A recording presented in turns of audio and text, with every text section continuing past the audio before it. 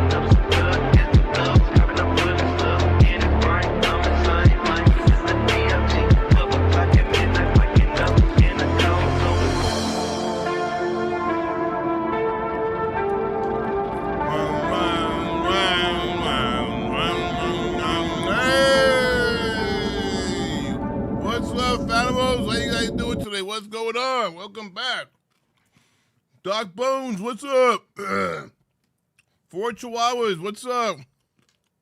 4 Chihuahuas XOX. What the hell? Whoa. Brian P. knows, what's up? Pat Randall, how you doing?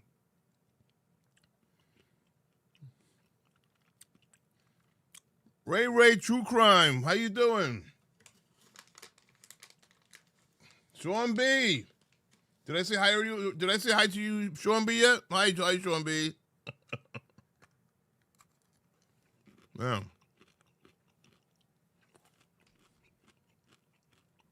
that it? No one else is here? Oh, Juicy J. I see you, Juicy J, True Crime. She's not much of a talker anymore, Juicy J. Juicy J is more quiet and shy now. Maybe we'll get her to open up more eventually. Anyway, welcome back, guys. How are you today? What's new? What's good? And what's up? Yeah. Yeah. What do you think, model turn? Huh? There's a video here. There's a video here called OnlyFans Model Turned Killer Makes Sickening Demand from Prison. What? What? Who's that lady? A former adult film star Let me see. Let's take a peek at this together. Hold on a second. What in God's tarnation is going on here? Look at this, guys. A former adult film star executed a man inside. She's a what? A former adult film star? What? A former adult film star? Know what she said? Again. A former adult film star executed a man inside a national park. The victim, someone who she once accused of rape. Ew. The woman once known as Selena Savage on OnlyFans is in prison. She pleaded guilty to murder, but she is not going quietly. Why she says what she is ordered to do behind bars isn't fair. We're on the case presented by Law and Crime. I'm Chris Stewart. Wow. Wow. That's kind of crazy, right? I'm not going to get into that now. I just want to see that video. I just want to see the opening to that. That's weird. That's weird. I'm gonna send an invite to my panel. If anybody who's been here for 3 months or more, if you've been here, a member here for 3 months or more, and you want to join the panel, feel free to click on the link. But you have to be here for a while. I don't let anybody on. I'm sorry. That's the way it is.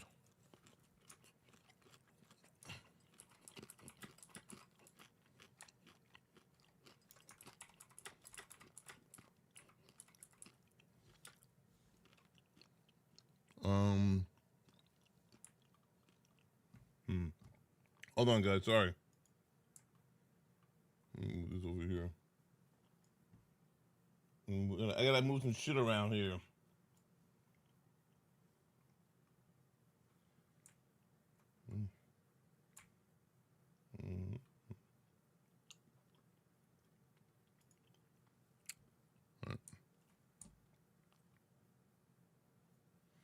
All right.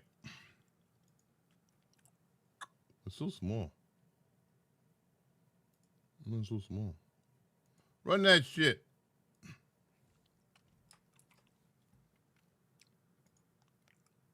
Where is the setting for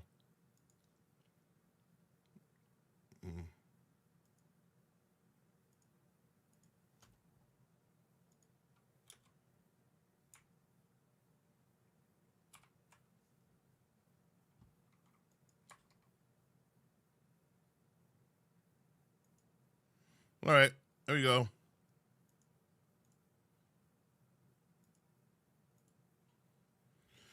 All right. How you guys doing today? How's everybody doing?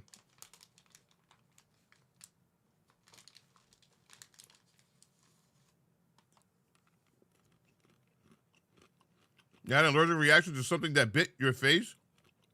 What happened to your face? What was the reaction?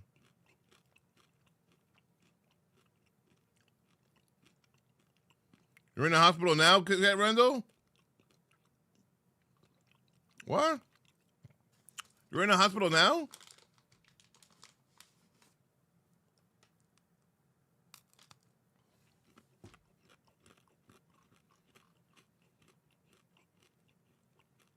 What? What? What?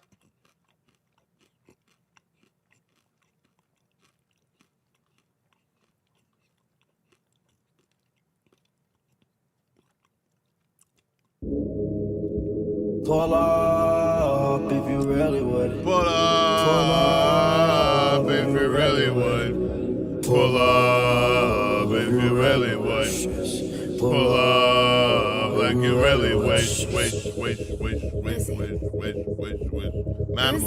Manimal. Wake Back up, Manimal.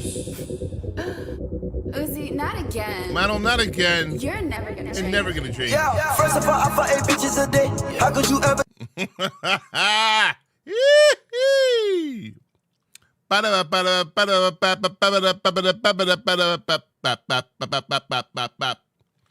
All right, guys, what day are we on? Let's just finish day 3. Then we'll go back to page 2.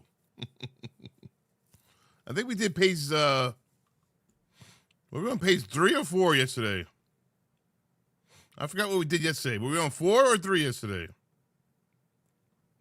Page 5. Page 6. Page 3. I think we were on page 3, right? classes page 3? taken, the number of classes. On page 4 yesterday. Oh, the husband, the boyfriend, or the guy she was messing with was page 4. Oh, okay. So I go back to page 3.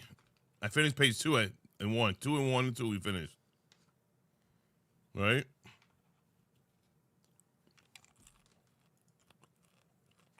How you doing, wild dog? It's all swollen, and I have a fever. Are you coming on my panel?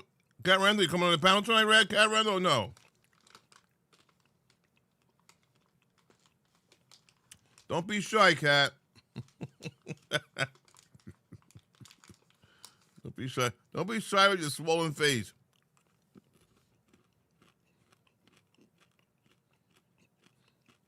All right. Let me continue.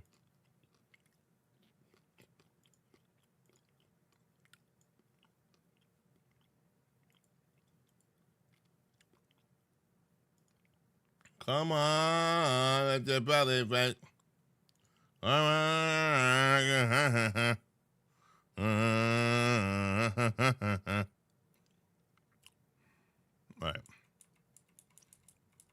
right, let's finish. Let's start her. This beautiful woman here. I don't know who she is. A witness. She seems like a witness or something. She's a witness, guy. You ready? Run that shit. Let's go, baby. Yee-haw. Right this way. Just watch your step for me. Step all the way in. Thank you. You may proceed.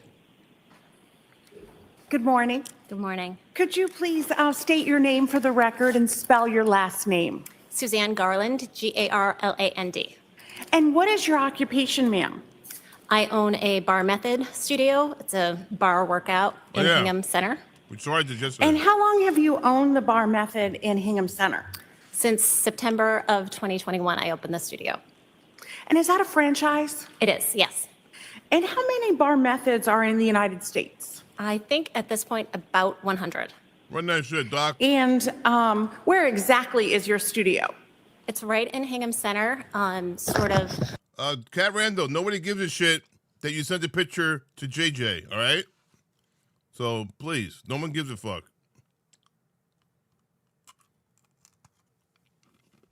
On South Street, 99 South Street, across from CVS. And how many employees do you have at your studio? 16. And how many clients did you have in Send a picture to 2022 JJ. into So what? 2023? I would say about 160 I'm not active react. clients. I'm not JJ. And at that time, did you keep and maintain records for your business? Yes. And what kind of records did you maintain? We maintained membership agreements and class history, purchases, time and date of classes taken, the number of classes each client took And how did you keep those records? electronically. And why do you keep those records? For Polka Dot Susan, how you doing, Polka Dot Susan? regular course of business, but also to report to our franchise. And do you have a corporate email? Yes. And what is that corporate email? I have two, actually. One is hingham@barmethod.com, and the other is my personal business email, which is suzanne.garland@barmethod.com. And you also keep payment information. Yes. Along. And do you maintain all communications with clients in good faith? Yes. And do you keep your records in good faith as well? Yes. Did you know Anna Walsh? I did. And how did you know Anna Walsh? I knew Anna for several years. Actually, prior to owning the Bar Method, it existed in Hingham Center. Another woman in town had owned it before it. I used to take classes there with Anna all the time. She and I would be there 4 times a week together taking classes. And then when I reopened the studio after COVID in 2021, she signed up right away. And again, she was coming 4 days a week up until the time that she was moving. And what kind of membership did she initially have with you? She purchased a Club Bar Unlimited membership, which allowed her to take as many classes as she wanted during the month for a fixed price. And did you have a membership agreement with her? I did, yes.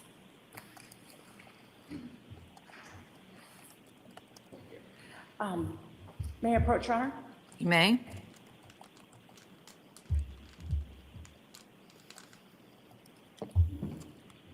Ma'am, do you JJ have a recognize this? membership. Yes, this is our month-to-month membership agreement that we keep with all clients on the unlimited plan. And I'd ask you to look I at sent the a picture last to JJ. page. I sent a picture to JJ. Who the fuck, man?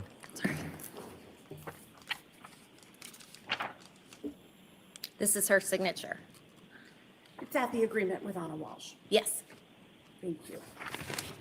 Your Honor, I'd ask that this be the next exhibit. Any objection? No, Your Honor. Marked and admitted into evidence, the membership agreement of Anna Walsh for Bar Method is in evidence as 152.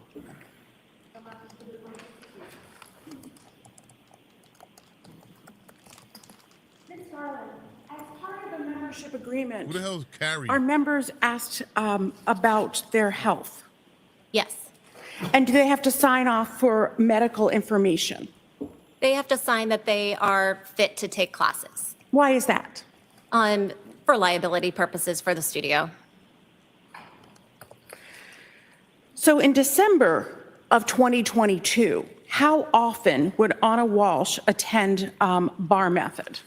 So she would be coming whenever she was in town. She was doing quite a bit of traveling back and forth to DC at that time. So I think she was there 3 or 4 times at least whenever she could come in, she wanted to be there.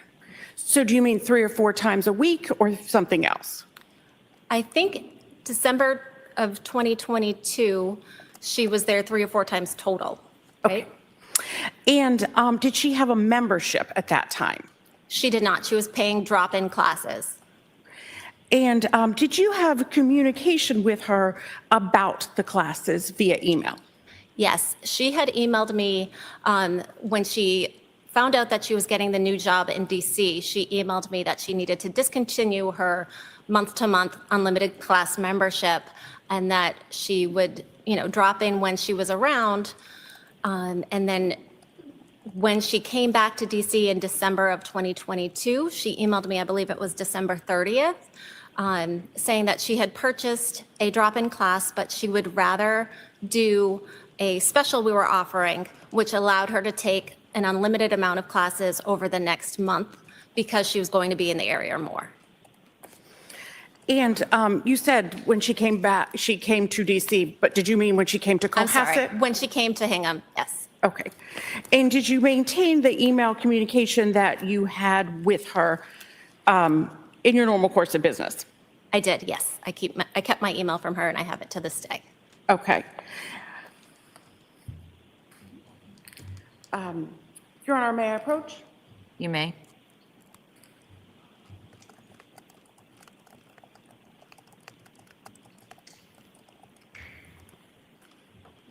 I'm showing you 3 documents, if you could look at those. You recognize those documents?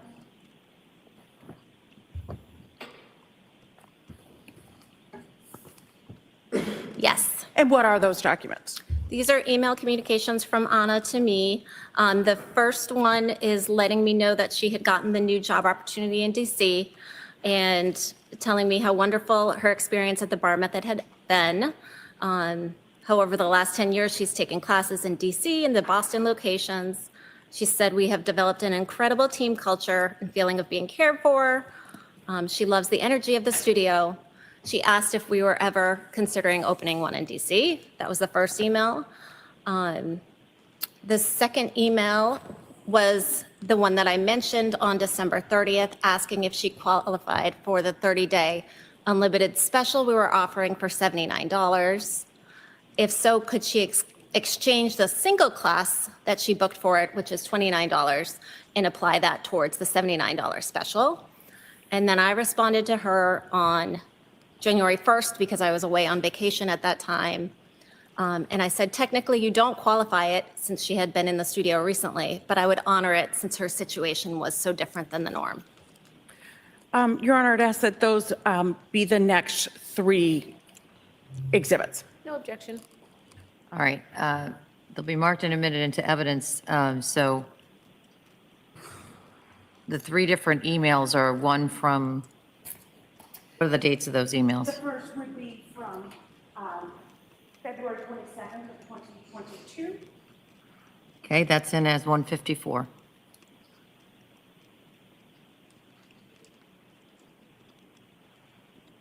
Well, did I mess that up? 153? Okay, so as it was coming out, I looked back up and saw there was no 153. So 153 is the email from 2/27/22. 154 is what? Date? 154 would be 12/30/2022. Okay, and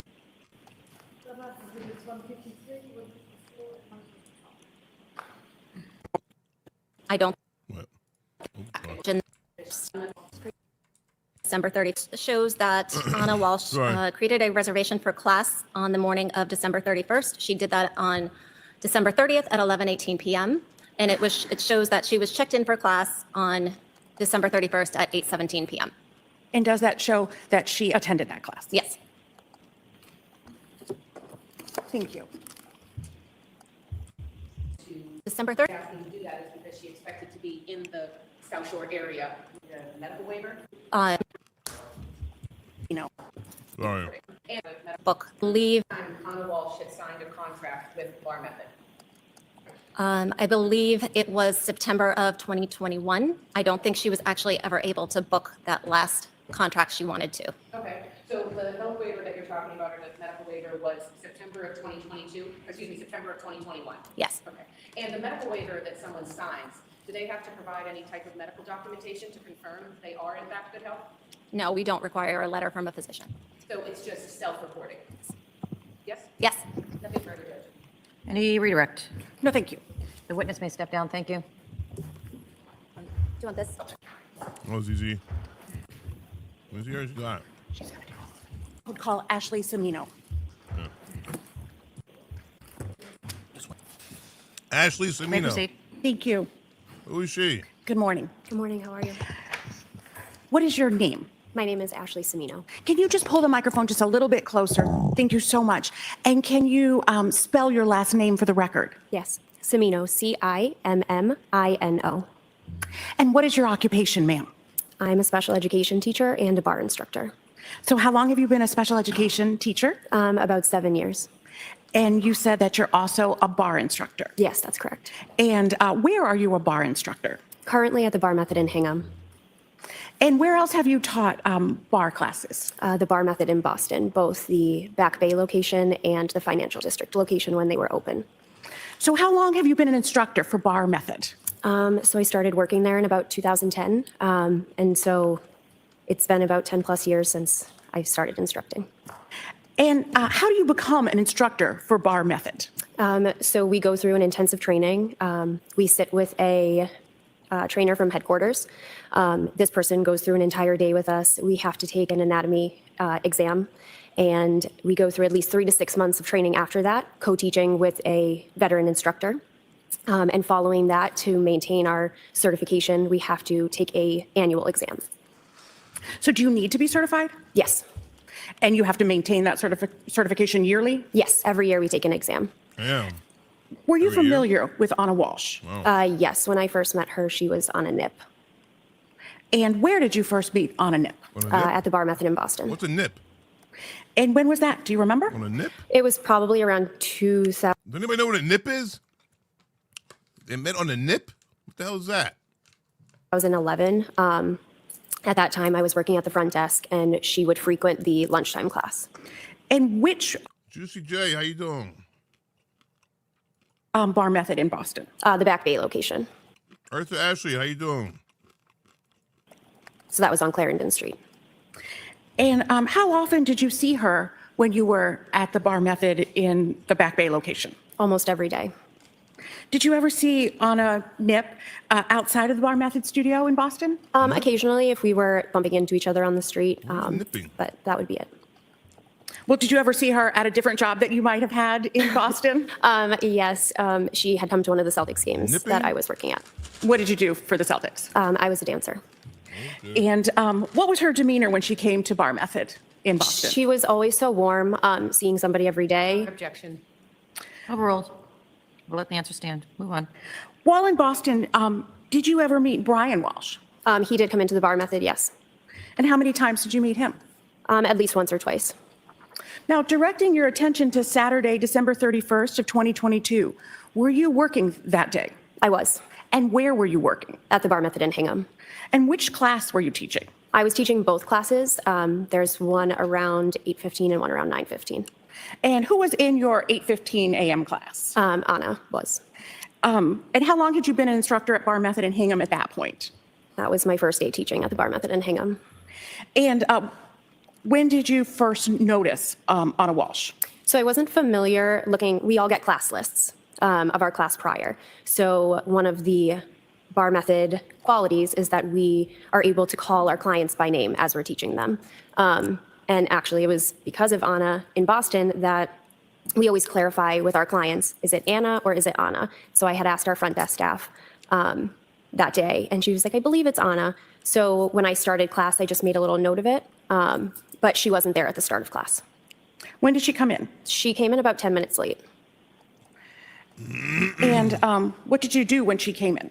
It was kind of like this, oh my God moment, because with COVID, we had closed the Boston studios, and I had, had 3 children simultaneously at the time, so I took a little step back from teaching. And when those studios in Boston closed, 3 kids? I decided it was either going to Walshe or Hingham, and I chose Hingham. And she knocked out 3 kids. And what type of interactions did you have with her during the class?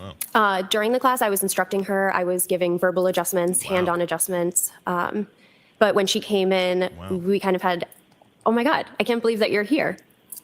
And what type of exercise do you do during a bar class? How does it work? So a Bar Method class, you work all your muscles in your body.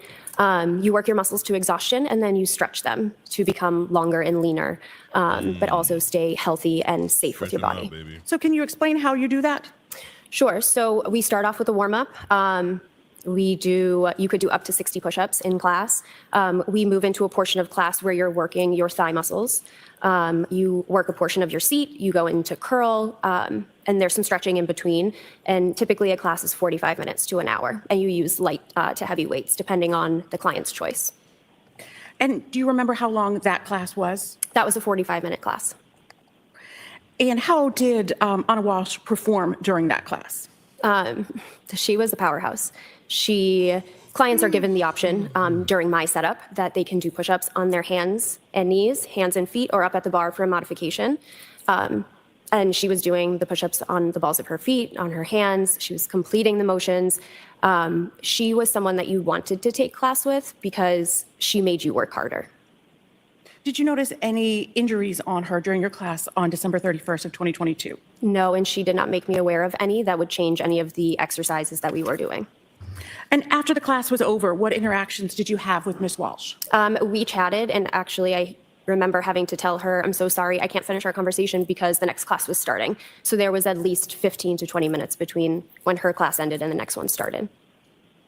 And what, if anything, did she say about coming to the gym in the future? So she had been so excited to see me because she had told me that I was one of her favorite instructors, and she was so happy to see that I was in Hingham. She was planning on coming to a lot more, and she wanted to know my schedule. And have you seen Anna Walsh since Saturday, December 31st, I have not. 2022? If I might just have one moment, Your Honor.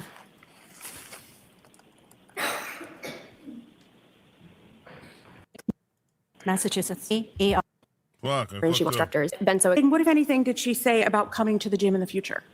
So she had been so excited to see me because she had told me that I was one of her favorite instructors, and she was so happy to see that I was in Hingham.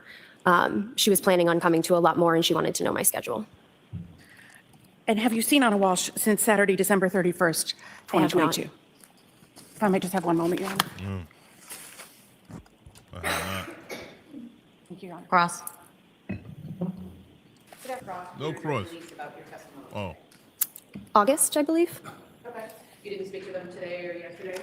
No. Okay. And you had mentioned that you are a special education teacher? Yes, I am. Okay. And then you also still teach bar? Yes, that's correct. And you're a mom? I am. Okay. Are you, and I'm not trying to be flip with you, but you're not a doctor? No, You're not a nurse? I am not.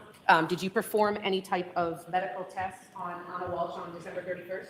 No, I did not. Are you aware if she had any pulmonary issues that were undiagnosed? Not that I saw.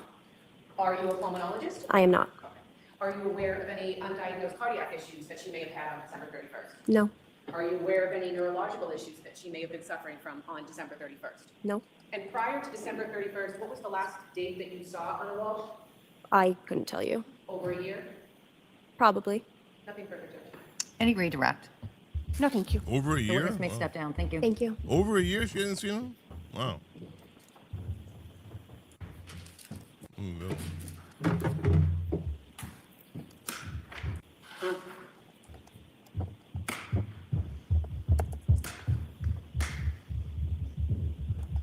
Commonwealth may call its next witness. Thank you, Your Honor. Commonwealth would call Janet Cotter.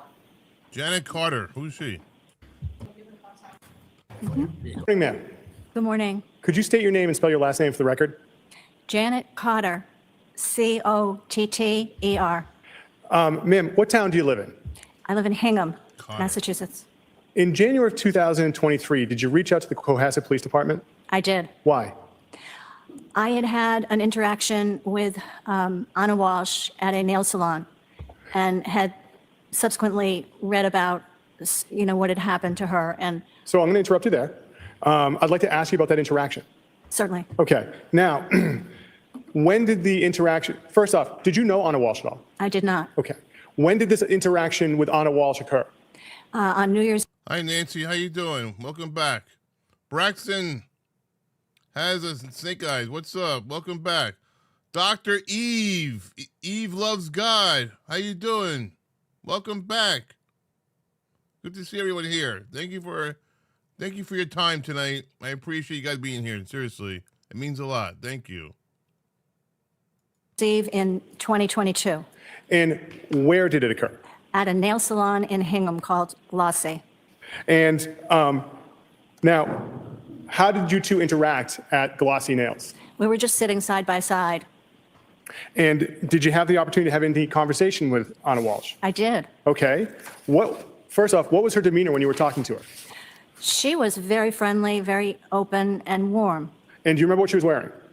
I do. She was wearing yoga pants and a yoga top. And what did she tell you about her work while the two of you were talking? I believe she told me that she was employed in commercial real estate in Washington. And where did she tell you that she resided?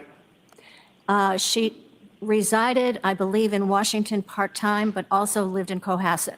What did she tell you about her family? She told me she had 3 sons. And did she say who was raising her 3 sons?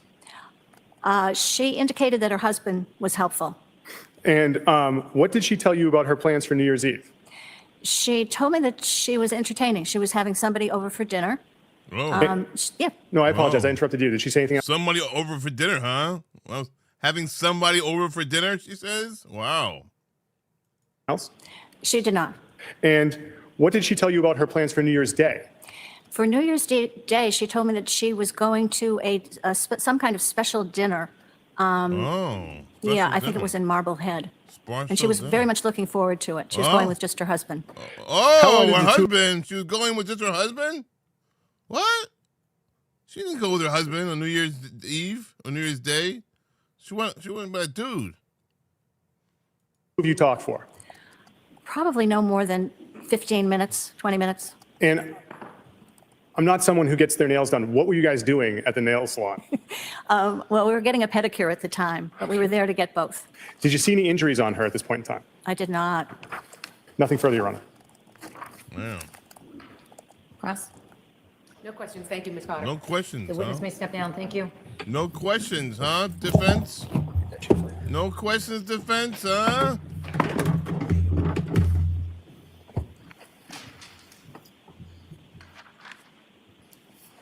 Commonwealth may call its next witness. The Commonwealth would call Julie Bassler.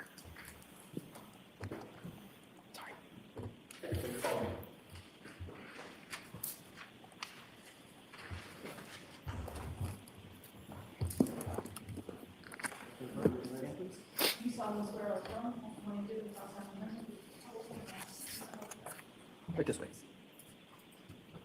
Just step for me. Slide this chair in for you. There you go. Thank you.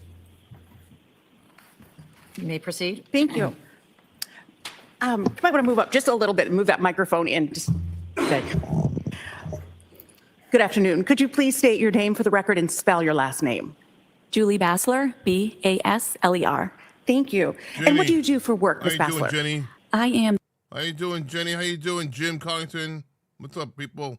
the executive director of the Learning Experience in Dedham. Work for a daycare. Thank you. And how long have you worked in childcare in general? Over 30 years. And where did you work in January of 2023? Kindercare in Norwell, Mass. And was that also in December of 2022? Yes, it was. Well, actually, how long did you work in Kindercare in Norwell? For 1 year. And in that capacity as the director of the center, did you have the opportunity to know the Walsh family? Yes. And how did you know them? They were a family that attended, the 3 boys attended Kindercare. And when were the children enrolled? I believe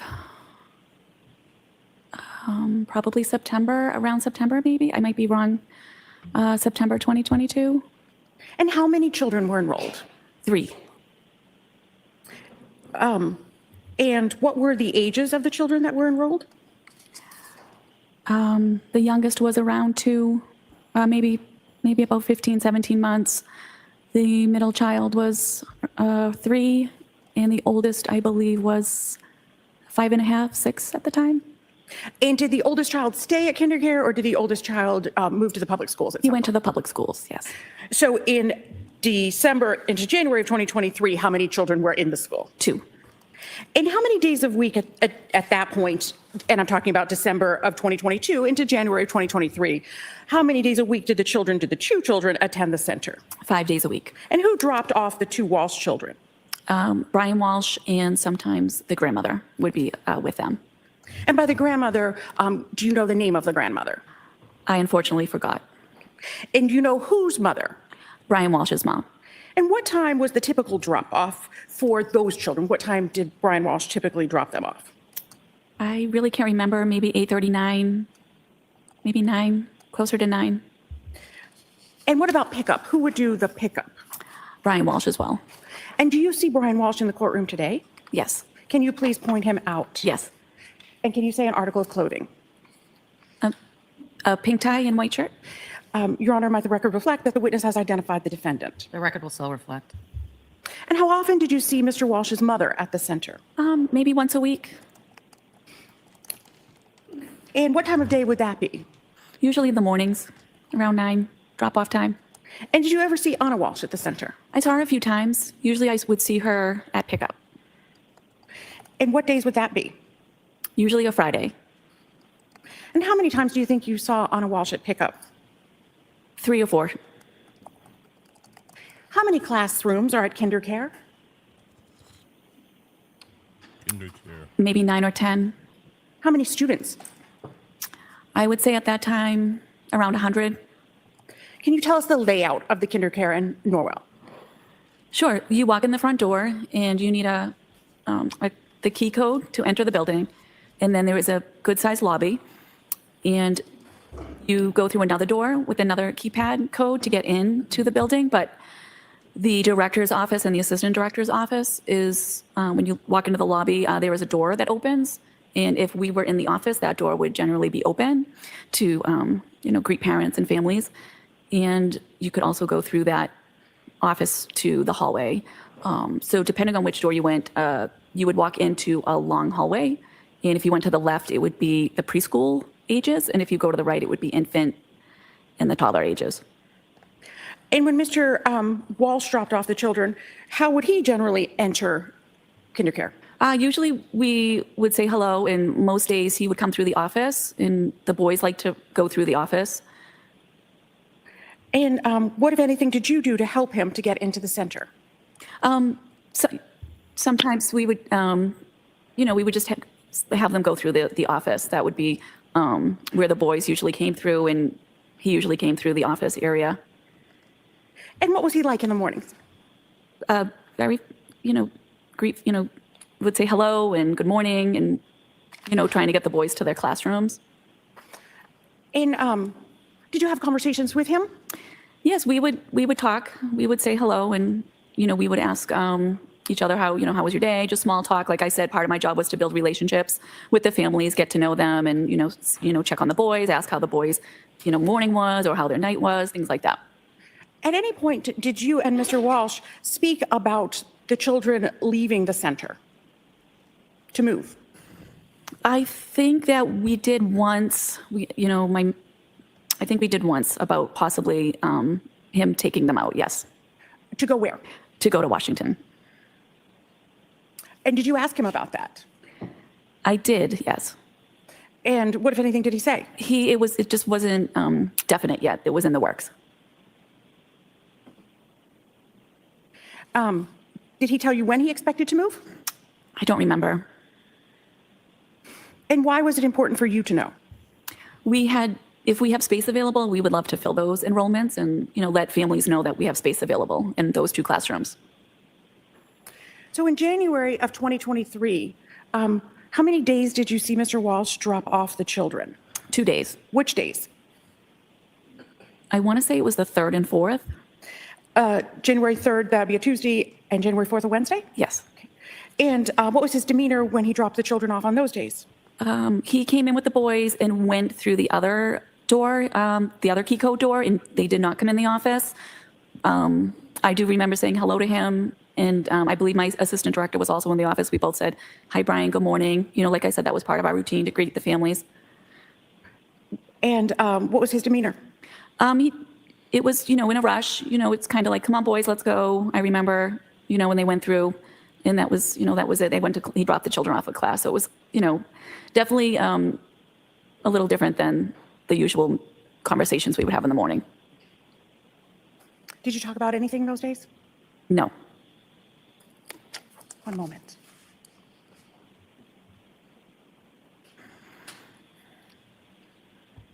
Thank you.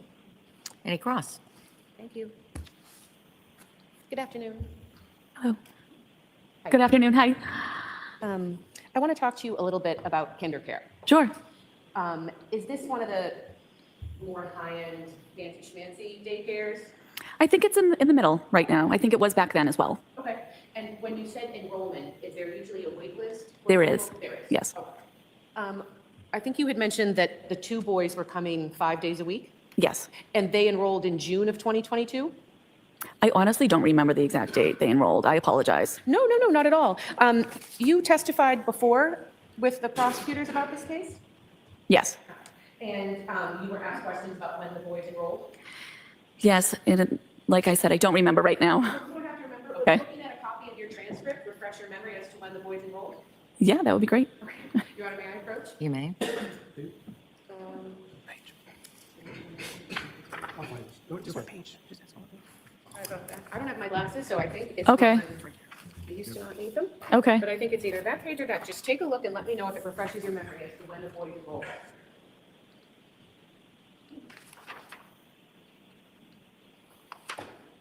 The end of June. End of June? Yes. Okay. Of 2022? Yes. Okay, and so from June of 2022 until the end of December of 2022, the 2 boys were coming 5 days a week? Yes. And you had said that Mr. Walsh would do drop-off every morning? Yes. And I think sometimes you said his mom would be with him? Yes. Okay, and then he would also do pickup? Yes. And in those 6 or 7 months, you had said that you had met or seen Anna Walsh, I think, 3 or 4 times? Yes. And those pickups, were those on Thursday or Friday night? Usually Fridays, or I might have seen her once on a Thursday night. Okay. And you had mentioned, or let me ask it a little bit better. Ms. Yaz was asking you about Mr. Walsh's demeanor those 2 days in January when he dropped the boys off. And you had said that it was different, Yes. that he didn't say anything to you or have a conversation. Yes. You said it was different than the other mornings when you speak with him. Yes. So the other mornings when he would drop off his 2 boys, he was friendly. Yes. He would say good morning. Yes. He didn't seem rushed. Yes. Would he chat with you about how you're doing and how Yes. his work? Oh, yes? Yes. Okay. This was different. Yes. Okay. When someone brings their kids to daycare, do they have to bring a lunch for them? No. Do you provide lunch and snacks? Yes. Do they have to provide diapers, formula? Yes. Yes. Yes. Do they have to provide a change of clothes? Yes. So each day, whoever is dropping off the child, parent, friend, auntie, they have to bring a little bag for each kid. Yes. And it's something that presumably the parent would pack each night or each morning. Yes. Okay. And when Mr. Walsh would bring his two little sons, he would have two little bags that would be packed for both of them. Yes. And again, change of clothes, diapers, anything else that they bring? If they had like a favorite stuffed animal, maybe, Okay. things like that. Okay. And am I correct that when kids are at daycare, sometimes they'll make little art projects or drawings about their parents or about Yes. their life? Yes. And then those would be given to the parents when they come pick them up? Yes. Okay. And in those 6 or 7 months, was there ever a parent-teacher conference or a school night or anything? Yeah, we would have some school nights, like babysitting nights, A what night? like a babysitting night, like it's parent night out. Oh, okay. I don't remember if the boys ever attended that. Okay. But would there be, I guess, options for parents to communicate with the teachers or staff at KinderCare about how their kid's doing if there's any issues? Yes. Okay. And did you ever have conversations with Mr. Walsh about how his boys were? I believe once. Okay. And it was good? Everything was great? The boys are cute, fine, there were no issues? Yeah, they was just, we talk daily, ask questions, things like that. When you say you talk daily, you mean with the little kids? Yes, and with the parents. Okay. And that is something that was common with Mr. Walsh, that when he would come in or pick the kids up 5 days a week, that he was friendly, right? Yes. He was engaging. Yes. He was invested in his son's lives. Yes. And he would talk to you about their progress. Yes. Nothing further, Judge. Any redirect? No, thank you. Witness may step down. Thank you. Thank you. Thank you. More information. More information. Boring. But we're listening.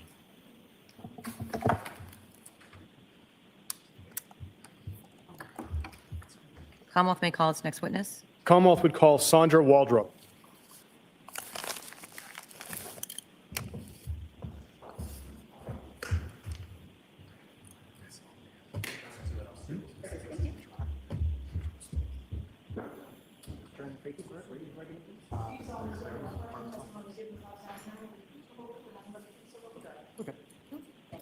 Right this way. Just watch your step. A little bit further in. Oh, there you go. And I sit down? Yep, you're all set. You may proceed. Thank you, Your Honor. Good afternoon, ma'am. Good afternoon. Could you please state your name for the record and spell your last name for us, please? Sandra Hempel Waldrop. Last name is Hempel, Hempel, Waldrop, Waldroup. Where do you work, ma'am? I work at the Claremont in Abington, an apartment complex. Where is the Claremont located in Abington? At 500 North Quincy Street in Abington, Massachusetts. And what do you do for the Claremont? I'm the general manager, And how many units are at the Claremont? 91. What are the responsibilities of the general manager? Well, my responsibilities, I'm also head of maintenance, so I do everything. If there's nothing that I do not do, I do everything. And how long have you held that position at the Claremont? Since 2018. What does the Claremont have for surveillance videos on the outside? Could you rephrase? Sure. Do you have any surveillance cameras at the Claremont apartment complex? Yes. Okay. And how many cameras do you have for the outside of your apartment complex? Oh, for the outside. Yes. Give me 1 second. Sure. 2, 3, 4. 4 on the outside. I believe 3 in the back parking lot and 1 at the front. Now, how many dumpsters are there at the Claremont? A total of 3 dumpsters. 2 gated areas, 2 dumpsters in one, and 1 dumpster on the top hill. On the top of the hill. And the Claremont, is it near any other apartment complexes? Yes, it's so right behind us, our back parking lot, there is the Chestnut Glen. Years ago, it used to be the same owner. It used to be connected. In Chestnut Glen, is that an apartment complex or is it assisted living or like what is Chestnut Glen? It is a home for the elderly and disabled. Okay. And now, I had asked you about their surveillance videos. In January of 2023, did you have the opportunity to produce any surveillance videos to law enforcement? As a Yes. result of this case, you did? Okay. And have you had a chance to review those videos on a thumb drive? I didn't review it I saw it on the screen, actually, yes. Okay. And let me ask you this about your videos. Are they kept in the normal course of business? Yes, Are they kept in good faith? yes, And I take it your cameras, they're always recording? yes. Okay. Now, I'm going to show you this drive and ask if you recognize it.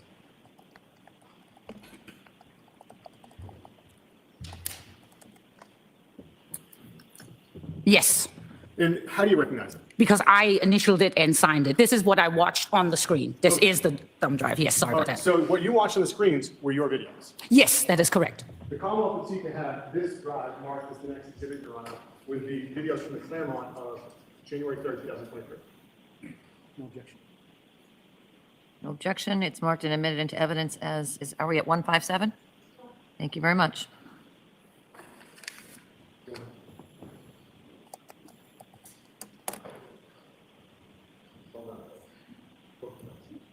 Your Honor, may I publish? You may. Thank you. There you go. Ms. Gilman, could we have what's now been marked as Exhibit 157? Could we go to the video channel 14? And if you could bring us to 3 minutes and say 15 seconds. Pause, if I may. Ms. Waldrop, what area are we looking at of the Claremont? This is the front entrance, the right when you Manny V, I don't know if I said hi, Manny V. How you doing, Manny V? come in. So, yeah. Okay. And how many entrances are there to the apartment complex? 6. 6. Okay. Ms. Gilman, I'll check if I got your email, Jimmy. I haven't checked yet. if you could press play. Thank you.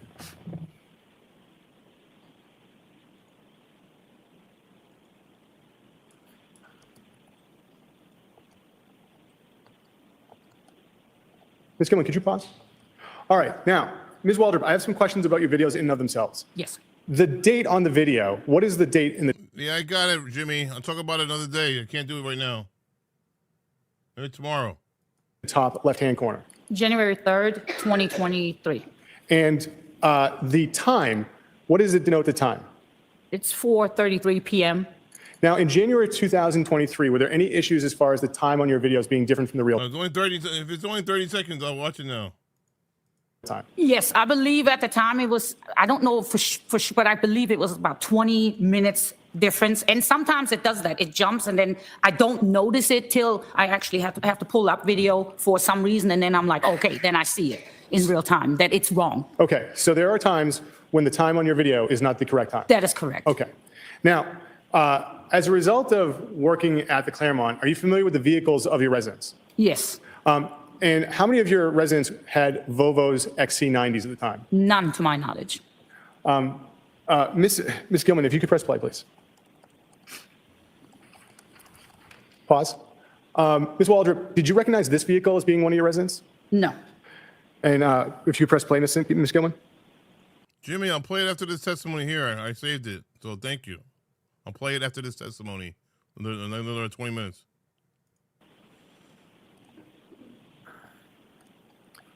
On this same video, Ms. Gilman, could you bring us to 13 minutes and 59 seconds? 6 minutes.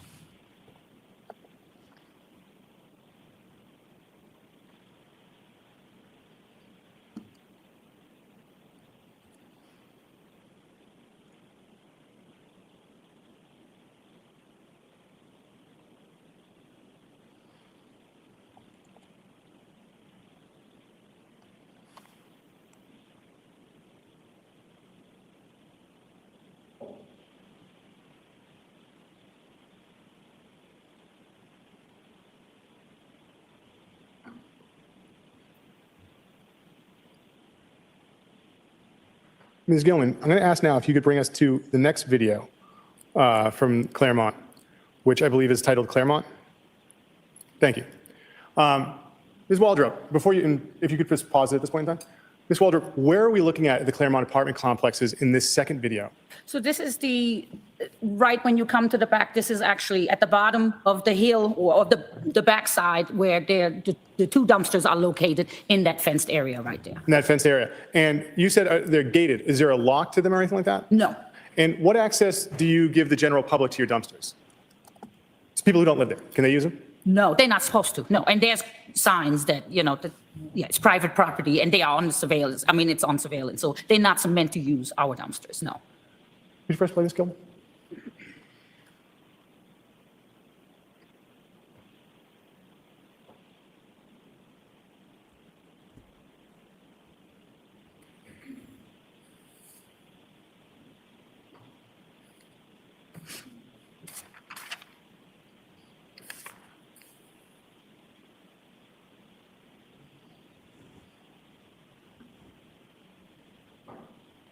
Is that him right there? Is that him? Yeah, it's him. The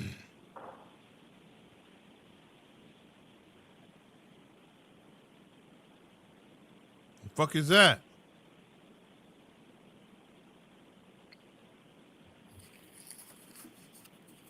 Well, he got caught doing something. Yo, he got caught doing something, bro. Wow. I've never seen this video before. Yo, he got caught. Throwing shit in the garbage. I wonder what that was. A body part?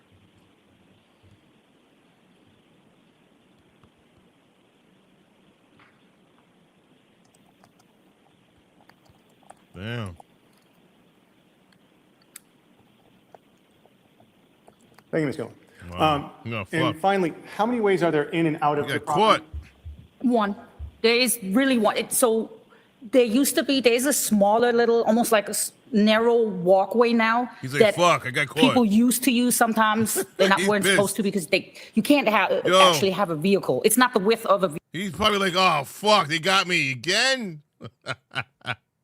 That dude is pissed right now. He got caught. Whatever that was, I don't know if that was body parts or whatever, but that he got caught right there doing something. Vehicle. Yeah, guilty. So Exactly, guilty. Fuck. Damn it. technically, could you take another way? Yes, but there's only one driveway. Yes, one entrance, front entrance. Sorry about that. I think that my earlier question was probably an article. When I asked you how many ways are there into the property, and you said 6, you talking about Oh, entrances. I thought you meant entrance as in the doors. We have 6. I'm so sorry. We have one way to get into the complex, one driveway to get in, 6 exits or entrance doors, and there is a little pathway coming from Chestnut. Yes, but it's not a driveway. It's not. But if somebody, I've seen it before when there was a road blocked and then people would just, but it's not meant to be used. So Okay. my apologies. No, you don't have to apologize. I didn't ask the right question. You fixed it, so thank you. My question was, how many ways are there into the property, I guess, from the street? One. One. Okay. And then there's this path area that sometimes people should use, they could use. It rarely now. I haven't seen it actually in years, but there was a time, and then, yeah, it stopped. And that pathway would lead Chestnut Glen. Yes, and into their parking lot. Got it. Yes, And as far as how to get in and out of the buildings, there's 6. correct. Nothing further. Thank you very much. Cross? A few questions. Sure. Good afternoon. Good afternoon. Glad I get to ask you a couple of questions. Sure. Those dumpsters you just told us about that we saw in the video. Yeah. Is there any signage on the dumpsters saying when they're going to be picked up? No. Do you have a website for the Claremont? Yes. Does that have any notice on when the dumpsters are going to be picked up? No. Thank you very much. May I ask one on redirect? You may. When was the One Jury Matters. What's up? One Jury Matters. dumpster picked up?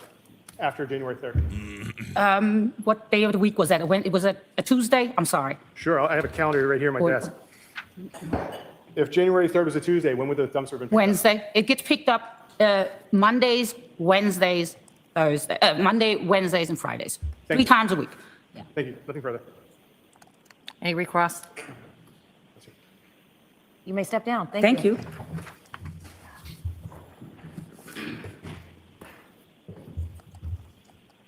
The Commonwealth will call Connor Keith.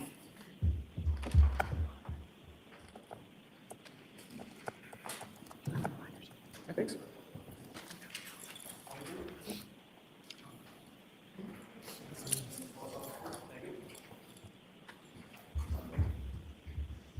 Try to fix flip one, raise your right hand.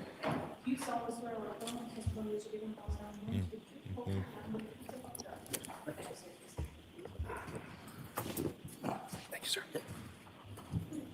Looking further? Thank you. Thank you. You may proceed. Thank you, Your Honor. Before I talk, I'm just going to put some of this stuff over here on this chair, because I can see what that is. Now, sir, can I ask your name, and could you please spell your last name? Yes, it is Connor Keefe, last name Keefe. And sir, where do you work? I am a trooper for the Massachusetts State Police. How long have you been a trooper with the Massachusetts State Police? 8 years. And do you work within a certain unit of the state police? Yes, I do. What unit do you work for? I work for the Norfolk County District Attorney's Office. And what do you do there, sir? I am a homicide investigator, digital forensic examiner, and a cell phone record analyst. Now, how long have you had that position working with the DA's office? 4 years, approximately 4. And do you have any certifications as far as being a digital forensic examiner? Yes. Can you tell us what those certifications are? Yes, I have certifications from Cellbrite, which is a digital forensics company. Cellbrite certified operator, Cellbrite certified physical analyst, Cellbrite advanced smartphone analyst, and the Cellbrite Apple Forensic Fundamentals. And just what is Cellbrite? It's a digital forensics hardware and software company. And how did you get the how do you get the certifications in those Cellbrite topics? Usually a in-person class, test at the end. Did you pass the test? Yes. Now, have you received other trainings concerning digital forensics? Yes. From who? Magnet, Gray Key. I'm going to fast forward.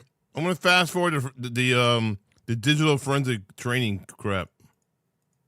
I'll take it one at a time. Okay. What's market 4G? Why is there a 5.7 there? 5.7 indicates the market in which the event happened. So think of it as an area code like Boston 617. So Verizon knows to route this transaction to the right area. And then E node B, column M is 52. That is the cell site number. So that's the cell site number in which the transaction occurred. So there's a cell site, like a tower, within a sector or within a market. That's correct. Okay. And so I don't want to use the word sector because that's the next column. What's sector? Sector is on a cell site. It's typically 3-sided. They have antennas on 3 sides. So sector 4G, sector 3 was the transaction started on sector 3 and then carrier 4G. So the transaction ended on sector 2. So the event occurred on one, then moved to another. That's correct. All right. Now, if you went down on carrier 4G, column O, there's a 7. What's the significance of a 7 in that column? So for Verizon, they start with their antennas, their sectors start with 2, 3, 4, and then most providers, the antennas are stacked on top of each other. So it should be the second row in numbers. Now, there's a bunch of another empty columns there. What are those? There was no 5G technology used in these records. And then first distance MI, last distance MI. What's that? So that's the first estimated distance that was provided, and then the end of the event was the last distance. And what happens when there's an NA there? That means Verizon was unable to provide an estimated distance of the device for that date and time during that transaction. So, and does that correspond to the technology in the first column? Yes, sir. And why is that? Like, what technology had the data and which one didn't? Yes, after analyzing the records, all the data with a 1, which is Nokia, they were unable to provide any estimated distance of the device. The one with 12 was Samsung technology, and they were able to provide estimated distances for that. And so Samsung and Nokia both had antennas on this tower. Yes. And then what is VoLTE? That is voice over LTE. That would indicate if it was a call or not, like a voice call. All right. And then could we keep on going all the way to the end? All right, if we could stop. Thank you, Ms. Gilman. So I take it there's no Ericsson's issues on why, because there's no Ericsson technology? Correct. And then there's a series of entries or columns from Z to AC, PCMD, and then that information. What is that? Oh my God. Column Z is the per call measurement data, and the 2 indicates that it was not an emergency call. A 0 would be invalid, 1 would be an emergency call. This is just how Verizon marks their data for these records. And then what is procedure duration? That is, again, per call measurement data. That's how long the transaction in milliseconds was for this signaling event. So milliseconds. That's not seconds. It's milliseconds. Correct. All right. And then I take it date, month, day, and year. Those are pretty much standard? Yes, sir. January 1st, 2023. Yes. Now, Ms. Gilman, can we go down the bottom of this and then go back over to the left?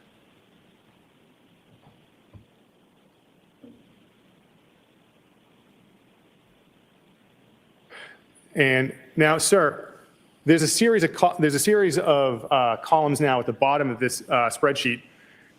What is it that we're looking at down here? This is the tower list for the transactions that occurred in this data. So these are the tower lists, and all this data occurred within this tower. So the tower list is located at the bottom. And then there's longitude and latitude. What do you do with it? What is that? That's the GPS or the lat long of the cell site location. Could be a building, could be, in this case, it's a water tower. And scrolling over, street address, city. I take it that's pretty standard self-explanatory? Yes, sir. So now, Ms. Gilman, if you could go back all the way over to the left. Thank you very much. Looking at these records, azimuth in which they're placed on the tower. business, address, what's that? That is the account holder of this number. Okay. Counsel, is that a good place to stop for lunch? It's always a good place to stop for lunch, Your Honor. Hey. All right, please. And then there's a hold subtract. on. Yes, sir. And so the account holder, I take it they pay it? Yes. Okay, they're responsible for it? Yes. Okay. And what is the name for columns P and Q? Walsh, Anna. Counsel, is that a good place to stop? About this case? Yes. And you were asked questions about when the boys enrolled? I'm going to fast Go forward. back to Georgia. Basically brain dead, for lack of a better term. We had, was it liver trauma or, and so. You may proceed. Thank you. Ms. Gilman, can we go back to that RTT file for the phone number ending in 7966? BRB, I'm going to get some coffee. And can you scroll all the way down to the bottom, Ms. Gilman? Thank you. Trooper, I believe we left off with RTT that the last time Verizon was able to give you a location, an estimated location of the handset was around 3:14 a.m. on January 2nd. My question to you is, according to these records, and if you could go all the way down to the bottom, Ms. Gilman, according to these records, when you analyze them, were there any other times after that that there was any interaction between Verizon and the handset? Yes. Can you tell us about that based on the records? Yes. Again, it's estimated distance of the device, not location. Estimated distance of the device. Thank you for correcting me. Sorry, Judge, I just need to ask for you to speak up. Yes, and the witness, make sure you lean into the microphone and speak up. Yes, Your Honor. And so you corrected me. Verizon gave you the estimated distance of the device from the tower. That's correct. Okay. So my question to you is, after that time of 3:14 a.m. on January 2nd, 2023, according to the records, were you able to identify any other incidences where the phone or the handset had any interactions with the Verizon network? Yes. Okay. Looking at these records, can you tell us when you were able to determine that and what happened? So line 831. Yes. That would be January 2nd, 2023 at 4:13 a.m. Okay. The technology was Nokia. That's the start and time of the duration. And then if you could go scroll all the way to the right, please.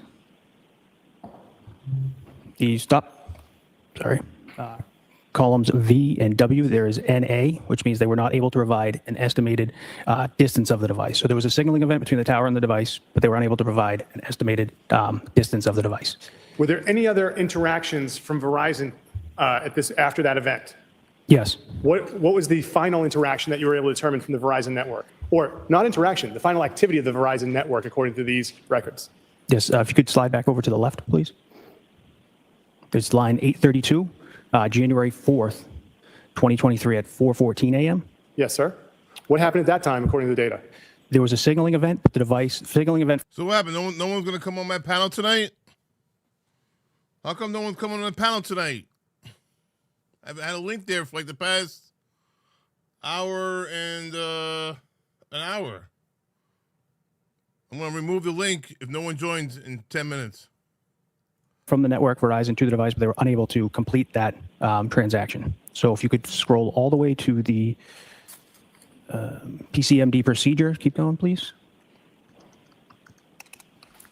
Right there, column AA, alpha, alpha, the procedure time, there is no time. So the network was unable to connect with the device at that time. Okay, so am I missaying this? The network sent out a signal, but the device never connected with it at that point? Essentially, yes. Okay. Now, Ms. Gilman, if you could close out of that for us, thank you very much. So that's January 5th. But what time were you working on this at Cohasset PD? It was later at night. All right. So what do you do on the 6th on this case? The 6th, I am at the command post in Cohasset, Massachusetts, and I receive 3 devices from Lieutenant John Fanning. Where was the command post in Cohasset? The Stop and Shop Plaza. Okay. Kind of in the center of town there. Not center of town, but. Forgive me, I'm not in the military, I wasn't in the police. What's a command post? Usually like a uniform command where agencies collaborate, locate, there's communications, establish different units to collaborate and come up with a plan and action. Were there any vehicles or anything like that brought in? Yes. What? There was different police vehicles, I believe maybe some four-wheelers, stuff like that, from what I recall. Okay. So it's January 6th, you're at the command post and you received what for devices? 3 electronic devices. And who gave them to you? Lieutenant John Fanning. And what devices did you receive? I received an iPhone 13 mini, an iPad 6, and an iPad 6 mini. And what did you do with these devices? I transported them back to the Digital Forensics Lab at the Norfolk District Attorney's Office in Canton, Massachusetts. And so, but what time did you get back to the lab? Around 9:30 p.m. And so what did you do with these devices around 9:30 p.m.? I began the extraction process on the iPhone 13 mini. Walk us through, what's the extraction process consist of? So in this case, I used Graykey, which is a forensic hardware and software company. You will take the device, you plug it into the hardware on a forensic computer running forensic software, and then the data will be extracted from the device. How long does this take? It can take hours, up to hours. And so did you do all three devices at once? I did not. Why not? It got towards later in the evening, and I finished the devices the next day. And so do you have 3 Graykey machines, or can you put all one onto one machine? No, it's one at a time. Okay, so one's going to download, then you can get the next one. Yes, sir. And this information, once you download it, where's it go? It goes to the forensic server at the office. Okay, and does anyone have access to the server? Just the people assigned to the forensic lab. How many people are assigned to the forensic lab in January 2023? At that time, I believe it was 3. And so you said that you came back on the 7th to work on this? Yes. But what time did you finish downloading the devices? Before lunchtime on the 7th, And what was done with the devices? they were returned back to the owner, And who was your understanding the owner was? Brian Walsh. Now, once you've downloaded this information, can you just read it and go to town, do what you need to do? No, sir. What do you do? The data is in a raw form, and then we use a program, Celebrite, which is another forensic software that we take the raw data, it is ingested into Celebrite. Celebrite creates a readable, interactive image of the data. It breaks it down to calls, contacts, pictures, videos, text messages, web history, stuff like that. And so when did you finish getting the data into a readable format? The late afternoon on the 7th? And so on the 7th, what did you do as far as analyzing data from the iPhone 13 mini? I began analyzing data from December 25th, 2022 through the date of, they were, 100 matters. You don't like 6 inches? 100 matters? I received them January 6th. And was that now, did you ever have a second opportunity to download this data from the iPhone 13 mini? Yes. When did you do that? Trooper Nicarino did that, I believe, on the January 9th. Okay. And so on January 9th, in addition to the iPhone 13 mini, did you have the opportunity to analyze data from any other iPhones? Yes, I did. What was the second iPhone you had the opportunity to analyze data from? That was an iPhone SE. I always thought 6 inches was good. What happened? And now, as far as looking at this data on January 9th, did anyone help you look at this data? Trooper Nicarino was there. Now, are you familiar with the term native location data as it applies to iPhones? Yes, sir. Can you tell us what it is? Yeah, so native location in Apple iOS operating systems. Native location is made up of location services on the Apple device, and location services are made up of GPS satellite, Bluetooth beacons, wireless connections, and cell tower information. And so native location data, how is that different than the Verizon data you just talked about? So this is data taken directly from the device, and the other data is from a cell phone provider. Okay. And so which one is more specific as far as a location then? The native location data. And so when you were talking about the handset being in the area of 516 Chief Justice Cushing Highway, based on the Verizon records, what are you able to determine based on the native location data of the location of a handset? It is more accurate to a specific location. And at this point in time, Your Honor, I would seek to enter in the electronic files of the location data of the iPhone 13 mini and the iPhone SE.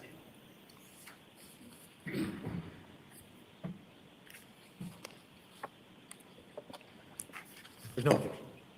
I'm just writing, but I'm happy to hear you. No objection. So the native location date, or the location data for those two devices, the iPhone 13 mini and the iPhone SE, is now in evidence as 161. Thank you. Did I mess it up? I believe that our last group was 158, Your Honor. I have No, we had the Verizon records were 158, 159, 159 and 160 were the Verizon records? Oh, I see. We had one drive that had 3 sets of records. When I'm announcing them, so there were 3 sets of records to, and 150, all those are now Fast forward. location evidence. Could we have what's now been marked as Exhibit 159? And could you go to the file for the location data for the 13 mini?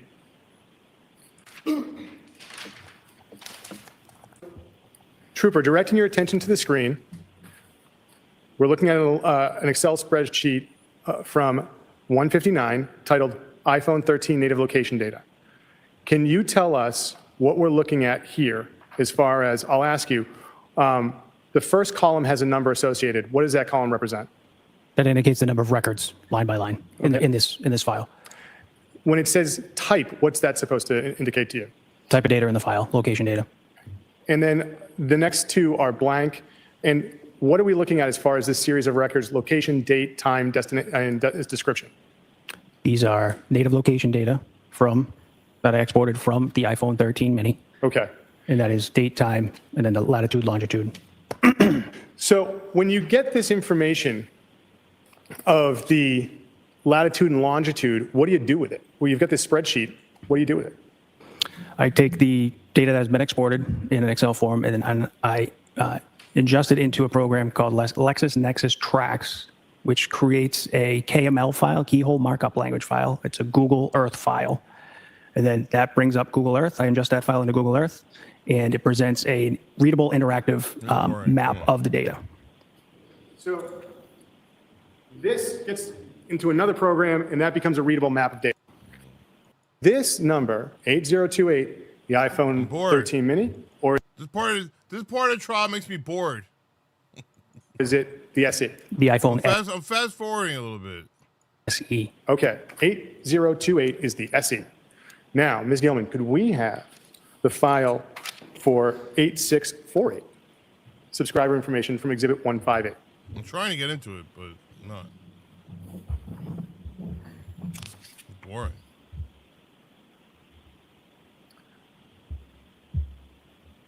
Trooper. Trooper.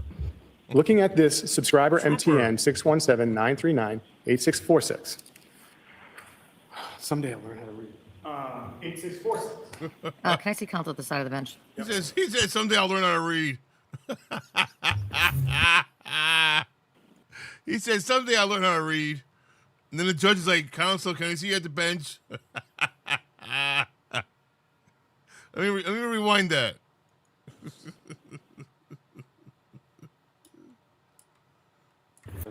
939-8646.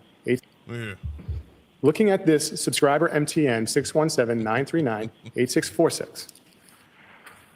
Someday I'll learn how to read. 8646. Can I see count at the side of the bench? Yep. Oh, man, that was funny. I wonder what the judge is going to tell them.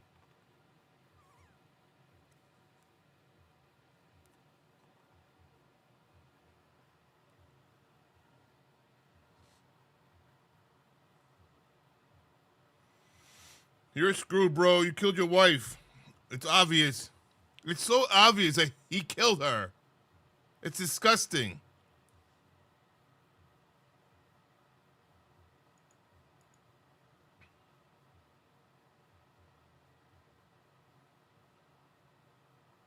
Disgusting. 12th. Ms. Gilman, actually, stop right there. Sir, what is the name of the account holder on this account? That is Diana Walsh, Okay, and what is the address for the account holder? 330 Paradise Road, Unit 1320, Swampscott, Massachusetts. Okay. Ms. Gilman, can you scroll to the end of this row of information? Okay. What is the effective date for this phone number? December 12th, 2018. And this phone number corresponds to what phone that you analyzed? The iPhone 13 mini. Okay. Now, sir, did you have the opportunity, Ms. Gilman, if you could close out, thank you. Now, with this information, did you have the opportunity to see where the iPhone 13 mini traveled on January 5th, 2023? Yes. Okay. What did you discover in your initial examination of the location data of the iPhone 13 mini as far as where it traveled? January 5th, 2023, the iPhone 13 mini was approximately 8 a.m. The device was in the area of 516 Chief Justice Cushing Highway. And then at approximately 9:30 a.m., the device is in the area of 330 Paradise Road, Swampscott, Massachusetts. And are you aware of any of Mr. Walsh's relatives that live in and around 330 Paradise Road? Yes. Who? His mother, Diana Walsh. Now, where does that device travel in that area on January 5th, 2023 of 330 Paradise Road? It is stationary in the southeast corner of the apartment complex where there is a large trash compactor. Can you tell from the data you saw whether or not the iPhone 13 mini went into the buildings of 330 Paradise Road that morning? I do not believe so. Now, did you ever have the ability to compare this data from January 5th, 2023 of the iPhone 13's native location data to its native location data, say, of December 27th, 2022? Yes. And when you look at the native location data from December 27th, 2022, can you determine whether or not the phone goes inside 330 Paradise Road? Can't determine if it physically goes inside the building, but it's in a different area, in the general area of the building as opposed to the southeast corner. Now, as far as the location that you're determining of the phone, based on the data from January 5th, what day are you examining this data that you see this? Could you repeat the question? Yeah, Sorry. it's not really a well-worded question, so good for you. So what day were you looking at this phone's data? That would be that weekend, January 8th, 9th Okay. Of 2023. And so when you saw that it was... Yeah, Wonder Reminder, I saw it. I want to show it tomorrow on my Wednesday, on a Saturday stream, okay? Thank you. in and around a dumpster on 330 Paradise Road, did you alert anyone? Yes, sir. Who'd you alert? I alerted my immediate supervisors.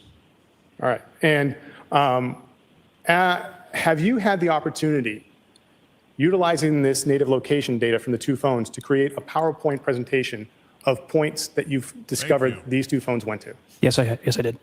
And at this point, Your Honor, I would seek to enter the PowerPoint presentation as the next exhibit. I've reduced it to a thumb drive. Is there an objection to that? No objection.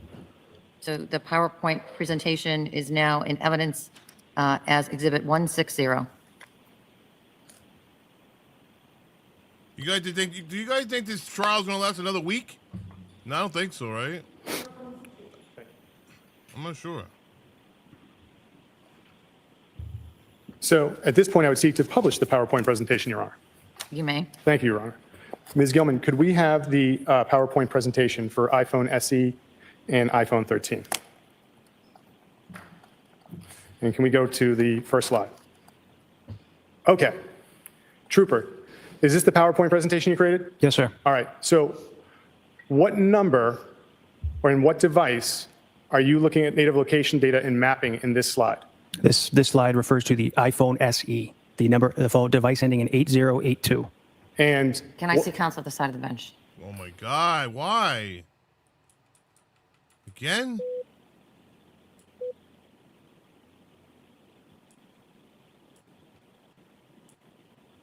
Yeah, the is from the Verizon. All right. So which one's the accurate number? The accurate number is from the Verizon records ending in 8028. Okay. And so in the PowerPoint presentation, you made an error as far as transcribing those two numbers. Yes. Okay. So, Ms. Gilman, if we could close out of that, and for the record, on your PowerPoint presentation, the last two numbers are wrong. Correct. Okay. So if we could go back to that slide that we had. Now, looking at this, on January 1st, 2023, that's the date you've put these points in. Correct. What is the significance of the red dots? That signifies this was the data from the iPhone SE. Okay. So let's go to the next slide. Now, again, the number in the corner, the last two numbers have been transcribed, correct? Correct. Or transposed. Yes, sir. Sorry. So it should be 8028. That is correct. All right. Now, what is the significance of the red dot 2? That was the line of data from the Excel. That's what the 2 represents, and this is the data from the iPhone SE. Okay. Now, what is the date and time corresponding to that line of data? January 1st, 2023 at approximately 5:07 p.m. And where is the device located, according to the native location data, at 5:07 p.m. on January 1st? In the southeast, at the landing at Vinton Square Apartments at 330 Paradise Road, Swampscott, Massachusetts. Okay. Could we have the next slide, please? This next slide, again, the numbers should read 8028? Correct. Okay. And what is the significance, or what is the date and time you have with the red, what is the significance of the red dot 3? That represents the native location data from the iPhone SE. Okay. And what is the date and time of the native location data that corresponds to the location of that line of code? January 1st, 2023 at approximately 5:41 p.m. And where is the phone located? In the area of Lowe's Home Improvement in Danvers, Massachusetts. Okay. Could we have the next slide, please? Looking at this slide, again, this should be 8028, correct? Correct. Okay. What is the significance of the red dot 4? Again, that's the native location data from the iPhone SE. And what is the date and time corresponding to the data for line number 4? January 1st, 2023 at approximately 6:24 p.m. And where is the phone located at 6:24 p.m. on January 1st?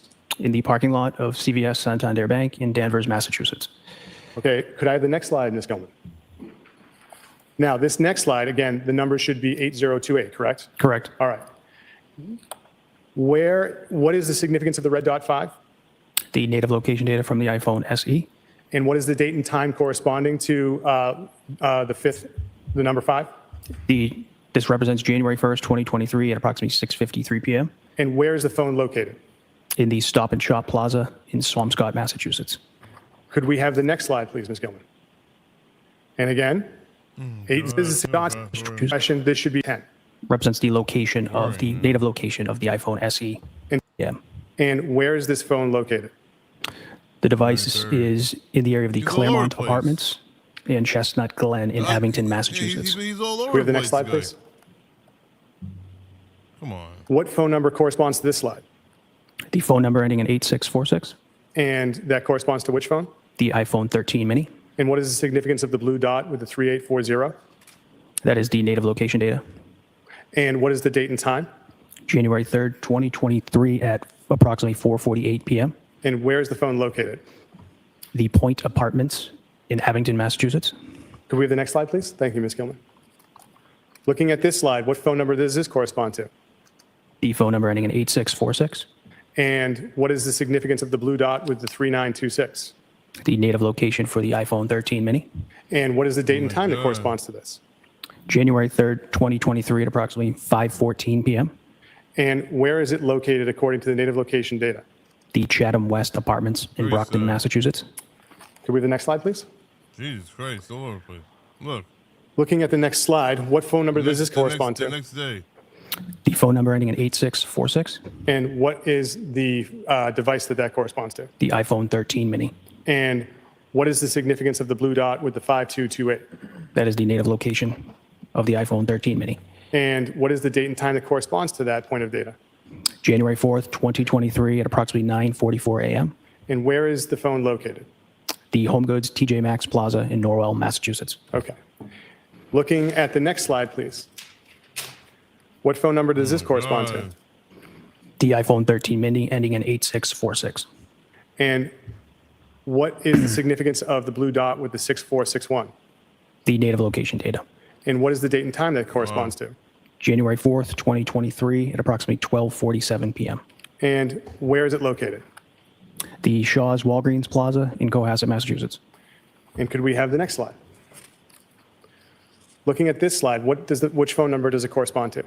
The iPhone 13 mini ending in 8646. And what is the significance of the blue dot with the 8194? The native location.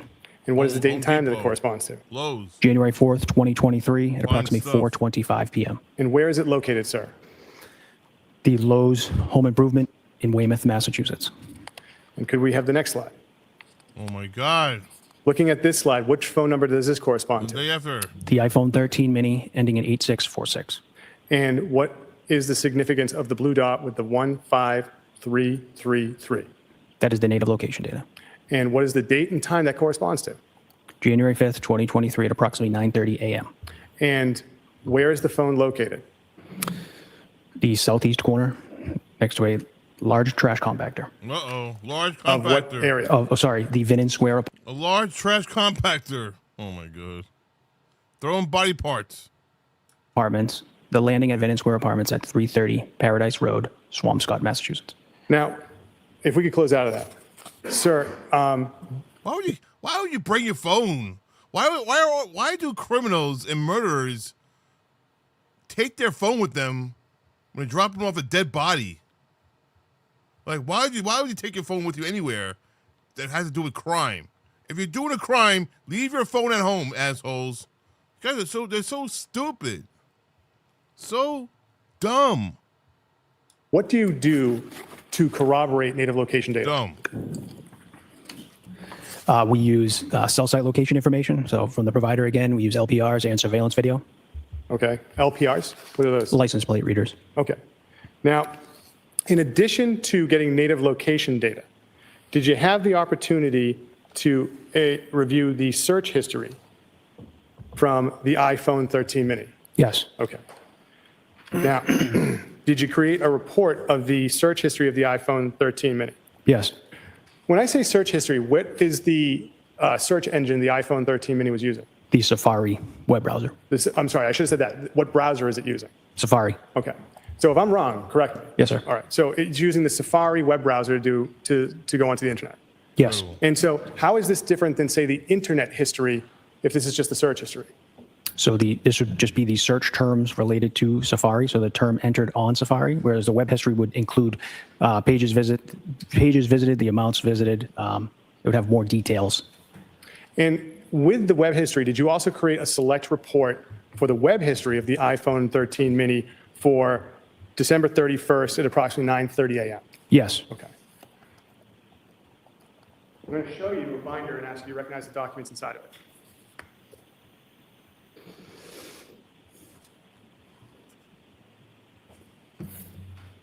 Take a look inside. Yes, sir. The first chapter, do you recognize that document? Yes, I do. What is that document? This is the Safari search history You got that right, Sean B. of the iPhone 13 mini. You created that? Yes. Using what program, sir? Celebrate. Okay, could you turn to the next chapter as well? It's all the way to the end. Killers And need that to second come chapter, to what is that? That is the web history. The web history. Now, That Jenny ham sandwich. That's true. They need to come to my channel to learn about crime. What to do when you what not to do when you're about to do a crime. Leave your phone home. Don't take it with you. the search history, what dates did that correspond to? If you want to turn to the front. Yeah. Sure. That is December 25th, 2022 through January 4th, 2023. Okay. In the web history, what time frame does that cover? That was just December 31st, 2022. Around 9:30 a.m. Yes. Okay. So when you create these reports, you can choose the times and filter them out that way. Yes, sir. Your Honor, Commonwealth would seek to have this binder as the next exhibit, which contains the search history for the Apple iPhone 13 mini from December 25th, 2022 to January 4th, 2023, and Safari web history, Apple iPhone 13 mini, December 31st, 2022, 8:28 a.m. to 8:31 a.m. Okay. Can I see at the side of the bench? Yes. Okay. What is value? Value was the search term entered. What is databases that this draws from? Yes. What is the other database that this draws from? The Knowledge C database, real estate. Scrolling down on page 3 to item 35. What is the date and time timestamp of on page 9 sheet with and web history and Can't watch this. This is it's January 5th, 2023. the Commonwealth would seek to have this text thread as the next exhibit you're on. Any objection? This bubble being in green. Green means it was sent by the owner, the number ending in 8646. And then underneath, so the from and to, who is this from? That is from Brian Walsh. And who is it to? The number ending in 2005 with the contact paint associated. What is the body of the text? Hello, Brian Walsh, 516 Chief Justice Cushing Highway, 617-939-8646. New address from last time. Thank you. And can you tell whether or not this text was actually sent? Yes. How so? The status in the bottom left And says so then there's a time and date at the bottom. What is that indicative? What is that telling you? the date and time the text message was sent. Can we scroll down to the next message? Sir, looking at this message, who is the sender of it? Brian Walsh, To who? the contact of Paint. And in the body of the text, is it fair to say it's just images? It appears to be 2 images, yes. And was it sent? Yes. And can we scroll down to the final one? The final text, who is sending it? Brian Walsh. And what does the body of it say? Good morning. Let me know about the ceiling. Best, Brian. What was the date and time of that text? January 6th, 2023, 7:49 a.m. Can you close out of that, Ms. Gilman? Thank you very much.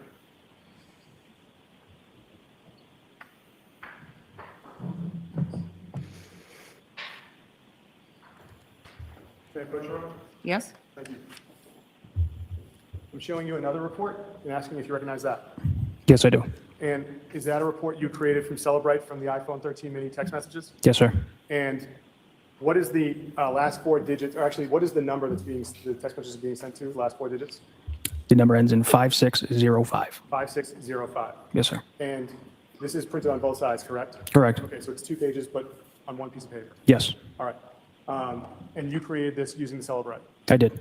Commonwealth would seek to have this marked as next exhibit. Any objection? The Celebrate report between 8646 and 5605 is now in evidence as Exhibit 163. Gilman, can we have that text thread between 05? Thank you. And CH, South Shore Hospital, Brigham and Women's, they don't have Anna. Thank you for your support, Brian. Please let us know if you have any updates. what was now, under this, it says, there's a section that says delivered. Yes, What does that mean? when the text message was delivered to the receiving party, How is that different than the other timestamp in the bottom?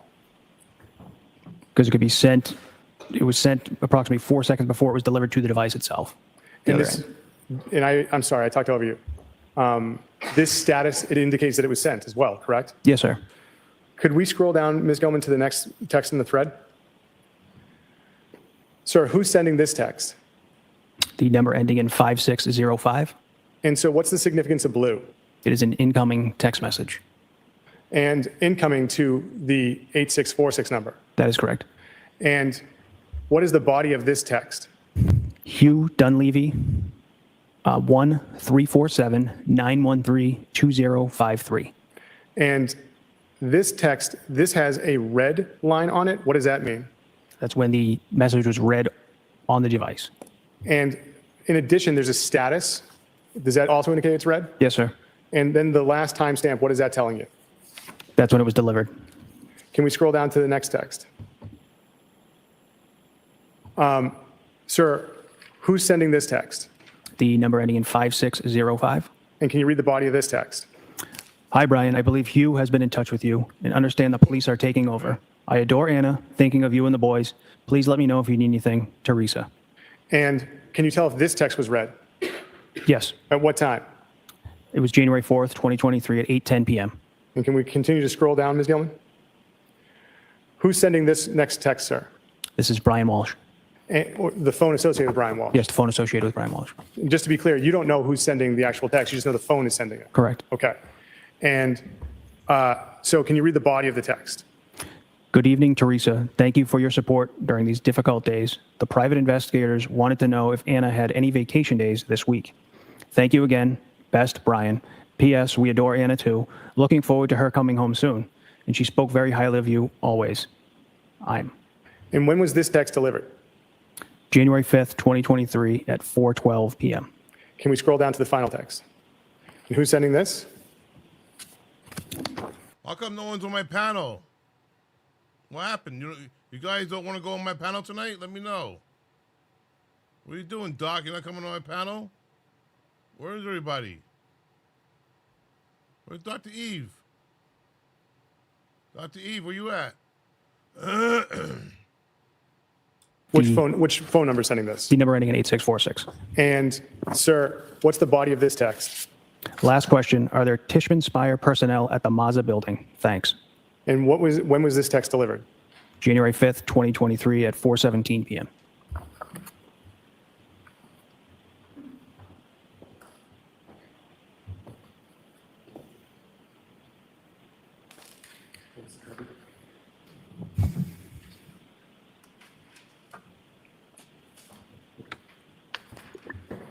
May I approach? You may approach. Thank you. Do you recognize this report? Yes, sir. Is this an additional report of text messages you created from the iPhone 13 mini? Yes. And this corresponds to a contact. What's the contact name? Alyssa? And the other phone number associated with this text thread is 8646? Yes. Your Honor, the Commonwealth Institute have this marked as the next exhibit. So it's between 8646 and another number, or just Alyssa? Another number ending in 2189. 2189 it is. The text message thread between the iPhone mini 8646 and 2189 is now in evidence as Exhibit 164.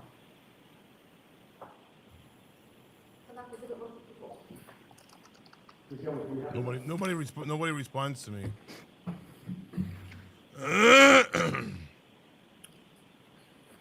Ms. Gilman, could we scroll Fuck y'all. down to page 2, the top text?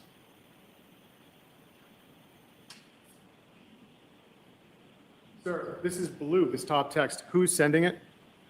The number ending in 2189. And what is the body of this text?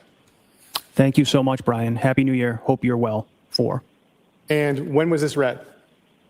January 2nd, 2023, 3:05 p.m. And scrolling down to the next one in green, which phone's sending this? The number ending in 8646. And sir, on this text, what does the body say? Hello, I know we did this a week ago, but have you heard from Anna? And when was this delivered? January 3rd, 2023 at 10:34 a.m. And scrolling down to the next text, which phone is sending this? Which phone number? The number ending in 2189. And what is the body of this text? Hey, Brian, sorry for the delay. Was sleeping. I have the flu. Super sick. I texted with Anna on New Year's Day, but no, haven't heard from her. Is she working today? She's usually running around super busy with work. And what was the date and time that this was read? January 3rd, 2023, 12:51 p.m. Can we scroll down to the next one?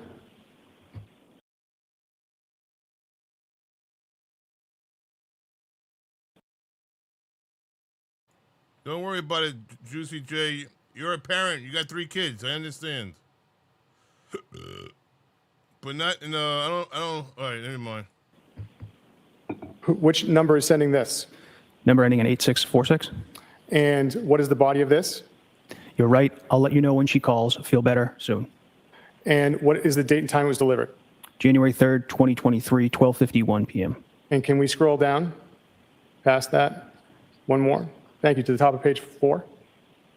Thank you. Looking at the top of page 4, which number is sending this? The number ending in 2189. And what is the body of this text? Did you ever hear back? Question mark. What is the date and time that it was read? January 4th, 2023, 10:10 a.m. The next text in the thread, which number is sending this? Number ending in 8646. And what is the body of this? No, they are looking for her at work now. When was this delivered?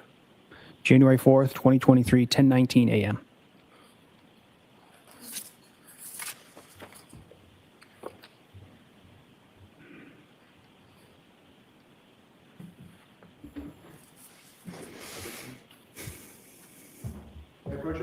You may. Trooper, do you recognize that report? Yes, sir. Is that another report you were able to create from messaging in the phone? Yes. Maltese Falcon, how you doing? And this has a contact associated with it. What is the contact's name? Alexandra, And what are the last 4 digits of Alexandra's contact? 5332. And the other phone number associated with this thread is 8646? Yes, sir. And does this contain the messages of that thread? Yes. The Commonwealth would seek to have this marked as the next exhibit, Your Honor. No objection. the Celebrate report between the iPhone mini 8646 and 5332. That text thread is now in evidence as 165. Sir, what is Viber? Viber is another messaging app. And this text thread, did this utilize Viber? Yes, sir. And so Celebrate reads Viber text I used messages Viber just like it before. reads the regular text messages. Viber. Yes, it has the ability to extract it, yes. I forgot And so about I'm Viber. going to ask you some questions about this Viber text thread with the Alexandra contact. Ms. Gilman, if we could have that up, please.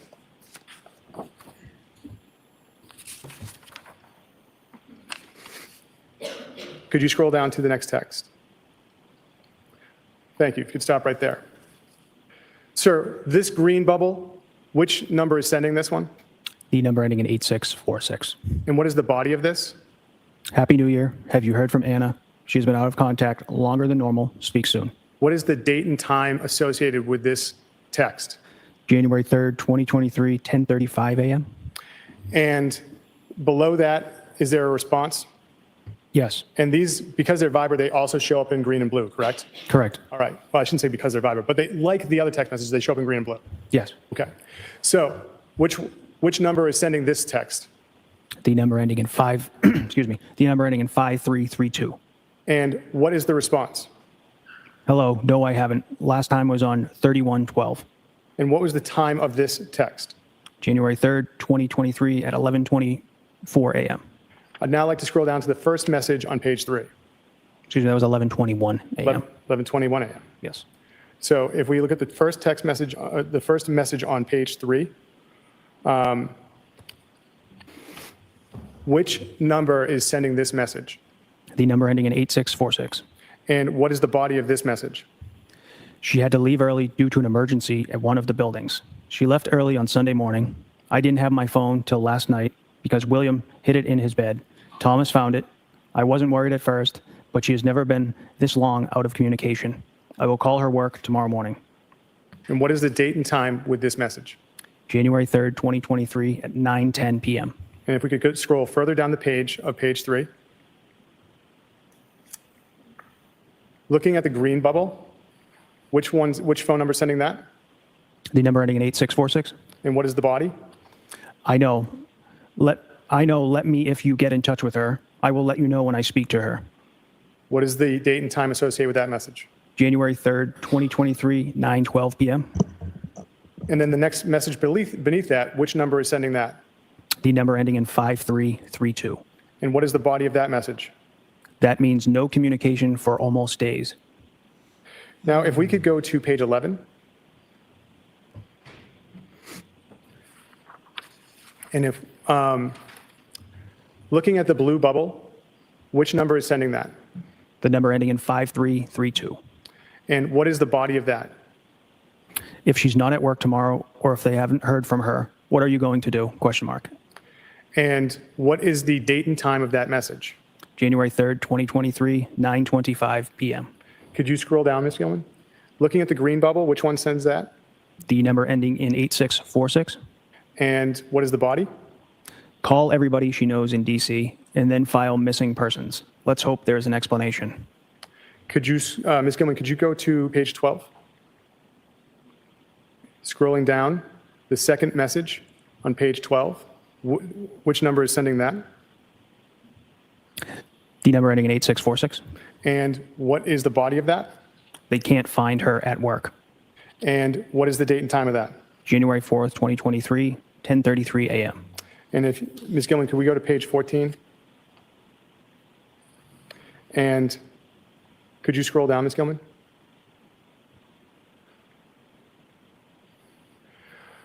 Ms. Gilman, could you stop? Looking at the last message on page 14, who is the sender of that? What number? The number ending in 5332.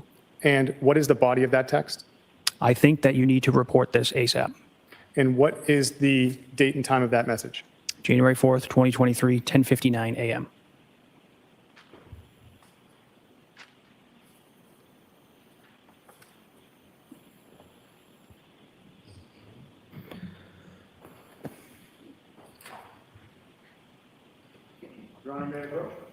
You may.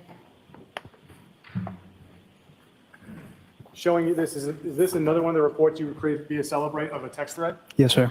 And does this involve 3 numbers? Yes. So besides 8646, what is the first contact that's associated with this text thread? A number ending in 7966. And what is the name of that contact? Anna, new, and then a number sign. And then what is the other phone Counsel. number associated with this thread? A number ending in 6708. And what is the contact name? Gem. The Commonwealth would seek to have this marked as the next exhibit, Your Honor, which would be a text thread between 8646, 7966, 6708, and 670. Thank you. Any objection to that? Now in evidence as 166.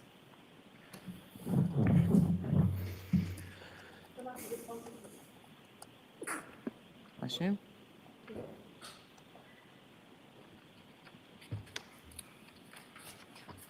Ms. Gilman, may we have this published? Looking at the first message, sir, it's blue. What number is sending this? The number ending in 6708. And what is the body of this? It is a picture. And then above the picture, is there any words? I love my necklace, exclamation. And then under recipient, what does it say? Participant, sorry, I just read it. The number ending in 8646. And does it acknowledge what time it was read? Yes. What time was it read? January 2nd, 2023, 2:26 p.m. Going down, please, Ms. Gilman. Who's sending this text? What number? The number ending in 6708. Jem? Yes. And what is the body of this? Last night was so good, exclamation, thank you. What is the date and time of this text, or that it was read? It was read January 2nd, 2023, 2:26 p.m. Going down to the next text. Which number is sending this? The number ending in 6708. And what is the body of it? The chef, world class, and company equally so. And when was this read according to the phone? January 2nd, 2023, 2:26 p.m. Can we scroll down to the top text on page 3? On the top text of page 3, which number is sending this? The number ending in 8646. And what is the body of it? Looking good, buddy. Thomas just found my phone. It was in William's bed. Another amazing New Year Eve together as a triumvirate. Looking good in your new necklace. And scrolling down to the final text. Which sender is this? The number ending in 6708. And what is the body of it? My new necklace made a big splash yesterday as I wore it everywhere. I got double takes in the streets and at Whole Foods in Swampscott. Double takes? And what was the time that text was read? January 2nd, 2023 at 4:13 p.m. Can I approach Ron? You may. I wonder what's going through his head. Is this another one that was created another report you were able What's to create? going through his head Yes, sir. right now? And does this only have 2 numbers associated with it? Yes. I'd love to know What are what's the 2 going through numbers his head. associated with it? The number ending in 8646. Yes, sir. And the number ending in 6708. And that also has a contact designation of Jem. Yes, sir. The Commonwealth would seek to enter this as the next exhibit, Your Honor, in the text thread between 8646 and 6708. Any objection? Cheers. Text of thread Beyond between ether, 8646 and 6708 is in evidence as 167. Cheers. 167? Cheers. BRB. Directing your attention to the top of page 2 of this thread.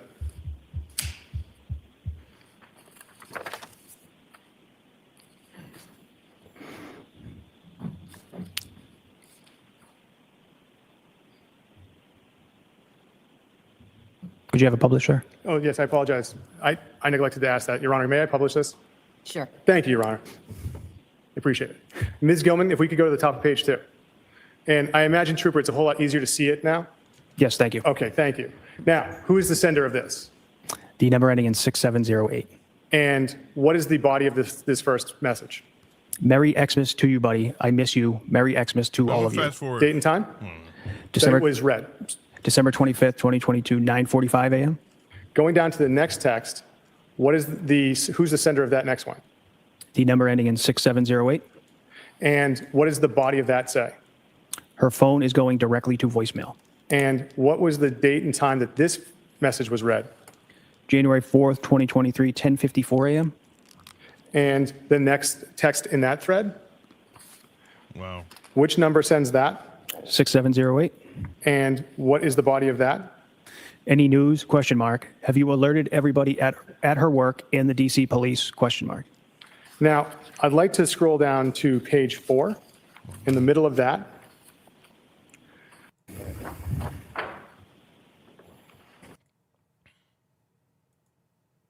actually asked the narc for ID. I will show it to the witness. Any? Okay. Now, the call log report, is that every call on the iPhone 15 mini? No, this was only a certain date range. Okay. And certain numbers as well? Yes. Okay. And so this call log report for the iPhone Was Evidence says 168, that's the 23 for the iPhone. I can't listen to more. 168. Wow. 168. You may. Thank you. 168, sir. Oh my God. I'd like to direct your attention. What is that designation? calling parties. And timestamp, I take it, is the same as it's been last. What's duration? The length of the call? And when you see source info and it's biome and knowledge C, what is the significance of biome? Again, it was another in the iOS 16 when that came out. Biome was a newer database from Apple, so this data is going to be in 2 different places. So at this point in time, I'd like to direct your attention to the bottom of page 12, item 143.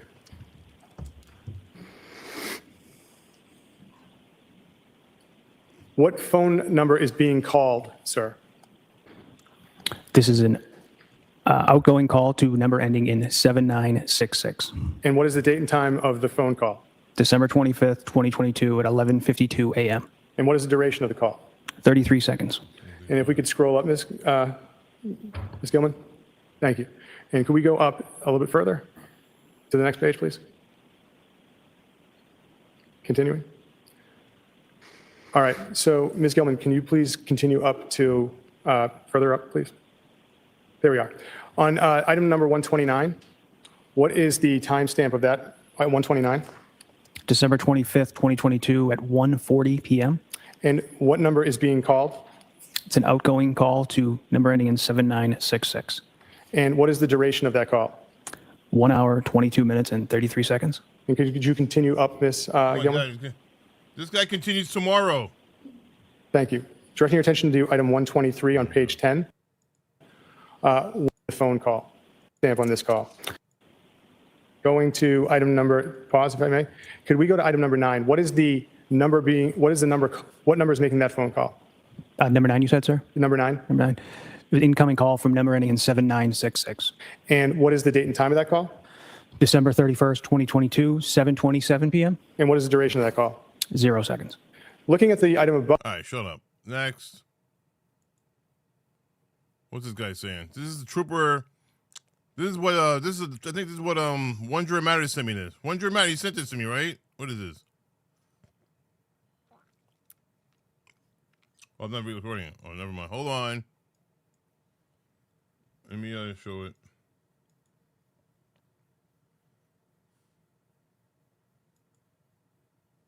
What is this? His phone, is that consistent with what you observed in Mr. O'Keefe's? Yes, it is. What?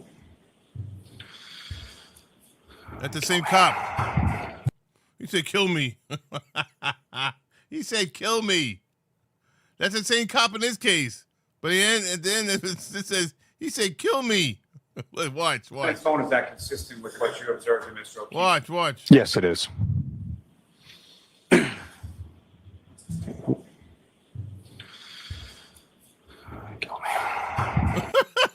He said, oh, man, kill me. He whispered, kill me. Yo, that was funny as hell, man. Kill me. Wow. All right, let's go. But we're on day 5 now. Same fucking cop.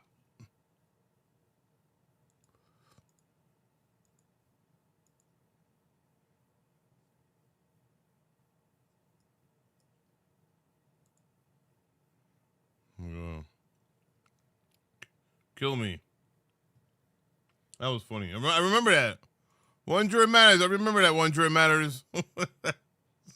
I still remember that shit when it happened.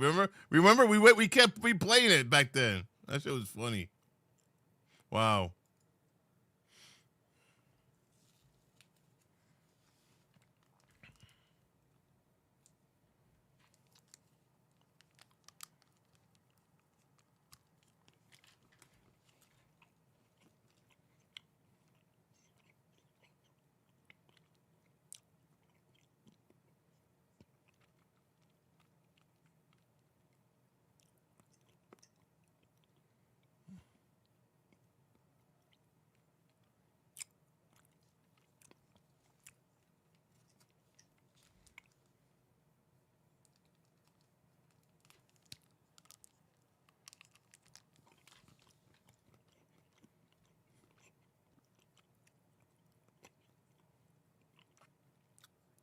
Brian Walsh.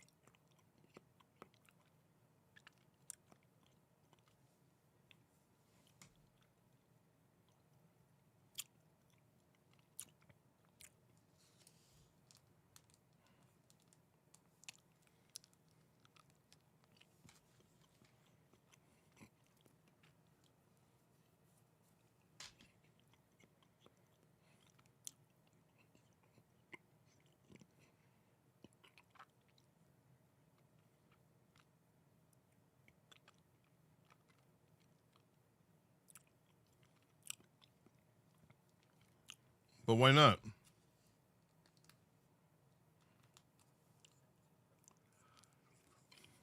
So what's that? What? What? I'm confused.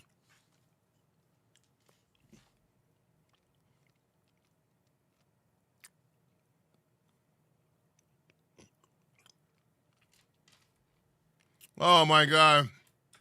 I'm so sorry, guys. I wasn't playing the video. Fuck. I'm so sorry. Let me rewind it. I'll rewind it. I'm sorry. Fuck. Oh my God. That's what I hate about this sharing the screen. It's so annoying when you got to share the screen. Fuck. Sorry. Sorry, guys. Sorry. Sorry. I'm gonna go back. I'm gonna go back. What is the body of this text? My flight got canceled driving up. And what was the date and time it was read? December 25th, 2022 at 12:57 p.m. Ms. Gilman, can we go to page 51?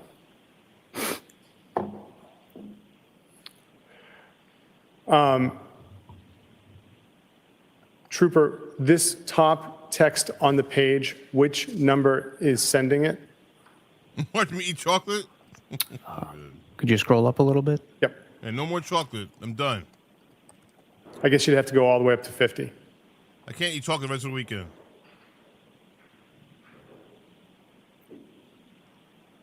Which number is sending this text, Trooper? The number ending in 8646. And if we could go back down to 51? What was the time in the bottom corner of this text after it says sent? December 30th, 2022, 6:33 p.m. Now, Ms. Gilman, could you scroll down to the next message in the chain? Thank you. Trooper, which phone is sending this message? The number ending in 8646. Hello, Thomas found the And phone. what is the body of it? Hello, Thomas found the phone playing on William's bed. William said he forgot it was there. Ha ha ha. Okay, call anytime. What is the date and time? Now, this doesn't say delivered, correct? Or is there a time when it was delivered? It does not say, sir. What is the date and time in the bottom corner of the text? January 2nd, 2023 at 2:33 p.m. And Yes, she so, was already sir, dead. if there's no She's delivered, already dead. what does that mean? I don't believe it was ever delivered to the intended recipient. But there's a date and time. Is that when the text was written? The bottom right? Yes, That's when it was sent. that was when it was sent, because there's a status saying sent. Correct. So he Okay. did send it. Can we scroll down What? to the next text? So confusing. This is confusing. Trooper, which phone number is sending this? So confusing. The number ending in 8646. That one says Could you sent. read the body of this Well, that phone was- number sending this? You scroll down to the next Wait, text. this is sent. Status saying sent. That says sent. This one says sent too. I'm confused with the sent. Correct. Okay. They both For say sending sent. this, The number ending in 8646. I don't know. could you read the body of this? Hello, where are you? Please call, text, or email. Exhausting day with the boys, and we had fun. Going to bed early. Big day tomorrow for everyone. I still love you. Ha ha ha. And what is the date and time in the bottom? January 2nd, 2023, 7:18 p.m. And does this note if it was delivered? It does not. Could we go to the next It page, says page sent. 52? It says status sent. I don't know Which what you're number talking sent about. this message, sir? It says status sent. The status sent means that been sent or no? I don't know. The number ending in 8646. And what is the body of it? Hello, And what is the date and the time? January 3rd, 2023 at 6:39 a.m. Does this denote if it was delivered? It does not. Could we have the next? But it says sent right there. It says status sent. Am I wrong? Does anybody know how to read this? Am I here by myself? Is anybody in my stream? God. Holy shit. Next text. Which number sent this? The number ending in 8646. And what is the body of it? Where are you? And what is the date and time of this? January 3rd, 2023, 6:39 a.m. And this has a status of sent? Yes. Could we have the next message? You all have status sent. Which number sent this? The number ending in 8646. And what is the body of it? I'm worried. Please call or email. And what time was this sent? January 3rd. But they're all saying sent, one jury matters. The other one says sent too. And they're saying it doesn't say sent, but I see sent. So I don't understand. 2023, 6:39 a.m. Can we go to page 53? They all say sent. Which number sent this message, sir? The number ending in 8646. What is the body of this? Where are you? I just called and it went straight to voicemail. Calling you in Viber now. And what is the date and time this message was sent? He sent January it. 3rd, 2023, 8:30 She sent, a.m. But she was dead. Can we have the next message, please? But they're saying that doesn't say sent. Which number sent this? The number ending. They're saying that it doesn't say sent, but it does say sent. None say read, read. Yeah, none of these say where. Yeah, none of them say. Yeah, none of them say read. Hold on, let me go back. Read. Where am I at? Oh, I will call her after I drop the boys. Let me see. Read. No.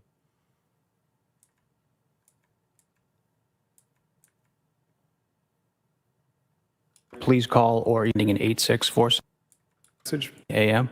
This number sent this? The number ending in 8646. We have the next text. Which number sent to note 2070. What? Big day None of them tomorrow say for red. everyone. Exhausted. of this? None of Phone them number say read. They sending all say this? sent. We scroll down to the next text. Look, sent. Correct. Okay. Right? All Yes. say sent. So It does not. the date. It was low. The number True, Ms. Gilman, could you scroll down number 30 None of of them say 2022. this text after? I mean, what was red. the? 6. And if we could go back down to 51. Look, What was the sent. time in the bottom corner of this text after? Now, Ms. Gilman, could you scroll down to the next I don't see red. message in the chain? None of them say red either. Trooper, which phone is sending this message? The Look, number ending in 86. nothing. The red is there. Played is blank. Delivered is blank. Status sent. The next one. Status sent.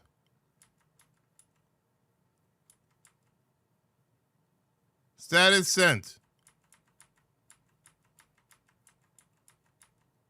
Status sent. But not read, not delivered, not played. Maybe that's what they're talking about. Maybe they messed up. I don't know. How can they mess up? They're court personnel. I mean, I don't think all these people can mess up.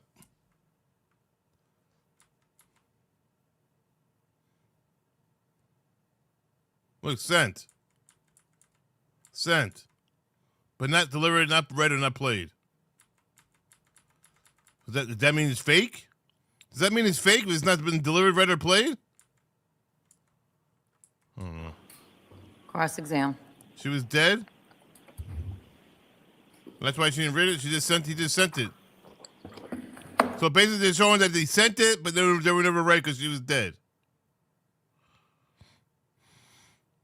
All right, so but they were definitely sent, right? One jury matter, but they were never read by her. All right, thank you.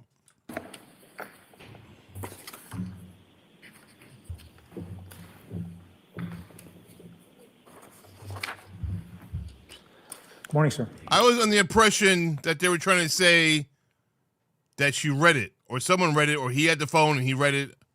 Well, he had her phone, obviously, right? Didn't he have her phone? He could have pressed. If he had her phone, he could have pressed. Opened it up and said he read it. I don't know. Good morning, sir. Yesterday, you testified to what you referred to as location data, correct? Yes. And the location data that was retrieved by apps, various apps that are contained on the devices. Yes.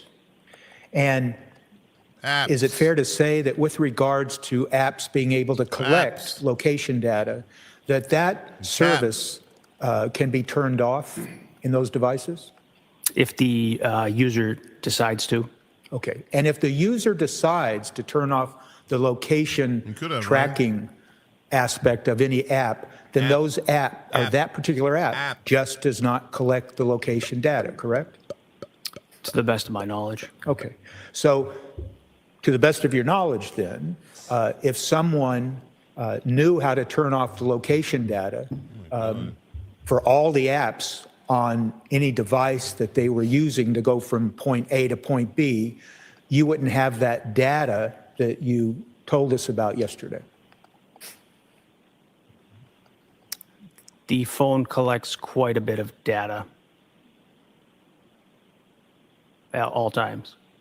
I thought you just answered the second to last question. To the best of my knowledge, if you turned off the apps, the device would not collect location data. Well, app-specific location data. Yes. I'm sorry, you're going to have to speak up if you don't mind. You're asking about app-specific location data, correct? All right, yes. Okay, yes. So are you telling this jury that if someone turned off the location tracking aspect of an app, that you would still get location data from other sources? There's a possibility, yes. Possibility, all right.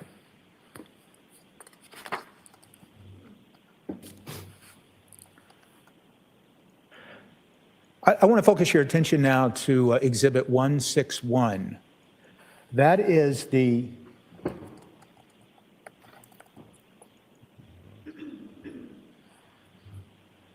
that's the Safari search history. Okay, yes. When you say okay, you mean yes? Yes. Is that what you mean? Okay. I don't want to confuse you. If I ask a question, just tell me, ask it again, and I'll. Yes, sir.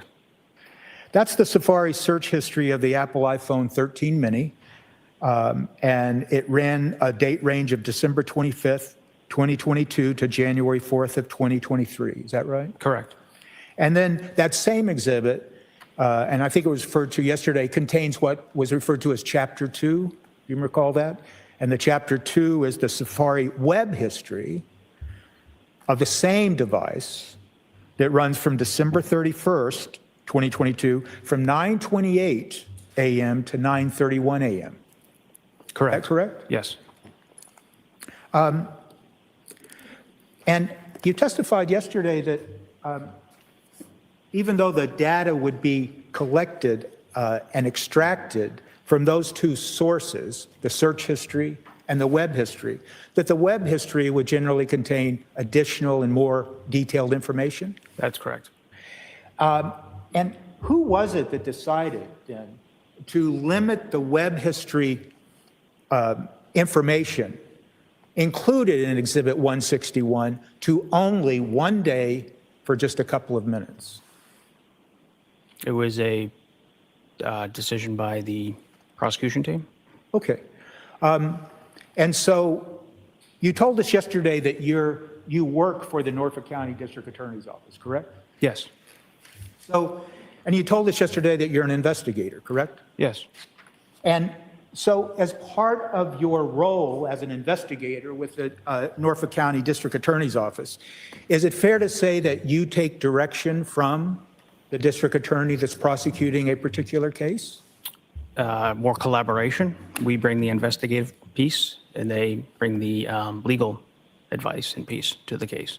Do you ever then inform the district attorney, whoever it is that you're working with on a particular case, that, for instance, web history would have additional information that might help explain entries that were found in the search history?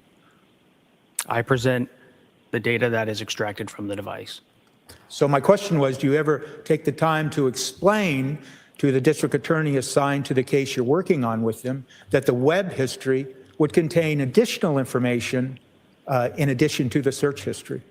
Yes.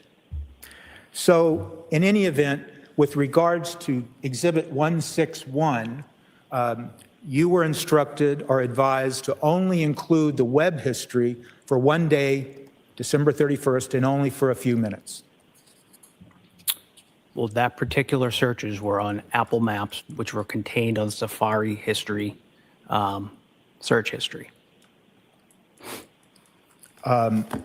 Were you instructed not to include certain information in Exhibit 161 then? We had the date range of December 25th, 2022 through to January 4th, 2023, sorry. And what about the web history? Were you instructed only to limit the inclusion in Exhibit 161 to that one day, December 31st? We only chose to do that specific, those specific searches from 9:28 to 9:31 a.m. Okay, I'm just going to ask, and it's probably me. I can barely hear you. Sorry. I'm sorry. I might be going deaf. That's fine. Yours, are you able to hear? And Great. Apologize. That's my concern. But you need to be able to hear him as well. I'm concerned about that, I Attorney understand. Timpson. I will understand. do my best.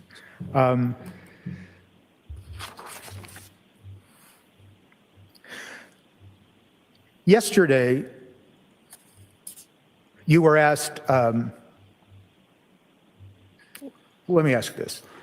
You would agree, wouldn't you, that in the search history included in Exhibit 161, that at page number 1, number 9, there are indications of a search involving Expedia and other flight-related searches? Could you show me that, sir? Sure. Do we have Exhibit 161?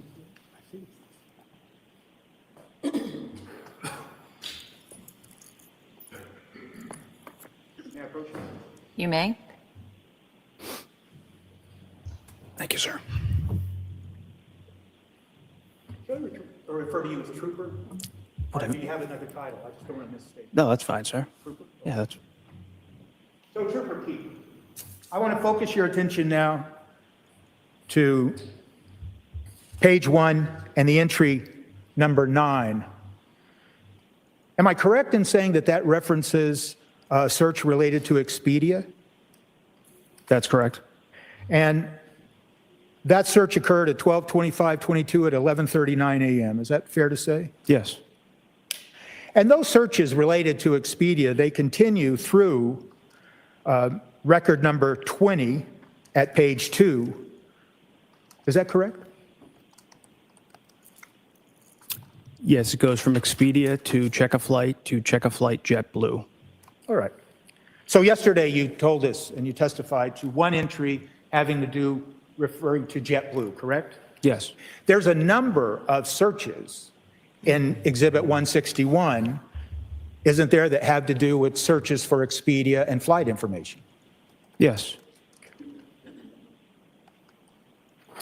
And once again, if you were to look at the Safari web history of the same device for this same information at the same time, you would find more information and put context into that search. Is that accurate? Yes, there would be more information. Okay. But as you sit here today, and based on what is and is not included in Exhibit 161, you can't give us more context to any of those searches regarding flight information, can you? No. Yesterday, and I'm going to ask you to turn to page 4. Yesterday, you were asked questions about an entry on page 4, record number 42. Am I saying that right when I refer to record number 42? Do you understand what I'm talking about? Yes, sir. Thank you. That was a search regarding what? Number 42. Would you like to read the date, time, or just the search term, sir? You can read it anything you want, Okay. yes, to make it complete. Item 42, the search occurred on December 25th, 2022, 12:28 p.m., and the search was Xmas Day plane crash. Okay. And those types of searches, and when I say those types, the subject matter that's contained in record number 42, it continues through record number 45 on page 4, doesn't it? Yes. And that is timestamp 12/31/03 at record number 49. Correct. Now, yesterday you were also asked about a specific reference, and once again, page 4, record number 53.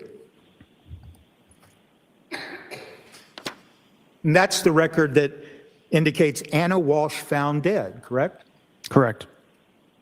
And those searches continue through 12:45:58 on page 4, don't they? Yes. Now, it's fair to say that once again, if you had the web history to that particular search, that would give more context into what that particular search is that you just talked about at number 54, record number 53 at page 4. It would give you more information and more context, would it not? It would, yes. You have no idea, do you, as you sit here today, what the user was thinking when he or she inputted that search that you just testified to, do you? I do not. I know the content of it. I do not know the intent of it. Okay. Are you aware of the fact, given the fact that you're an investigator, and I presume you conducted some investigation in this case on behalf of the Norfolk County District Attorney's Office, are you aware of the fact that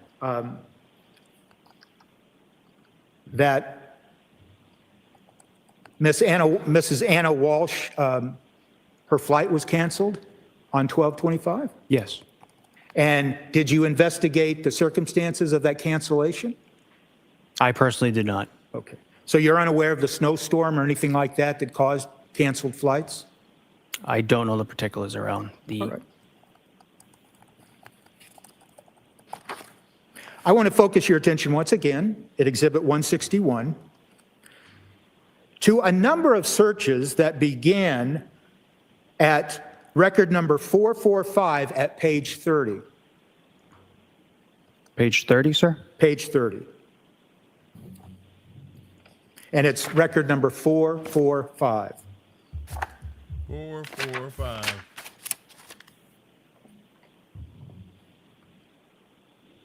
Are you there? Yes, sir. Okay. It's fair to say, isn't it, that in looking at those entries starting at 445 and continuing through record number 495 on page 34, that they involve searches for what looks to be champagne or wine and varieties of champagnes and wines? I mean, do you mind if I take a look? I don't mind at all. No, sir. Okay. 445 through 495. 495.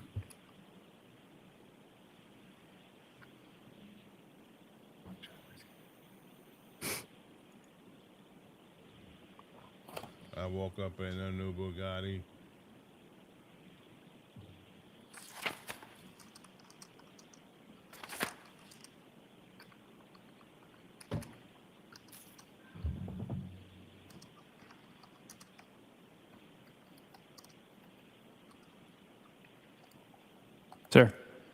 Yes, that appears wine and champagne Okay. through those searches.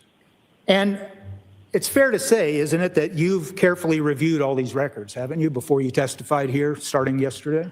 Yes. And if you turn to page 62, beginning at record 924, and I'd ask you to just run through up to page 63, record number 943. Once again, a number of searches regarding champagne or wine or things like that. Champagne.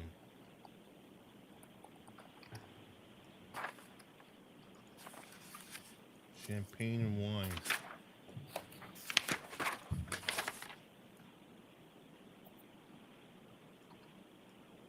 Yes. Okay, you agree with that, right? Yes. And we could continue to do this, but for instance, though all of those searches were being conducted on December 30th of 2022, weren't they?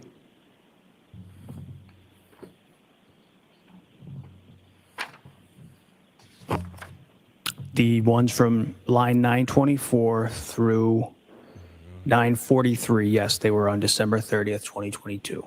And the searches between record 953 through 1016 on page 68, do you have those in front of you? What was the beginning item, sir?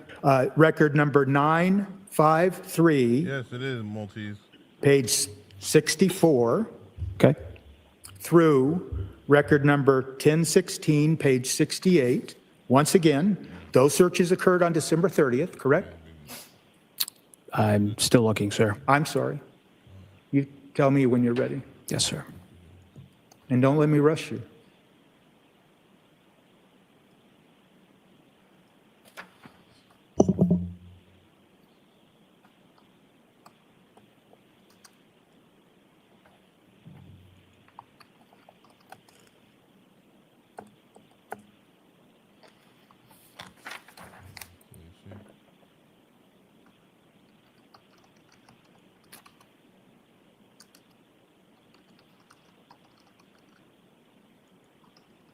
Yes, those searches occurred December 30th, 2022, between approximately 7 p.m. to around 7:15 p.m. Right, on December 30th, correct? Yes? Correct. And you're aware, in your investigation of this case, that Mrs. Anna Walsh had planned a New Year's Eve party to be conducted in the Cohasset home on New Year's Eve, correct? Yes. And you're also aware that, or maybe you're not, but there are additional searches throughout this as you continue to go down these searches that, once again, someone is shopping for expensive champagne, someone's shopping for champagne or items like that, all in the same time period, correct? Yes. Now, yesterday, you were asked specifically by the government to testify to an entry number, record number 1069 at page 72. Can you find that? It's at 8:38 p.m. on 12/30/2022. Record number 1069 at page 72. Yes. And you testified yesterday, and you were asked what that search was, and you stated to the jury, "I'm good." Correct? Yes. And you didn't give any other context to that, correct? Correct. As an investigator in this case, you are aware of the fact that there is a movie named I'm Good, correct? Yes. Okay. And you're also aware of the fact that if you were to look at the search web history related to that search, that it would further explain and give context to that search and that I'm Good is a movie. Is that fair to say? I would have to see the web history itself, sir. Okay. So you would agree, wouldn't you, Trooper, that that search that you were asked specifically about yesterday, I'm Good, at record 1069 at 8:38. That search regarding a movie occurred in between all this all these searches going on, having to do with champagne and wine and everything else, correct? This occurred after the ones you had me read prior. I would have to look if there were searches containing wine and champagne after, sir. Well, let me focus your attention then, and that's a certainly fair and accurate response. Why don't you look at page 72, the same page, and record number 1078. 1078. Have you had a chance? Yes, sir. And once again, that's champagne-related searches. Yes.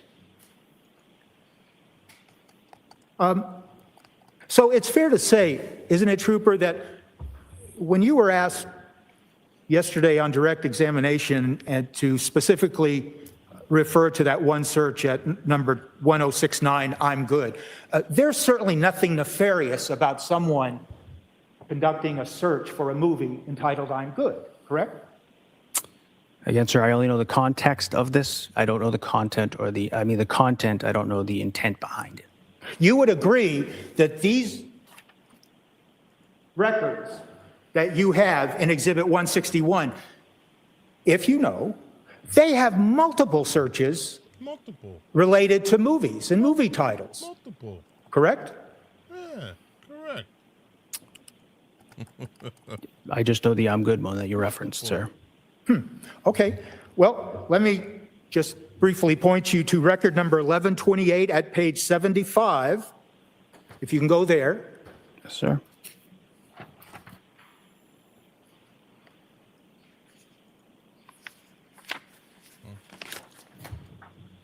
Oh, my arm hurts.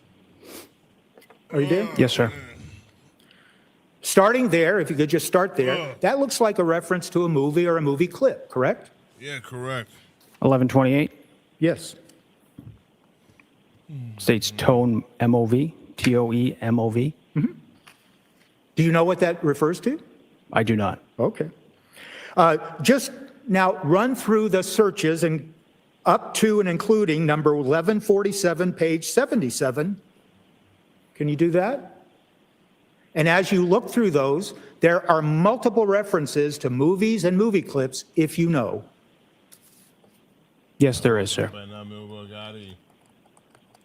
And then, finally, if you can look at record number 1148 on page 77. Now we start some more champagne searches. Is that accurate? Yes, it is, sir.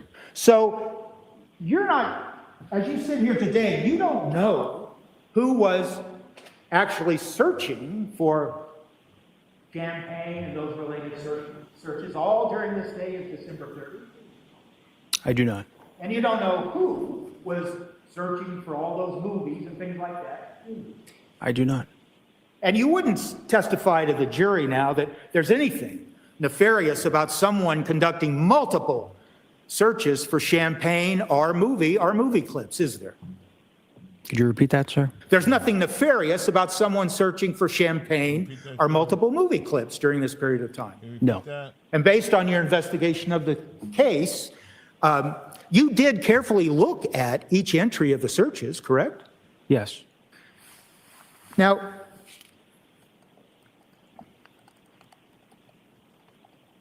once again, yesterday specifically, and you can turn to record number 1271, page 85, you were asked specifically yesterday by the government to look at that search. Can you look at that one again and tell us what it says?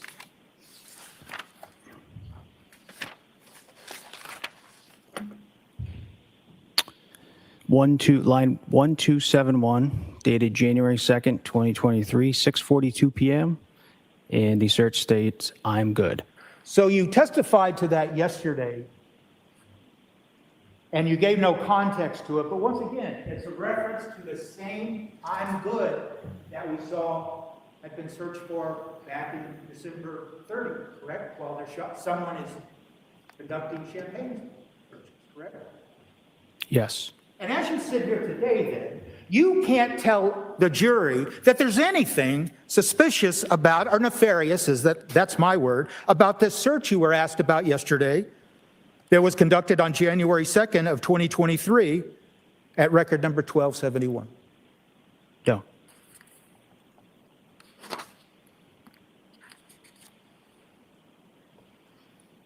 Trooper, I'd like you to look at record number 1170 at page 78 that occurred on December 30th at 11:16:34 p.m.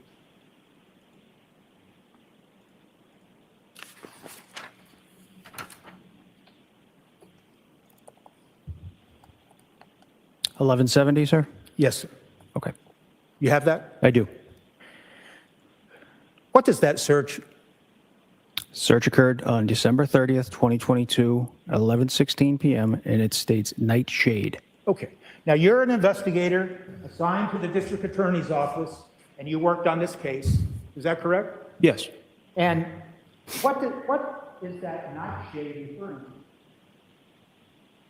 to? Would you like me to explain the searches below?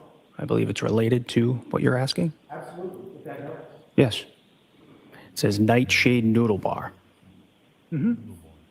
And those searches go through record number 1175 Noodle bar.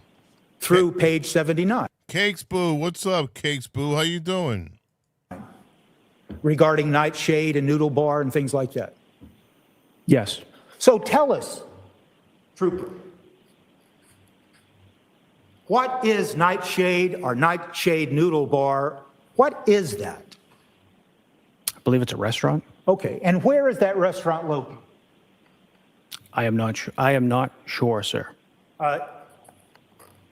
You're not sure. If I told you it was located right on the town line, close to the town line of Marblehead, Massachusetts and Lynn, Massachusetts, would that sound accurate to you? I would have to search it. Okay, so you haven't searched it. No. In the context of this case, you have, as you sit here today, you have no idea of then the context of that search regarding nightshade, do you? It appears to be a restaurant, sir. That's all right. All I can say. And are you aware of the fact that in your investigation of the case that Mr. Walsh actually made a reservation for a New Year's Day dinner at the Nightshade restaurant for himself and Miss Anna Walsh for New Year's Day? I was not aware of that.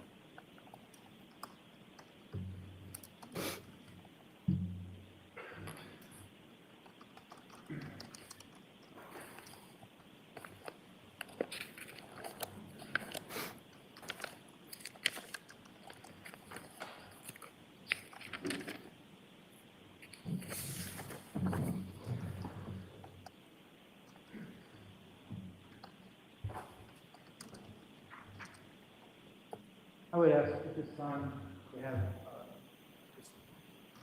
plug for ideal. Sure. Anybody want to show it to me? That'd be a good idea. No, you're not important, Judge. The judge is not important. Oh, man, it's fucked up. Thank you. May I approach you? Yes? All this one? You would agree, wouldn't you, that that message indicates in its context that it's a This guy's reservation all day long. at the Nightshade restaurant? All day long, this guy is. Next. That's ridiculous. Within that GPS data set, there's thousands of points. So this is just one specific point within that data set for those two different devices. So when I use the phrase to give context, in other words, once you start using that location data, and based on your review of the digital data, then you can make further conclusions about what a particular data point means when it shows up on the location data, right? Unsure of the question, sir. Well, and it was a terrible question, so let me try it this way. You know, if you just look at those data points individually without any context, You don't know what data point came before it. You don't know what data point came behind it. All you have is a bunch of individual data points that really don't tell you much of anything. Correct? No. Well, I'm not correct. No. Once you put together all those single, independent data points, you begin to better understand what the location data is telling you. Once they are uploaded using the mapping software, it's an interactive map, and you can look at the thousands of data points day by day, time, specific dates, times, and they'll map out specific dates, times of the events of the location. So it helps you better understand what the events were over a period of time. Yes. So did you ever put together, in the investigation of this case, the information that was taken out of the iPhone 13 mini? And did you ever take it and put it in some format where you compared it to the other digital data, for instance, that was taken off the MacBook Gray, device number 3? You'll have to specify data. I don't know what data you're talking about. No.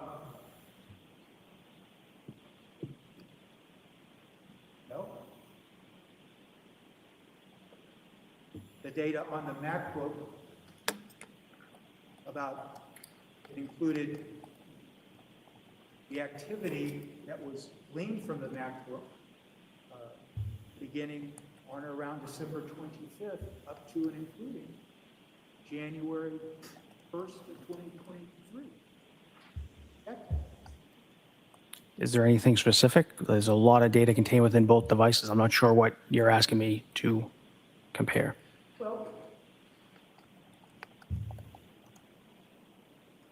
I think you told us, Jerry, yesterday that with regards to the location data, you had something like over 40,000 data points to deal with, correct?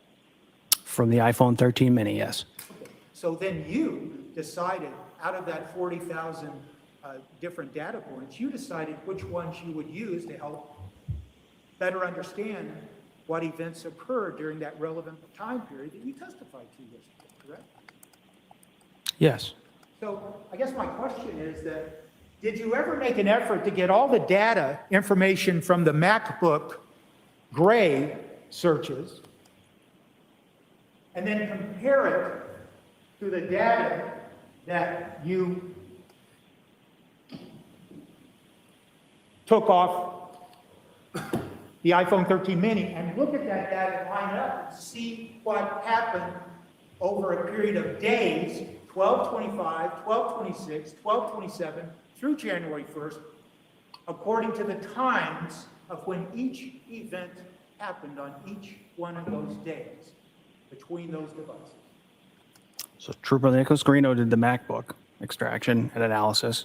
Are you asking specifically about location data? No, I'm talking about the data that was gleaned from the MacBook Gray and, for instance, the data that you gleaned from the iPhone mini. I did not compare the two, if that's what you're asking. Would you agree with me, Trooper Keith, that if you lined up all of the data that showed what happened on those two devices, for instance, the information, the activity on the MacBook, and you combined it with the activity on the iPad, on the iPhone mini, I apologize, the iPhone mini 13, that you would have a better understanding of exactly what was going on during the day of, for instance, 12/25/22 and 12/26/22, that would help you better understand the context of the information. Jackson. Harold. There are two different devices. They'll be used at two different times. Well, you used two different devices, used at two different times to compile your location data, didn't you? Yes, for different days throughout that time frame. Right. So it's not, the issue isn't two different devices, is it? It's the fact that you have two different devices operating on the same day. You actually can combine all the activity that happened on device A and with the activity that happened on device B and have a better understanding of what was going on. I did not compare the two devices, sir. So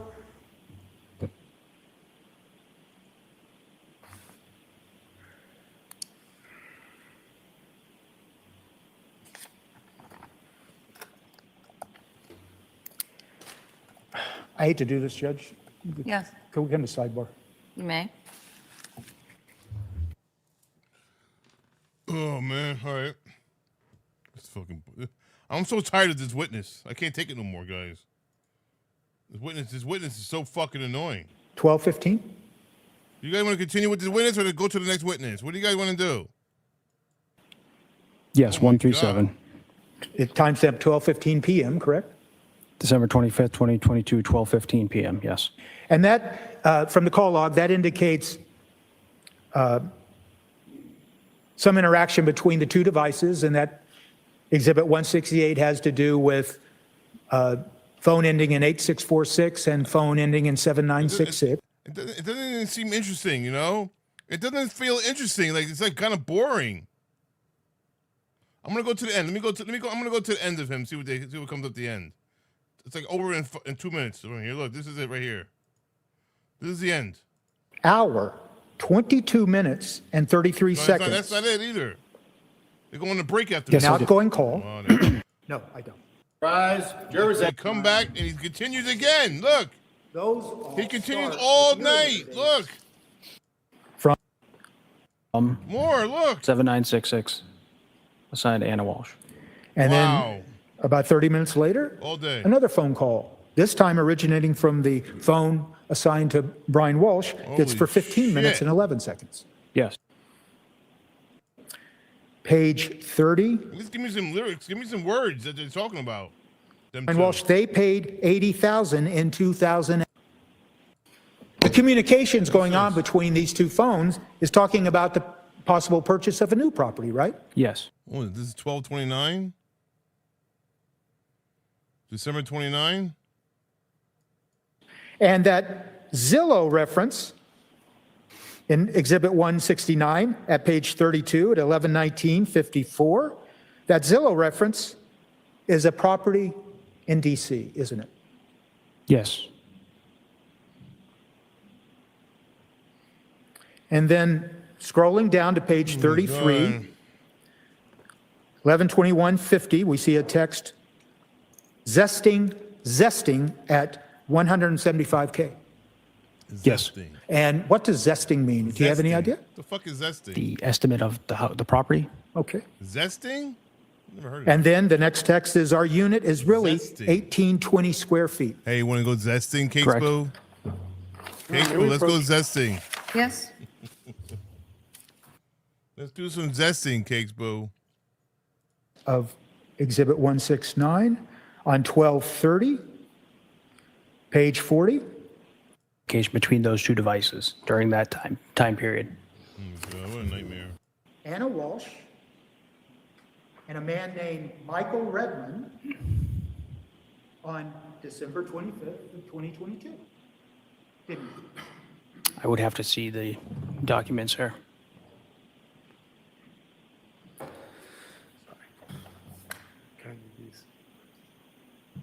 I think I'm going to have to come to side. Okay. Why don't we go? Alright.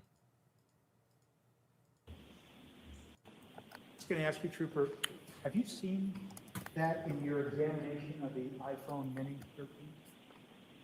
Of the iPhone 13? And if you haven't, that's fine. I can't tell what device this was extracted from, sir. So it is fair to say, though, that when you examined the iPhone Mini, you never saw any communications involving Anna Walsh and William Fasto, correct? On the iPhone Mini, Any communication whatsoever under between the two of them? specific application? This was the iPhone 13 mini? Yes. Can you clarify? I'm not sure what you're asking. on the iPhone mini that Cor- we've been talking about today. And I thought you just answered it. You did not see any communications between Anna Walsh and William Fastow first, let's say, with Facebook Messenger. Not that I recall. And of course, one of the, well, before I ask that question, so you don't recognize This what you just handed me? I can't authenticate where this came from. I don't know what device it came from. I can't speak to that. then at this time I'll just have it marked for ID, if I could. We'll mark it for identification. Are we at K? No. Oh, geez. All right. Thank you. What is it?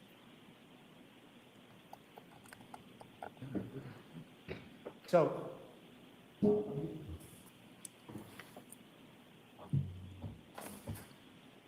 Come on, counselor, get it out. look, you said, to my question, you said, I don't recall if you saw communications on the iPhone mini between Anna Walsh and William Fastow using Facebook Messenger. Correct. You don't recall. I don't. But of course, in the nature of this case and the fact that you are assigned to the Norfolk County DA's office, and it would be pretty important, wouldn't it, if in fact you found messaging that was between Anna Walsh and William Fastow on the phone assigned to Brian Walsh. That'd be pretty important stuff, wouldn't it? Yes. And as you sit here today, and I ask you a very simple question, did you see any Facebook Messenger messages between Anna Walsh and William Fastow? You said, I don't recall. But that'd be right, that's what you said. Yes. You would agree, that's Who's next? A woman's pretty next. important. That would be pretty important evidence if you found that on that phone, wouldn't it? Yes. And you would agree that with regards to Apple iMessage,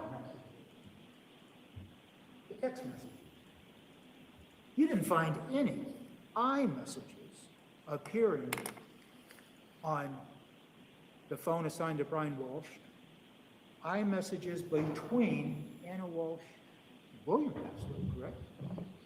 No.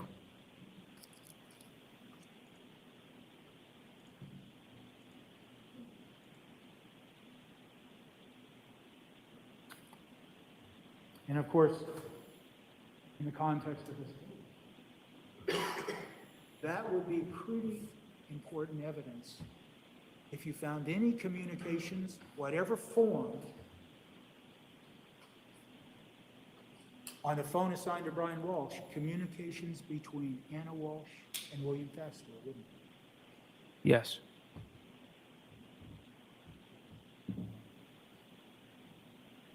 And the other thing you did not find is any evidence of deleted messages using Facebook Messenger on the iPhone, the mini. I would have to take a look, sir. I don't recall specifically.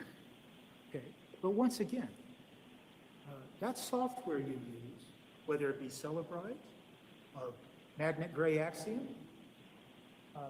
it's able to detect deleted materials. In fact, that's one of the forensic tools, one of the forensic reasons it's used, to see if there's deletions of data that might be important to a case, correct? Well, it all depends. The software that company has published at the time, the software the device is running. So never do they get all the data extracted from a device. So the deleted data may never be parsed out and read. Okay, well, There's a lot of factors that go into that. but if you wanted to find messages, whether they be Facebook Messenger or Apple iMessages, between Anna Walsh and William Fastow, and you thought it was, as you told us, it would be very important evidence to find, you would do everything you could as a forensic digital specialist to try to find him, wouldn't you? Well, her device was never recovered, sir. I'm sorry? Her device was never recovered. I'm talking about the phone assigned to Brian Walsh. You just said messages on her device between. If I did, I apologize, and I might very well have said that. Thank you for correcting me. Messages between Anna Walsh and William Faster appearing on the phone assigned to Brian Walsh. That would be pretty important evidence, correct? Yes. And you would do everything you could as a digital forensic specialist to try to find that, wouldn't you? Yes. And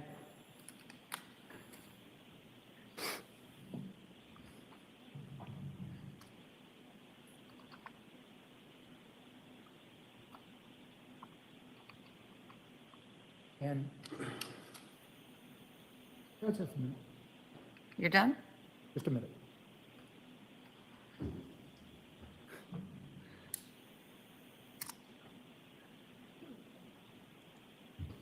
think I'm finally done. Thank you, sir. Thank you, sir. Redirect. No, Your Honor. The witness may step down. Thank you, Your Honor. Do you want to leave this stuff here? Yes, the lawyers will take care of that, but thank you. Thank you, Your Honor.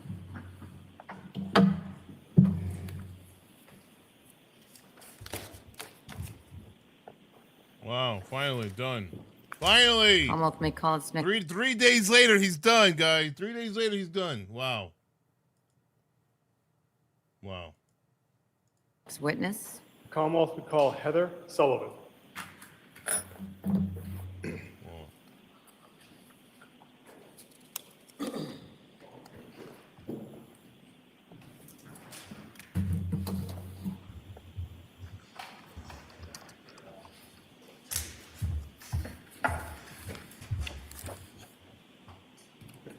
Face the clerk for me, raise your right hand.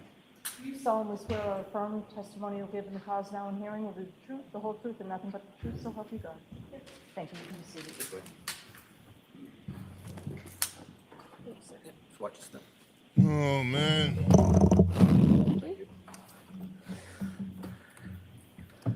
Good afternoon, Judge. Good afternoon. You may proceed. Thank you, Your Honor. Could you please state your name and spell your last name for the record? Who's this Yes, sir. lady? Retired Trooper Heather Sullivan, Oh, retired trooper. Sulliva. Another trooper. And you say retired. When do you retire? In July. And how long were you a state police trooper? Right. 20 years. And bathroom, bring back. what can you just tell us your path through the state police, where your assignments? Sure. I was on the road for the first 7 years of my career. For the last 13 years, I've been in crime scene, 7 of which I worked at the crime scene office that's attached to the medical examiner's office. In the last 6 years, I worked in the crime scene services in Danvers. And what were your responsibilities at the crime scene services in Danvers? It was my responsibility to go to any homicide, suicide, unattended death, any crime scene where I would need to collect evidence, process it for fingerprints, or document any items of interest. And what type of training did you need to obtain in order to get into that unit? We had on-the-job training, but it was years and years of training. Every year we have some sort of class, proficiency tests in crime scene, videography, documentation, evidence collection, tire track, footwear, and fingerprints. You say proficiency tests in those areas. Did you pass your proficiency tests? Yes, sir. And are you familiar with competency tests? Yes. Did you pass your competency tests? Yes, sir. Now, I'd like to ask you some questions about January 9th of 2023. Did you have the opportunity to be involved in an investigation that initially started in Swampscott that afternoon? Yes, sir. Where did you respond to in Swampscott that afternoon? 330 Paradise Lane. It was an apartment complex, and I was called there by Norfolk County Detective Unit. And about what time do you think you got there? About 1,400 hours. And Ms. Gilman, can we have what was marked as Exhibit 90? It's a photograph. And forgive me, I don't have the file number in front of me.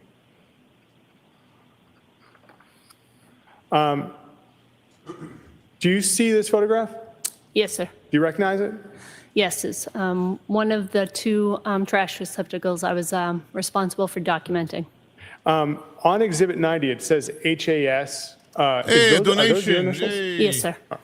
And could we? My first donation of the evening. Thank you very much. Cakes Boo. I know you can't hear the sound effects, but thank you very much. Here, I'll give you a here, I'll drop a bomb. I'll like this. Maybe you can hear it like this way. There you go.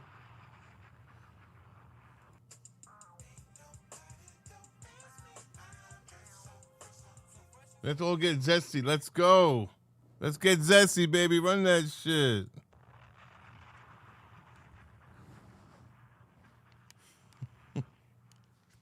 Thank you very much, Cakes Boo. I appreciate your $3 donation. My first donation. Thank you. We have Exhibit 91. And do you recognize this image? Yes. What is this? It's a trash compactor at the same location that I also documented. Now, what was done with those two, the trash compactor and the dumpster? I, like I said, documented it with photographs all the way around, and then we were going to search it at a different location. And did you go to that different location? Yes. Where was that? 300 Forest Street in Peabody. It was Greenworks Republic's transfer station. Ms. Gilman, can we have Exhibit 107, which was, I believe, file number 6556? Thank you. Now, does this look like where you went to in Peabody? Yes. Okay. So once you got to Peabody, what was done with the two dumpster? What was done with the dumpster and the compactor? I'm sorry, I didn't hear you. Oh, no, my bad. What was done with the contents of the dumpster and the compactor once you got to Peabody? They were separately transported to this location, 304th Street, and they marked off an area. I documented it before they dumped the trash, and then individually, they started with one of the trash receptacles, dumped that, and spread it out so we could go through it and search it. Well, this is the first video I'm seeing about the trash. I didn't know they actually went to the trash. This is my first video. Have you guys seen this video yet with the trash? So, and who did that process? Who dumped it out and searched it? So the company who transported the receptacles, they're the ones who dumped it, but they put it in a location where we could go through it methodically. The CERT team, which is a special emergency response team, there's about 10 of those individuals who were there to go through the individual trash bags. And what was the conditions like while everyone was doing this? As far as weather. Oh, it was it's January, so it was very cold. And it was outdoor location. It looks like it's indoor, but it's half indoor, half outdoor. And so when the CERT team would get to a bag, would they open several bags at once, or what? How would they do it? So they did it methodically. So they each kind of tacked it together. They went through each individual bag, looked to see. We actually had a meeting about what we were looking for, so they knew what to look for. If they found anything that they Jenny Ham Sandwich, thank you very much for being zesty. Zesty. The key word is zesty. Thank you very much, Jenny Ham Sandwich. I appreciate that. You already know. Run that shit. Let's go. Zesty in the house. Let's go.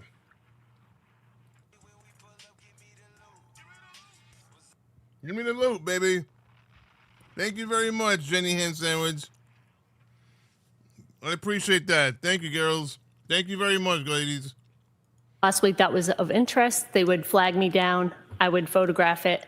And then if it was something that the detectives wanted to collect, we would collect it and spread it out so we can document it further.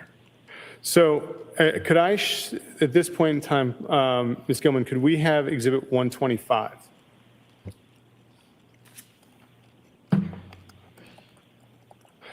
So do you recognize this image? Yes, sir. Is this one of the bags, contents of the bags that you had to spread out and do further documentation of? That was some of the contents in one of the bags, yes. Oh my God. Dude. Guys, look at the fucking content of one of the bags. A hammer. A scissor. A big scissor. A saw. Another clip thing. What's I don't know what is that orange thing? An axe? That's an axe. That's an axe. Oh my god. Oh my god. And duct tape. All the way to the left is duct tape. A duct tape, hammer, axe, scissor, saw, and another scissor. Wow. Oh my god. Wow. There's gotta be blood on that saw. On that saw, there's gotta be blood. Look, there's a big saw in there. Oh my god.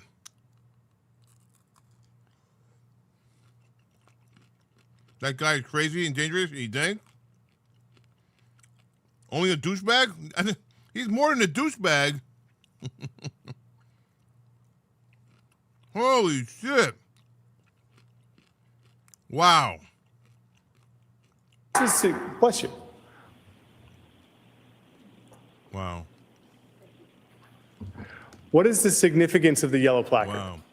Wow. That tells me, so as I was spreading things out, each bag got a placard, and then we would know which items came from which bag.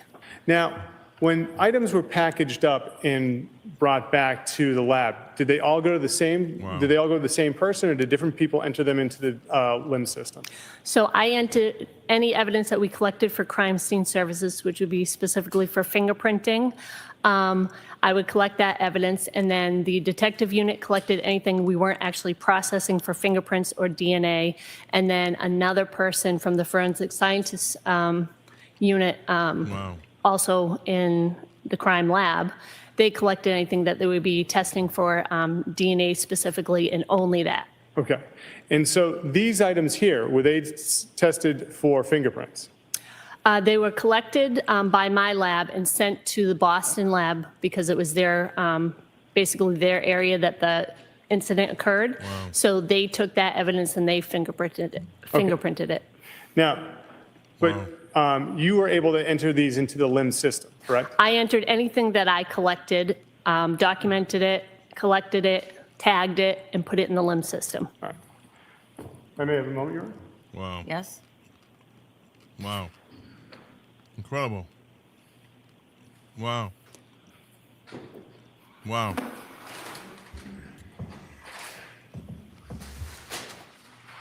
A lot of stuff. Ma'am, do you happen to have gloves with you? I see a box. I do. Okay. Your Honor, may I approach the witness?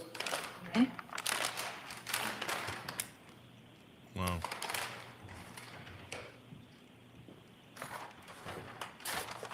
For the record, I'm bringing you some parchment paper just in case you need it.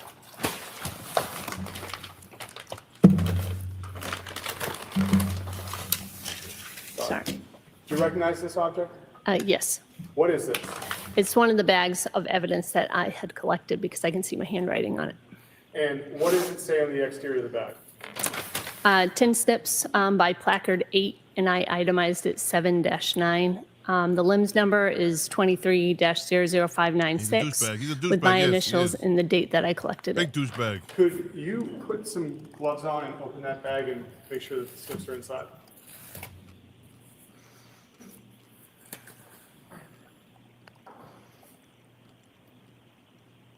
Do you mind if I stand? No, go right ahead.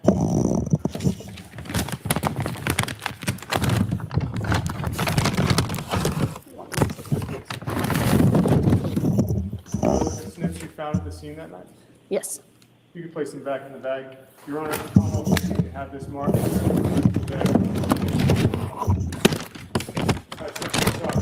Commonwealth would seek to have the tin snips with the bag marked as the next exhibit. All right. No objection. The snips in the bag are now in evidence as Exhibit 171. Is that correct?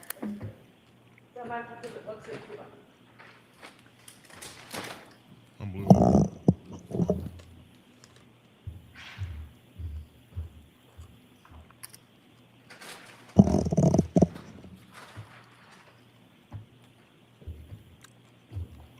They should show his face. They should show his face when they're unwrapping it. I want to see his reaction. I would love to see his facial reaction. Ma'am, do you recognize that bag? I do. What is that?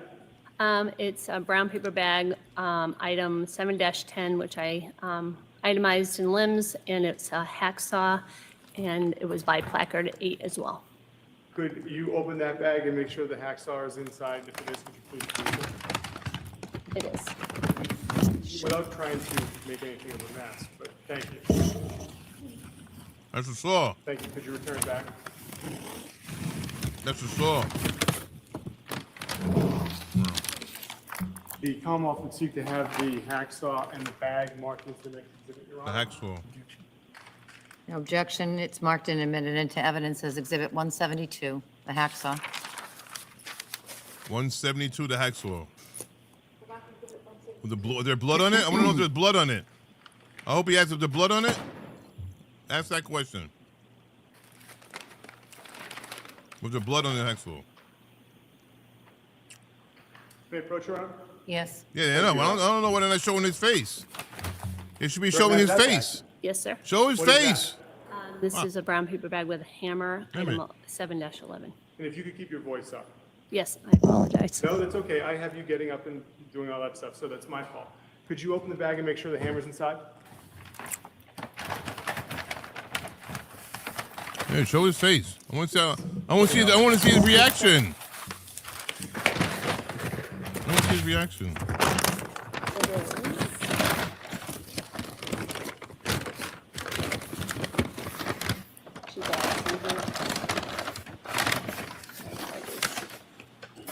A hammer. Thank you. And that's the hammer you saw that night? The Commonwealth would seek to have the hammer in the bag marked as the next exhibit. Car rental. Hearing no objection, it's in evidence now as 173.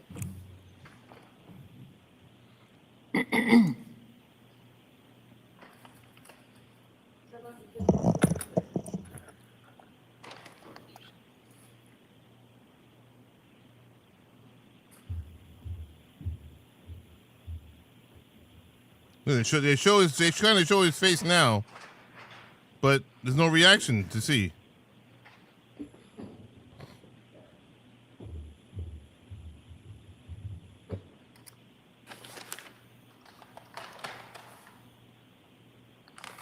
May I approach, Your Honor? Yes. Do you recognize this bag? Yes, sir. Could you open it and could you tell us first what is it?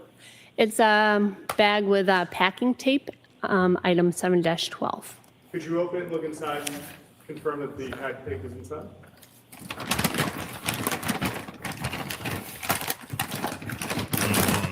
What a fucking moron, this fucking Does guy. that appear to be the pack tape that you found? Killed at, that girl. the Wow. DVD at the trash site that night? He murdered that girl. He murdered his wife.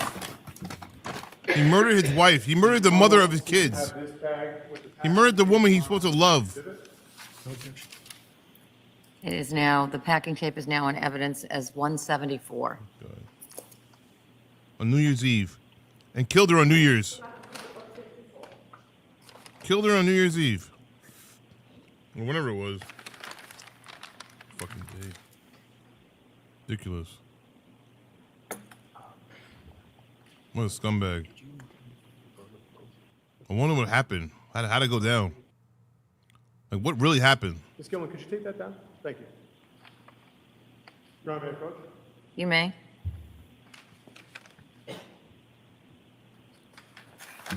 Ma'am, do you see that bag? Yes. Do you recognize it? Yes, it's a brown paper bag with a hatchet in it, item 7-13. Here's the hatchet. Could you open that bag and Here's confirm the the hatchet. hatchet's inside? The hatchet.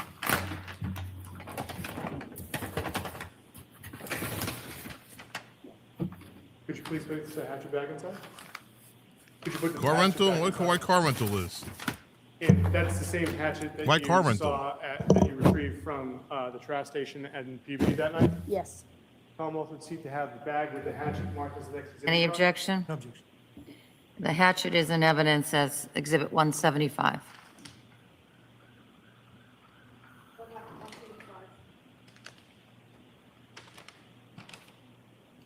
Maybe he should have rented a car. Is there proof of he rented a car?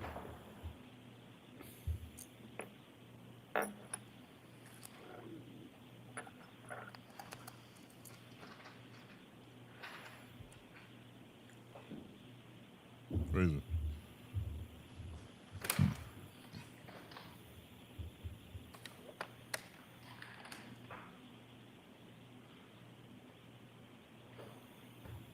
May I approach, Your Honor? Yes? Do you recognize that bag? I do. And what is that?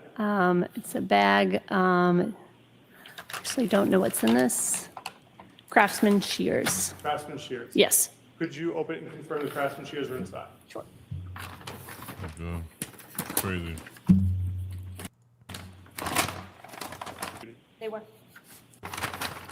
Bag with the shears marked as the next exhibit. The shears 714 are, It's a brown paper bag with a measuring cup in it, item A 7-15. measuring cup. And could you Measuring open cup. that bag and look inside? Why is there a measuring cup? Why do you have a measuring cup? Is that the measuring cup you saw that day, Peabody? Yes. What do you think? Welcome seat to have the bag with the cup now back inside. A measuring Next cup? exhibit. What do you use a measuring cup for? Number 715. 715, the measuring cup is now in evidence as 177. I wonder what that was used for. Measuring cup. Back to the lab and enter them into the LIMS system. These items, once they were in the LIMS, once they were entered into the crime lab evidence system. Correct. Your Honor, may I have a moment? Yes? Thank you. Crime lab was to be fingerprinted? Correct. Nothing further, Your Honor. Cross-exam. Cross exam. No questions. All right. Bye. Watch.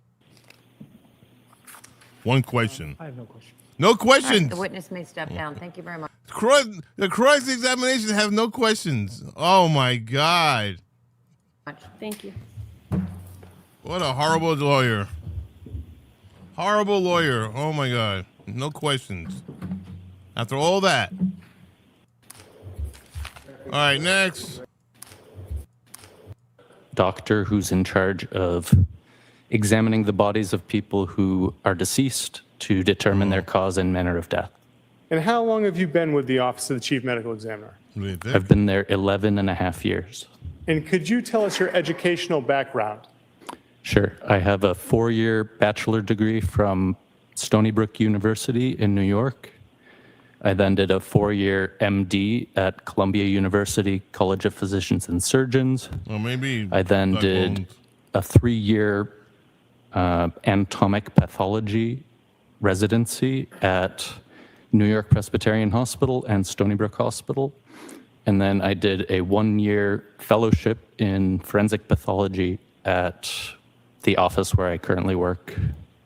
And so I take it that worked into Of patients refers to occur just over 1,500 full autopsies, about 2,700 additional examinations that weren't full autopsies, and I've supervised 300 additional full autopsies. How long does an autopsy take? It depends. An autopsy can take less than an hour if it's simple. It can take all day if it's a difficult case. And how, you said the external and internal, how do you begin the external examination of a body during an autopsy? We examine the clothing in some cases. Then we examine the external surface of the body by taking photographs, by drawing our findings on a body diagram, and just looking for signs of injuries or disease that might have led to the person's death. And what consists of the internal portion of an autopsy? The internal portion is removing the organs, also looking for signs of disease or injury, and sometimes removing items like bullets that may have killed someone. And when doing an autopsy, I neglected to ask this, but I imagine there is a facility at OCME that you do this in. Yes. And can you just tell us, like, what do you have as far as tables to work on for patients? The table that the decedent lies on? Yes. It's a metal table with raised edges. And what do you wear when you perform an autopsy? I wear a lot of protective equipment, a full Tyvek suit, extra sleeves and an apron over that, a mask and face shield, and 3 pairs of gloves. And when you do an autopsy, what attempts do you make to get access to a decedent's medical records? We make every attempt we can to access their medical records. In Massachusetts, the law is that we're entitled to them in Massachusetts. So, And when performing an autopsy, what samples do you take from the body during an autopsy for further analysis? we take fluids and sometimes tissue for toxicology testing. We also take it sometimes for DNA testing, for looking at under the microscope, various different things. And can you tell us what histology is? Yes. What is histology? Histology is the study of tissue by looking at it under the microscope. And how many times have you ever testified in a court before giving your a medical opinion? Yes. Now, on January 10th, 2023, did you have the opportunity to seize items taken from a trash facility in Peabody? Yes. Where did you do that? At the Office of the Chief Medical Examiner in Boston. Why were you examining items opposed to, well, why were you examining items at the OCME? Normally, we're not involved in examining items, just bodies of people. In this case, the objective was to determine whether there was any human tissue on these items. I may have a moment, Your Honor. You may. Thank you.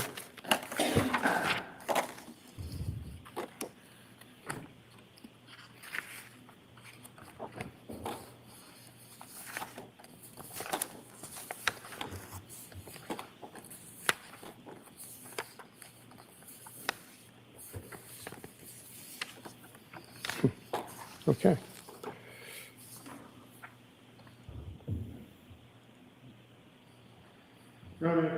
You may.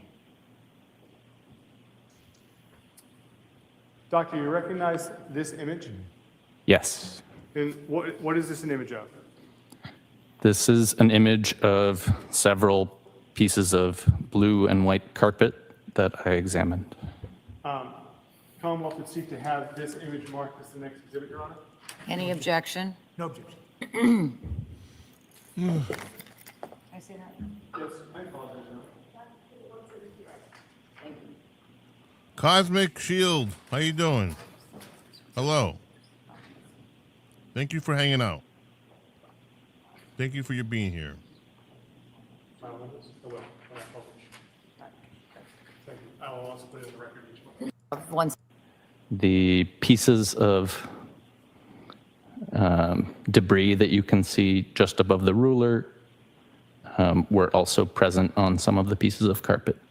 And who places the ruler there? I do.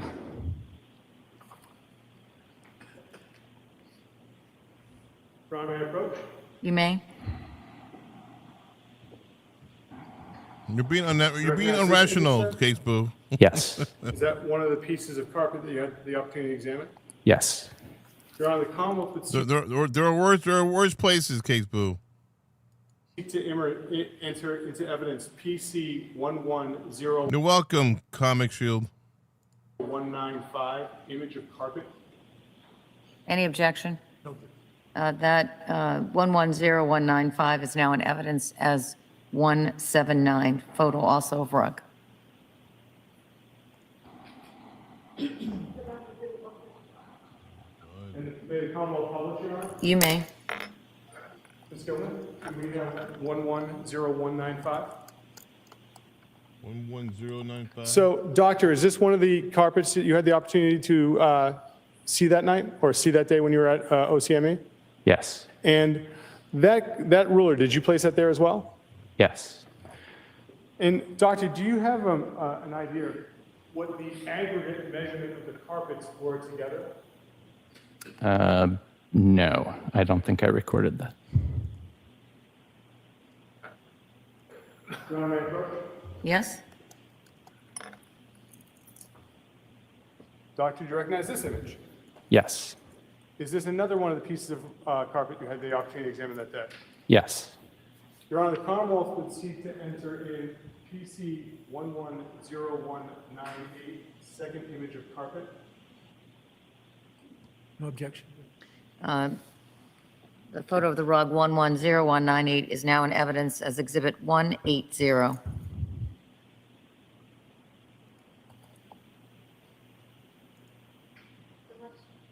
Is that a good place to stop for today?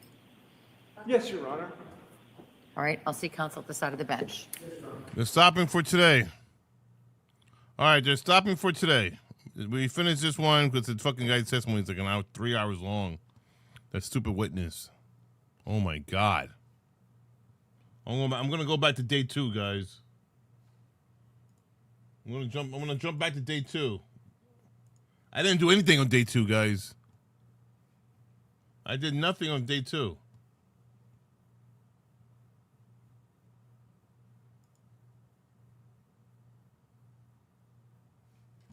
Where's day 2? Here.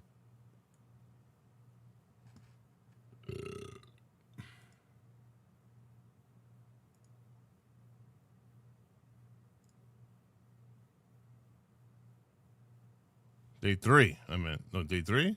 Day 3.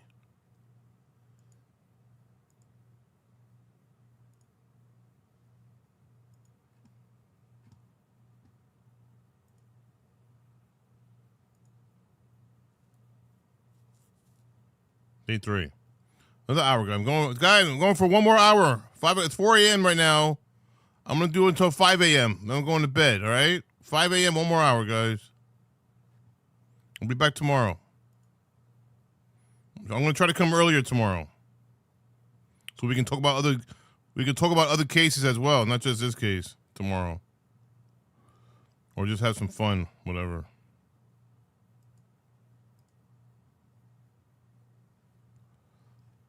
No sound, no sound.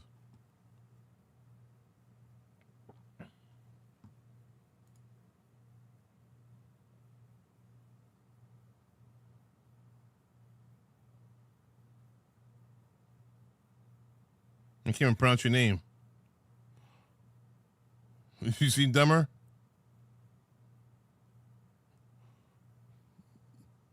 Prowl Grave. I'm glad you've seen Dumber, bro. He's a dipshit that for certain, and an a-hole.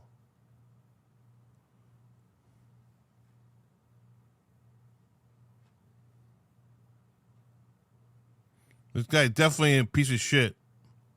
You killed your own wife. Guys, if you have the nerve to kill your wife, who has 3 kids of yours, why would you do that? Why would you kill your wife, who's the mother of your children? Ridiculous. You don't do that. I'm sorry, you don't do that. That's not right. That's not right. Not right. Make me sick.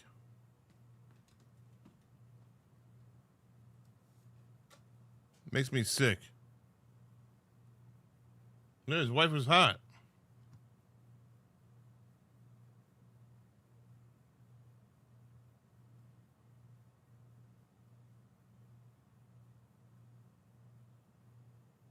Three weeks?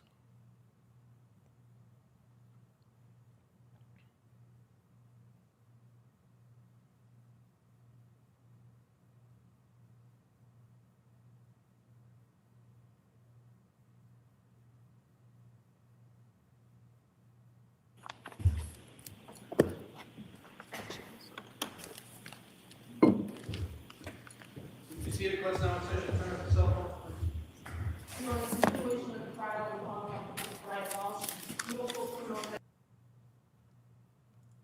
Hold on. Let me quit the.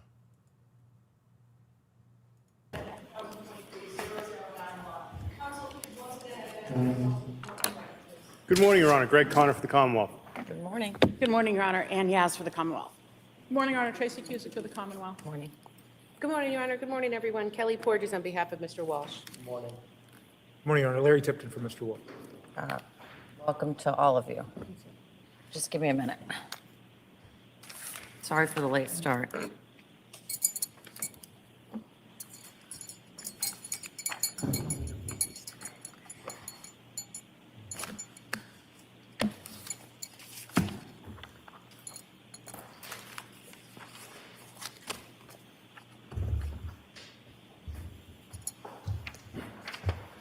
All right.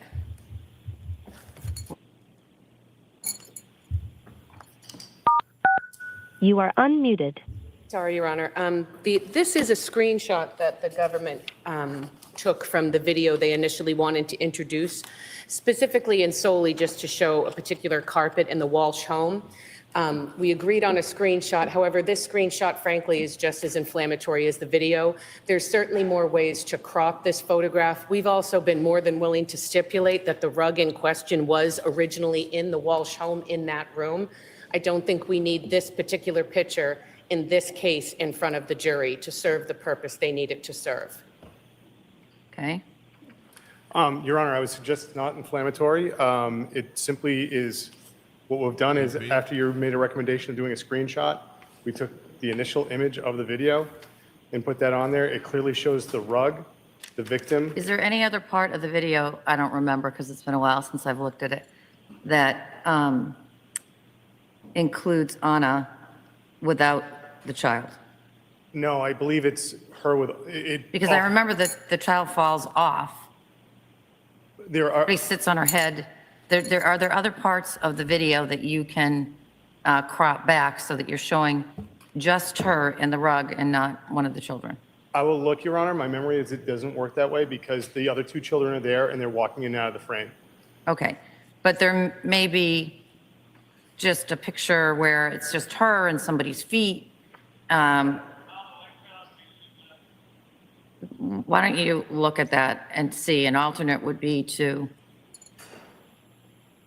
as I did in my chambers, take a piece of paper and just across the band where the child is most dominant, or alternately, I am sure that somebody, well above my capabilities, but I'm sure that somebody could edit out the child entirely. So just so we understand, the position is to try and keep the children out of it entirely. I think that the Commonwealth is entitled to show the jury the rug, even if the defendant is willing to stipulate to it, but I want to do it in the least inflammatory way as possible. Okay. And so if there's a better alternative, and I think there might be, but again, I haven't watched it in a while. And by better alternative to me, that's a video or a still, excuse me, that shows the rug and Anna and less of, if not I'll do my any best. children. I mean, Your Honor, you can, if you just even cut that picture in half.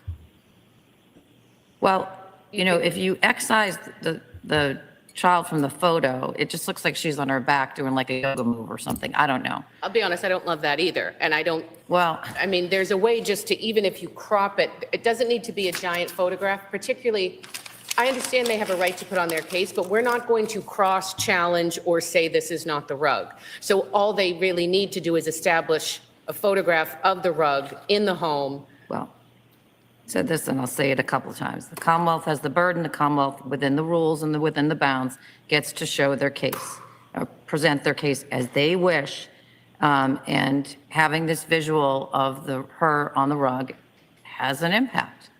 I would like to make it more neutral without the child in there. And so see if you can work on that. I will, Your Honor. While I'm talking about things that you should work on, Madam Clerk, that back. I want you to look at the William Fasto text messages with the following in mind, because it's likely where I'm going to draw the talking like a line. medical examiner? Although I'll hear from you. Who is in case I've boo? read your pleadings. I think there is classic state of mind evidence in those, embedded in those.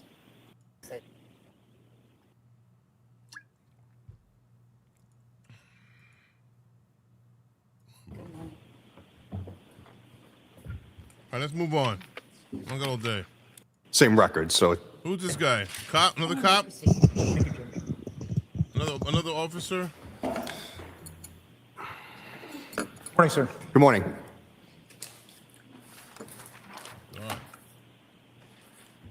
So just a couple of recaps here. That binder that's been marked as Exhibit 79, the binder of the history that you included of the MacBook Gray device, we can all agree it contains 3,677 records as you defined them yesterday. Yes, well, half technically because they're duplicates. Shows the first one from the parsed and the second one from the carved, but they're the same records. So it'd be about, what, 1,800-ish, realistically. I don't understand your answer. So if you look at the binder, it shows one record, say record number 1, shows the information, the parsed information, and then this record number 2 shows carved. It's the same date and time stamp, the same information, just a different location in the database. So it's almost duplicated. Okay. Here's my question. Yes.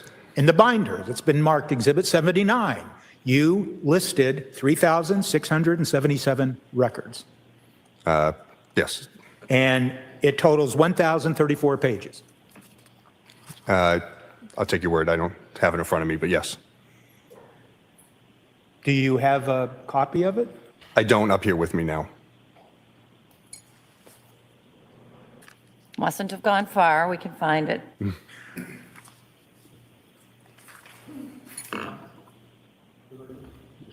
Sure. Thank you. Yes, it is. Thank you. Yesterday, you testified to the binder that was admitted as Exhibit 80, and that was regarding the iPad Mini. Yes. It involved 2 separate extractions. Same extraction, but 2 different versions of the software, yes. Wasn't it labeled Extraction 1 and Extraction 2? I didn't label it that, but that's how it is labeled, yes. In any event, it's clear now, isn't it, based on your forensic analysis, that the searches that were found on the iPad. The dumb people are murdering. That's what this photo is. Dumb people murdering. Yes, that is correct. Makes no sense. That you used the term sink yesterday, right? Yes, that is correct. And you used the word sink in the context of the searches based on your forensic analysis originating on the gray map. That is correct.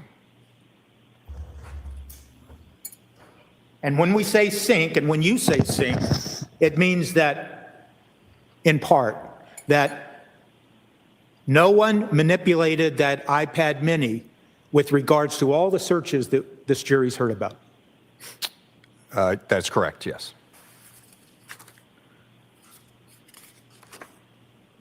You told us yesterday that there are multiple records, as you defined it, records in this Exhibit 79 that have the same timestamp, correct? For this binder here, the 79? Exhibit 79, yes, sir. Yes, that's correct. And you told us specifically, if I heard you right, that does not mean that there were multiple searches with the identical timestamp, correct? Yes, that's correct. And it does not mean that the website that's referred to in each one of those duplicate records, it doesn't mean that that website was visited twice. Unless the visit count says twice, then yes, but like I said, that parsed and carved record, there's the same record of the same thing that happened, just different spots pulled from the database, so. And you did not, in what's been marked Exhibit 79, you did not indicate to whoever looks at Exhibit 79 what were those duplicate records. I did. How'd you do that? I spoke with the prosecution, our ADAs, and explained what this is and how it parses out the data and when it prints out. What I'm asking you, though, is when someone opens up that book, and let's just say someone like a juror, when they open up that book, there's nothing to indicate to them out of those 3,677 quote records Which one is duplicative and which one is not? Well, I just testified to it now and also on direct, and it also shows in the book the same date and time stamp, and I explained the parsed and carved records. I don't have a paper written report, if that's what you're trying to infer. You don't have a what? Paper written, handwritten report, if that's what you're trying to infer. I'm really not trying anything. I'm just asking you that if someone were to look at those 3,677 records, there's no term used that says this is a multiple, this is a duplicate of record 1 or record 2. It says nothing like that in the book, does it? Objection. Objection. You can answer. I don't fully understand. So you're asking if there's something that says that one's a duplicate and one's not? I've asked, yes, that's what I'm Okay. asking. By the same date and time stamp on the record, and as I explained, the parse and carve, but I don't know if there's anything, like there's no key guide that says what it is. Okay. If that's what you mean. And yesterday you also told us about something called redirects, correct? Yes. And that a redirect means that the computer or the device on its own, with the software, with the browser, redirected the user to another website. When they click on a website, it can redirect, yes. Okay. And it's the device and the software operating within the device that determines a redirect. It is not the user. That is correct. And you don't have anything in this 3,677 records. You don't have, we'll use your reference, an index or anything to indicate the reader of this Exhibit 79, what are redirects and what are not. That's correct. And you have no idea how many, quote, redirects occurred or occur within this Exhibit 79. Or occurred. Just the few that I saw. So I don't know. I don't have an exact number. Okay. You would agree that with regards to Exhibit 79, that there was no activity on the gray MacBook between 3:50 a.m. and 4:52 a.m. On what day? January 1st of 2023. Again, I'd have to double check. I remember there was Get the noodles back. Gmail usage around the 3 a.m. point, and then 4:52 there was some searches, but I don't know if there's anything in that time frame in between. What, if you will, sir, maybe you could check. Yep.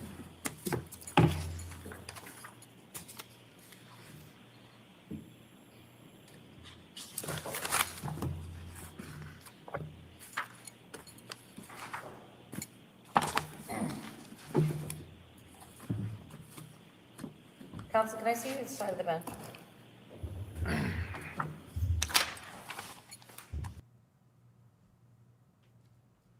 Come on, let's go. 1,677 records. Would you agree with that? I don't know. I don't remember. I remember seeing it somewhere, but I don't know if it was in the MacBook. There's, like I said, a lot of data. It's fair to say, isn't it, that your examination of exhibit that's contained in Exhibit 79, there's no indication that that MacBook and any user of that MacBook ever accessed Anna Walsh's iMessages? Her iMessages? No, I never saw any indication of that. I'm going to refer you to page 555, record 2055.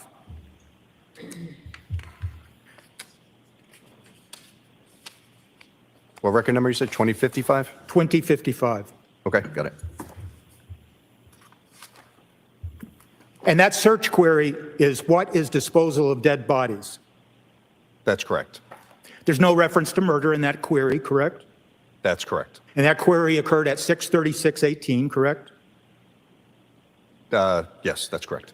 I'm going to refer you to stay on that same page, page 555, record 2057. Okay. It occurred at 6:36:22, Yes. and it regards body disposal options. Yes. No reference to murder, the word murder, correct? That's correct.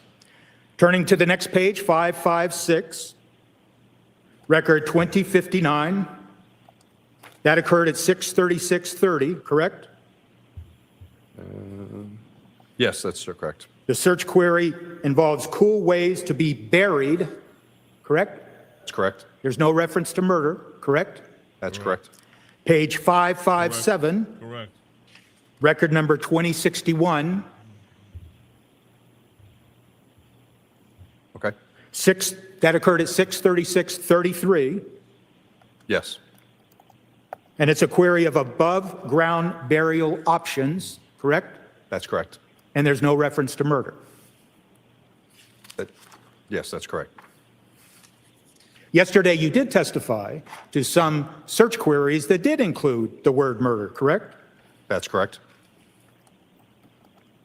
And you would agree that these searches that we're talking to the jury about today, they began at 4:42 on January 1st of 2023. 452, but yes. 4:52. The first time the term murder was introduced in these searches was at page 596, record 2185.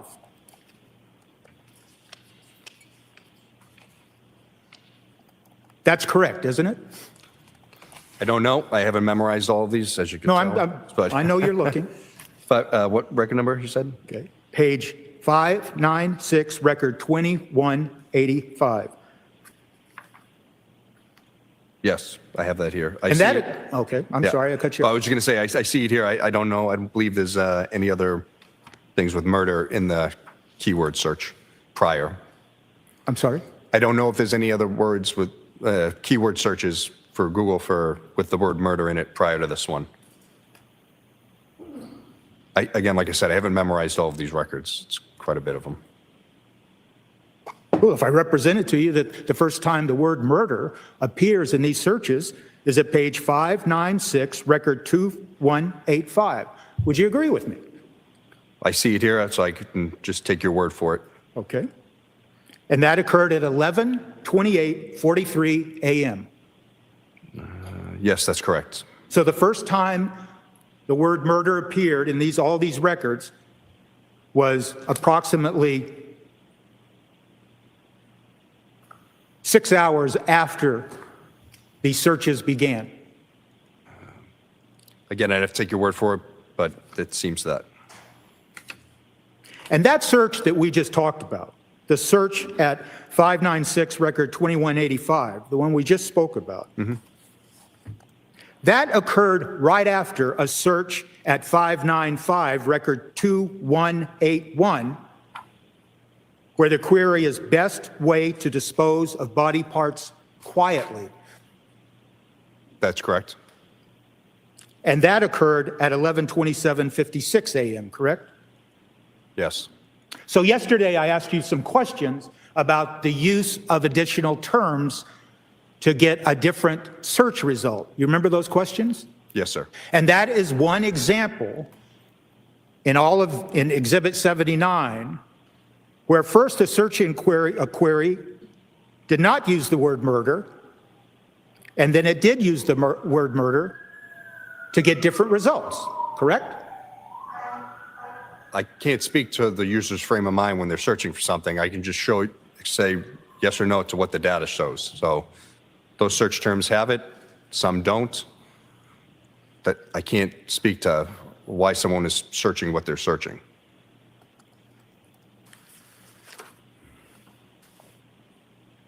You testified yesterday, and I'm going to give you a cite, page 694, record 2507. If you can turn to that. Yep, sorry. Page 694, record 2507. Okay. And that has to do with a query about hard drive removal. Yes. Correct? It's fair to say that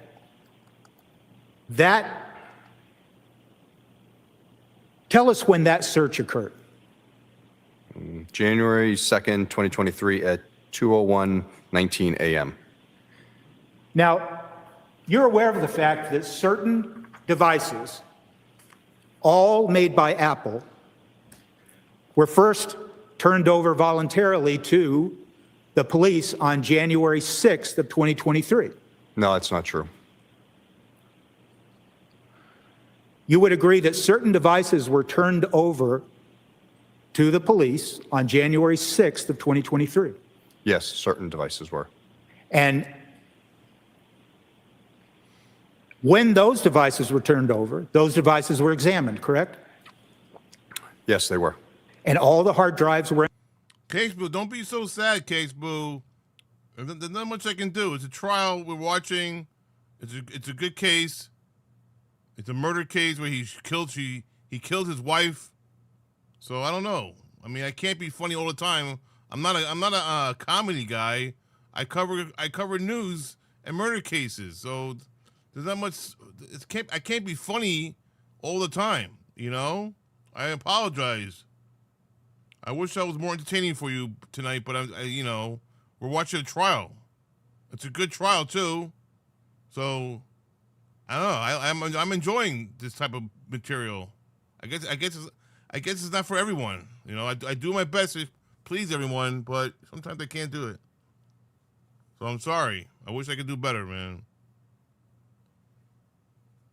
Have a good night, Cake Spool.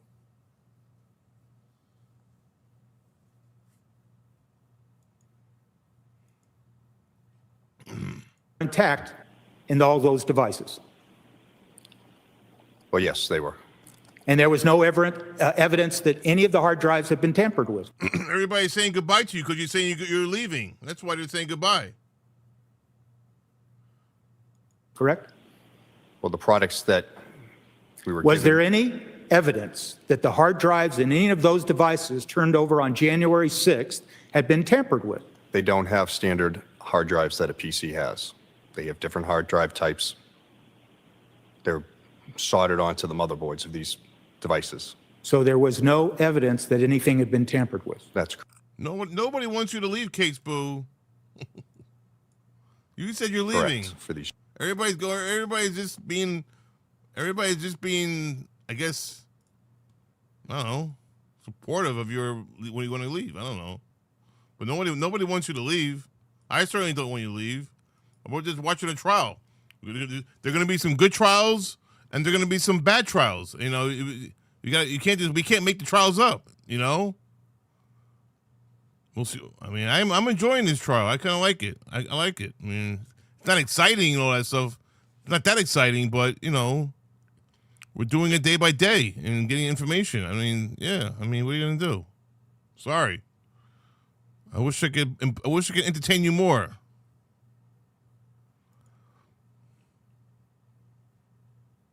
Chips.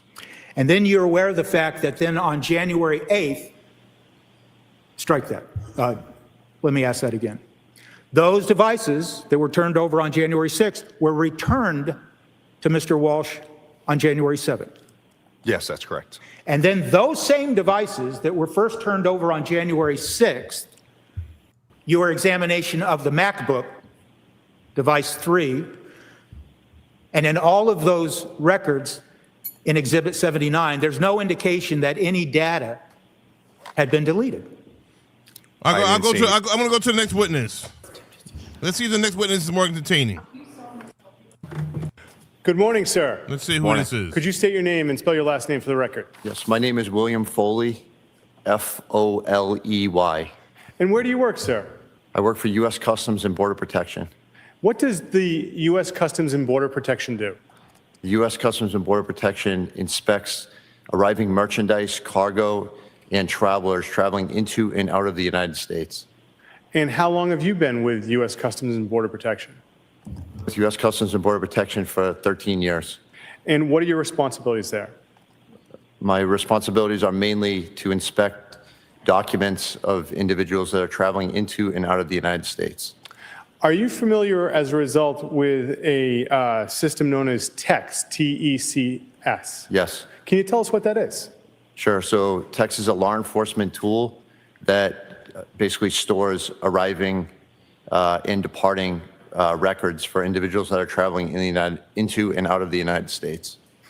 And who has access to it? U.S. Customs and Border Protection.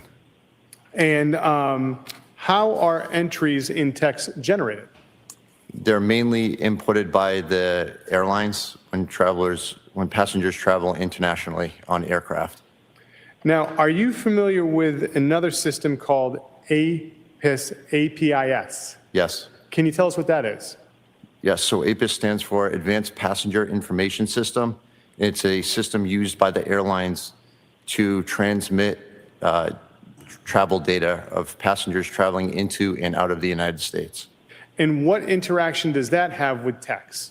Once a record is inputted into APIS, it's transmitted to text within 72 hours of a traveler's arrival or departure into the United States.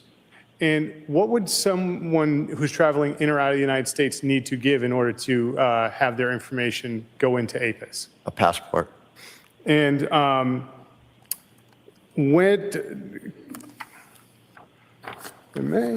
now, what happens if someone has dual citizenship and has two passports? So the airlines scan whichever passport or record whatever passport is provided to them by the traveler. And if someone has dual citizenship, would it record still that they're coming or leaving the country? I'm sorry, can you repeat that? So if someone has dual citizenship and they use another country's passport, does it still get recorded into APIS? Yes. Okay. Now, sir, you've earlier provided some documentation from text that's been stipulated to as boring Exhibit too? 82. Your Honor, with the court's permission, the Commonwealth would seek to publish Exhibit 82. And the description of Exhibit 82 is what? A two-page text document having the name Anna Walsh. Is it from one of these two systems? It is from the TECS system by U.S. Customs and Border Protection. All right, the 2 pages of TECS documents are now admitted into evidence as Exhibit 82. Thank you, Your Honor. Yes. And this is pre-marked as 82? It's okay. We're literally on the same page. So, Mr. Foley, can you see the screen, sir? Yes, sir. Okay. Now, I'd like you to walk us through this document. The date at the top left-hand corner in time, what is that, sir? July 8th, 2025. And underneath that, encounter date start and encounter end date, what are those two dates representing? Those dates are the travel records from January 1st, 2022 and ending on July 7th, 2025 for pertaining to Anna Walsh. And what is the date of birth? Date of birth is April 12th, 1983. And scrolling down, sir, there is 2 lines of entry with Anna Walsh's name. Can you walk us through what those 2 lines represent? Sure. So the bottom line shows that Anna Walsh departed the United States on November 23rd, 2022, and returned to the United States on December 7th, 2022.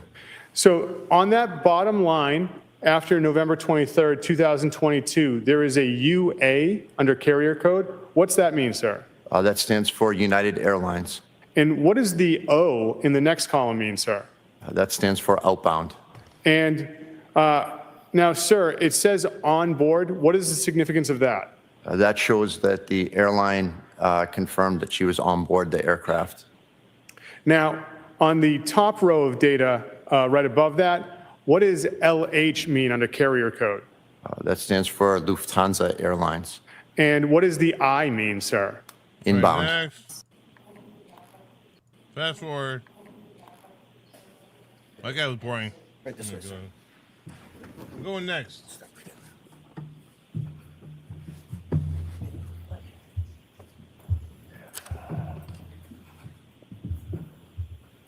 Good morning, sir. Morning.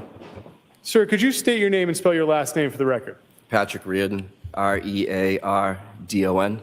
Where do you work, sir? Cohasset. And what do you do in Cohasset? I am a sergeant and a canine handler. How long have you been, you say sergeant, so I'm assuming Cohasset Police Department. Yes. How long have you been with the Cohasset Police Department? About 18 years. And how long have you been a sergeant? About 3 years. And how long have you been a canine handler?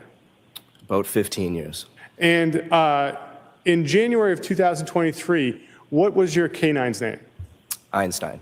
Einstein. Now, what type of dog is Einstein? He's a Belgian Malinois. Yeah, we're so And what persistent, type Case Boo. of police dog Case Boo, we can't give up that easy. We're watching a trial. I'm sorry. is Einstein? He's certified as a patrol dog. He tracks. It does area searches, building searches. What type of training did he go into to be able to track?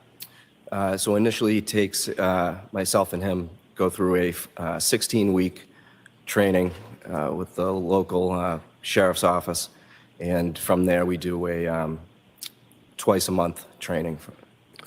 And now, sir, I'd like to ask you some questions about January 5th of 2023. Oh, man. Did you have the opportunity to do a track or an area search with Einstein that day? I did. Approximately what time? About 10:20 in the morning. And what was the weather like? It was cool, cloudy. And where did you conduct this search? I conducted the search in the front left side, and the rear of the property.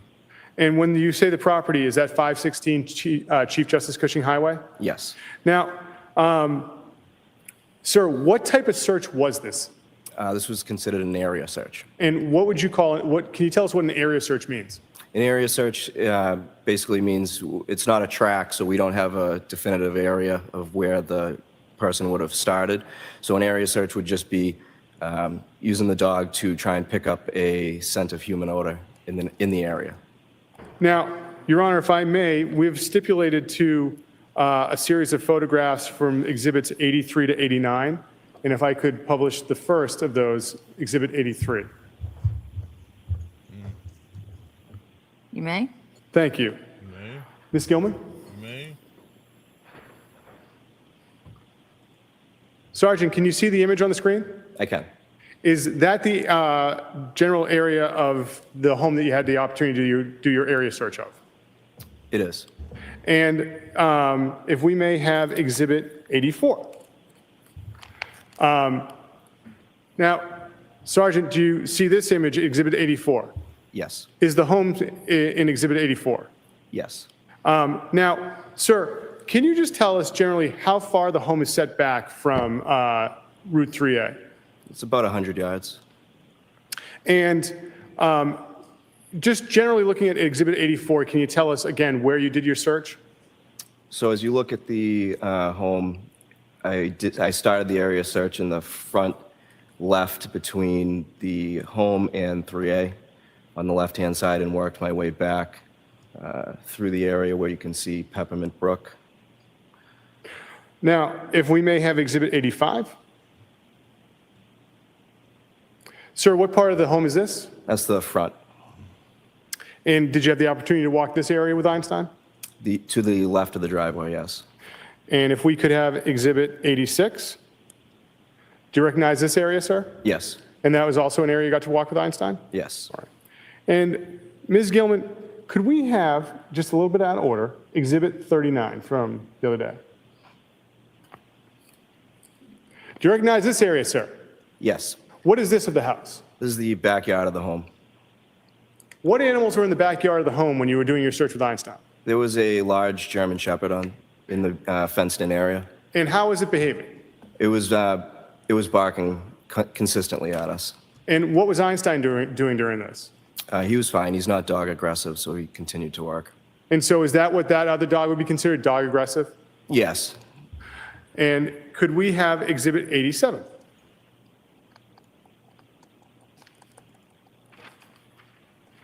Do you recognize this area, sir? Yes. Where is this in relation to the home? It's to the left of the home. And did you get to walk this with Einstein? I did. And then if we could have exhibit 88? Do you recognize this area, sir? Yes.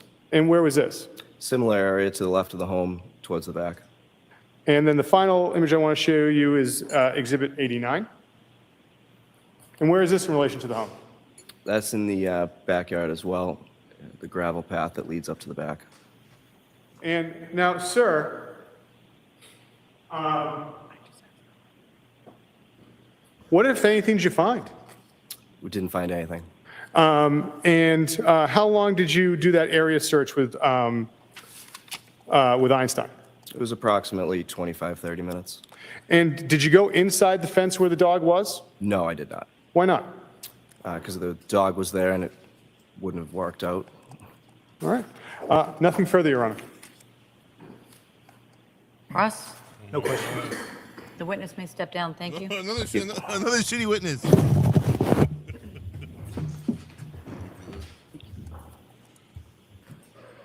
Commonwealth may call its next witness. Commonwealth calls Tom Menino.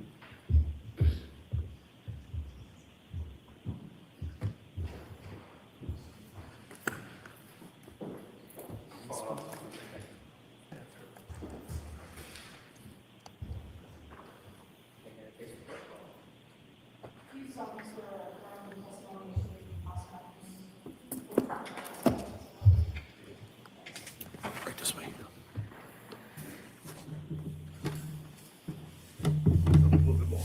There you go. Good morning. You may proceed. Thank you, Your Honor. Good morning. Good morning. Could you please state your name and spell your last name for the record? Thomas Menino, M-E-N-I-N-O. And how are you employed, sir? I'm currently employed with JetBlue, In what capacity? corporate security manager out of Boston Logan Airport. Thank you. And how long have you been employed by JetBlue as corporate security? Just under 2 years. And what are your responsibilities there? Security issues at the airport, keeper of the records. And so as part of your job, you said you are keeper of the records, Correct. custodian of the records? Correct. Thank you. And does JetBlue Airlines keep records of customers flying on its planes in the normal course of business? Yes, we do. And how are your company's records kept? Electronically. When are entries made of those records? As soon as someone purchases a reservation for an airline ticket, that's when we get the record. Thank you. So as close to a transaction. You know, guys, I tried to open my panel earlier. Nobody came on my panel. We could have had some fun on the panel, talking and joking around and making fun of these people. But nobody joined my panel. Nobody joined my panel all night long. So thank you very much. Being made as possible? Correct. And why are records kept? Just because we want to know who's flying on us, and if there's any issues with I it. apologize, Judge, I just can't hear the witness. Okay, I'm just going to ask the witness, this is a really large courtroom. Lean right into that sorry. microphone in a big, bold voice. Sorry. Thank you so much. If you could just repeat that answer. So just so we know who's flying on our airline and that we, just have a record for them. Thank you. So are your records kept in good faith? Yes, they are. And do you have JetBlue records concerning reservations for December 25th of 2022 through January 30th of 2023 for passenger Anna Walsh with a date of birth of April 12th, 1983, that you have provided to the Commonwealth? Yes, we did. Your Honor, I'd ask now that we enter in, which has already been previously marked as Exhibit 92. 9-2? 9-2. Presumably, we're going to hear about what 90 and 91 are later? Yes, we will, Your Honor. All right, so 92 are the records from JetBlue. Don't be scared. They're marked and admitted into evidence. Thank you very much. I'd also ask that they be published for the jury at this time electronically. I wish this trial was more exciting as well, everyone. You know, trust me. I love an exciting trial, but a lot of times during a trial they get a little quiet and relaxed and boring. So it is what it is. Do you have a copy of those, sir? I don't have them with me. I will bring them right up to you. Thank you. May I approach, Your Honor? Yes, you may. Thank you so much. It is what it is. All right.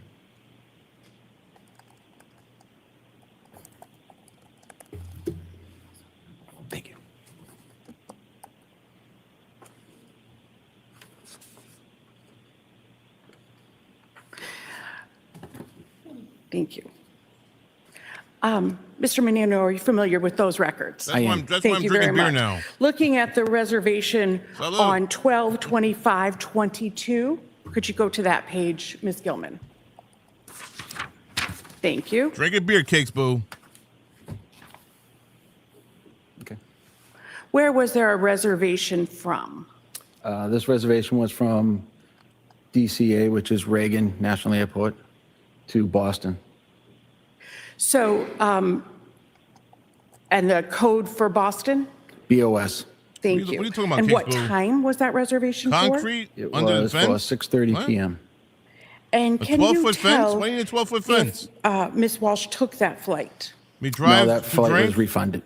But don't So drive you to drink. can tell that she did not take that flight. Bring the is that drinks to your correct? house. And where do you see that Good road. flight was refunded? Where it says STAT, STAT, it says Bring the RFND. drinks to your house. And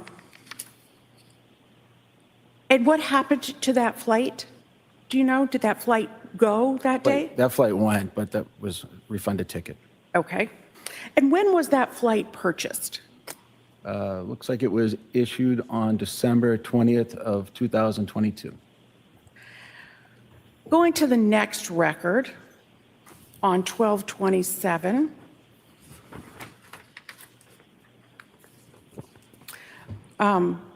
Guys, you guys like my other Christmas tree? Look. Nobody complimented me on my other Christmas tree. You don't like my other tree, guys? Look, I made another tree. Look at that. Isn't that pretty? Oh. A new Christmas tree I got. Right? Look at that. Isn't that nice? I got a new tree. Oh, it's so cute.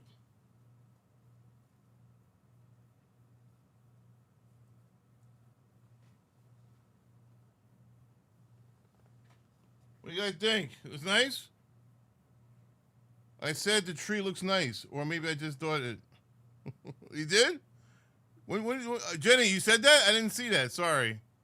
But thank you for, if you said that, thank you very much. Thanks for the compliment. But I just got it today. I bought it today. I bought it the other day from a store for like $5. $5 for this tree. You know where I got it? I got it at Target. No, Target. Yeah, Target sold this tree for $5. It was on sale. Nice, right? $5. Well, thank you for the compliment. I appreciate it. Thank you. I got a haircut. You like my haircut? I got a haircut today, Cakes Boo. Look at my haircut, Cakes Boo. And everybody else. I'm calling out Cakes Boo because she's bored. So I have to keep Cakes Boo excited and entertained.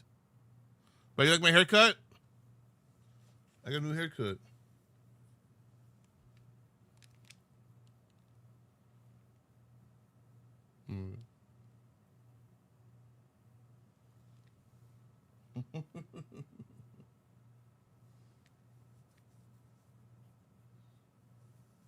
So yeah, my new look and my purple hair. My hair is still purple. Red is gonna be what? Blue is gonna be next. I think blue is next. When the purple wears out. All right, back to the case. Did Ms. Walsh have a flight on 12/27? Thank you for the side profile compliment. Good haircut. Thank you for the compliment. Oh, I think Cakes Boo left. Cakes Boo left already. Damn. Thank you, Erica Ashley, for the compliment. I see you. Thank you for the compliments, guys. Thank you. 22. Yes. And where was, from where? It matched on the mic? Yeah, This it does flight match on the mic. was from You're right. Boston to Reagan The National mic Airport. and my screen. And what time? 7:30 a.m. And did she take that flight? This flight here was booked through JetBlue. Let's be hair color twins, Ashley. I like that. Rich and I are going to be hair twins, color twins. When it was with the Northeast We're Alliance, that meant we were dealing with American hair Airlines. matches perfectly. And Thank you, so this Earth was Ashley. purchased for an American Airlines Thank you. ticket. So we don't have record of if she took that flight or not. And when was that flight purchased? It was December 20th of 2022, And where can you see that? where it says issued, All right, next. the second date. Next. No, that says What are we talking it was about? What are we no talking show. about here? So it What are we meant that the talking about person did here? not show up. What are we for the flight. talking about here? What's the difference between refund January 4th, 2023, a ticket was purchased to be used on January 4th, 2023. and no show? So refund is you can cancel your ticket prior to your flight and get your money back. No show means you just don't show up for the flight. Oh, she got no show. Oh, she got no show. Okay, because she's dead. Hello. You get a no show when you're dead. And looking at the next document, God. and if you could go down, please. And and where do you see that? Right there, it says CMP 2. Hold on, just make sure I get the right one. The third, sorry, it's CMP 1. It's the lower one. Thank you. And going back up, when was that? 14? That was created on November 5th of 2022. Okay. And looking at 116, Thank you, Polka Dot. did Ms. Walsh have a flight reservation for 116 of 2023? Yes, she did. And where was that flight scheduled from? That was from Boston to Reagan, And what time was that flight for? 6 a.m. And did she take that flight? That was a no-show on that flight. And when was that flight purchased? Going That's up, please. November 5th, 2022. And Ms. Gilman, could you go up in the record so we could see that, please? A little bit more. Go up, please. Thank you. And when was that flight purchased? That flight was purchased on November 5th, 2022. And looking at the January 30th. All right, next. Come on. Ridiculous. I'm going to bed soon. I got 5 more minutes, And guys. you may proceed. 5 more minutes, guys. I'm going to bed. Thank you, Your Honor. Everybody can go to bed. Everybody can leave me alone. Everybody can like go do what you want to do because I'm bored. I'm boring the shit out of you guys. Good morning. Could you please state your name for the record and spell your last name? Gregory Lowrance, last name spelled Lowrance. And where do you work, sir? The Cohasset Police Department. Another how cop. long have Another you worked cop. there? Oh my god. Since 20, he had tried to call and text her, and also was reaching out to friends and coworkers in the DC area. And did he say whether or not this was typical behavior? It was not. What did he say about their typical behavior? When she is away from the family for work, they usually FaceTime frequently, so he can FaceTime with their children. Officer Lawrence, what did you next do in regard to Mr. Walsh's missing person report? I returned to my cruiser to go into my cruiser bag and take out a blank NCIC missing persons report form to fill out. And what is NCIC? It is the National Crime Information Center, a national database used for law enforcement to get information out to surrounding agencies. So what kind of information do you need for that? Just basic biographical information, any personal appearance information, anything that will help locate a missing person. And were you able to compile information for that form? Yes. And at this point, Your Honor, I'd like to put into evidence what's been marked by agreement as Exhibit 93, the NCIC form. Exhibit 93 is now in evidence, the NCIC form. Thank you. And before I ask you a question about that, who gave you the information to fill out the form? Brian Walsh. Do you recognize Brian Walsh in the courtroom today? Yes. Can you please point him out for the record? He's right there in a black suit, red tie. Your Honor, might the record reflect that the witness has identified the defendant? The record will so reflect. Thank you. Your Honor, I'd like to publish Exhibit 93, the NCIC form. You may. Thank you. Thank you. I'm tired too. Time for bed, polka dot Susan, right? What did the time for bed. defendant tell you was the name of his wife? We're all going to bed. Let's Anna go. Walsh. And what did Two he more say minutes, 2 more was her minutes. date of birth? April 12th, 1983. Where did he tell you she was born? Belgrade. What information did the defendant tell you about where Anna Walsh lived? They owned a townhouse in Washington, D.C., which she stayed at when she was down there for work. They got her social security number up in here, operator license. They got all that personal information of her right here. Damn. Ms. Gilman, if you could go down. And what did he say was I know the she's address? dead, but 5334 43rd Street Northwest. And did he give you the Washington, D.C. and the zip Yes. code? Yes, ma'am. And did he say what her car was? Yes. And what was that? we're all going A to sleep, Ray Ray. 2022 gray Let's go. Volkswagen Taos. And did he give you a physical description of her? Yes, ma'am, he did. And what was that physical description that he gave you? About 115 pounds in weight, 5'2" height, brown hair, brown eyes.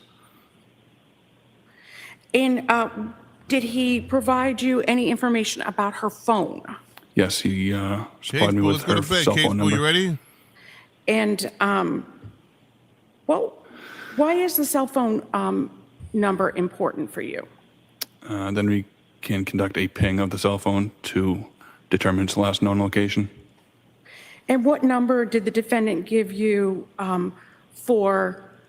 did he also, besides her cell phone, did he also give you his cell phone number? Yes, he did. And what number did he give you? 617-939-8646. And did the defendant tell you what airline Ms. Walsh was going to fly? He said that she was flying JetBlue. And why is that information important? Then we can contact Logan Airport and determine if she boarded any flights for JetBlue that day. And after obtaining the information from the NCIC form, where did you then go? I then returned to the Cohasset Police Department. And I should ask, did you go inside the house at that time? I did not. How long were you at the house? Probably around 20 minutes. I did not. And at some All right, point, did you 501. go back to the house then? All right, 501, guys. 501, and the lab is here now. Go. Good night, lab. See you tomorrow, lab. Better late than never, lab. Oh, man. Lab, what are you doing, lab? Where do you come now? Big butthole. Big butthole. I was here much earlier, dick face. Oh, okay. Well, I had a link to my panel today, and not one person used it. So I'm kind of confused why not. I'm really confused why no one used my link to my panel. Cakes Boo, Dr. Eve.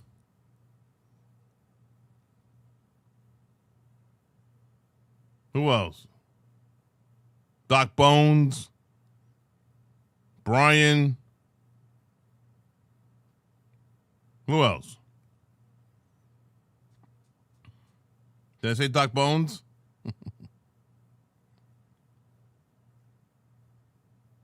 You guys should be ashamed. They should be ashamed, right? Cat Randall.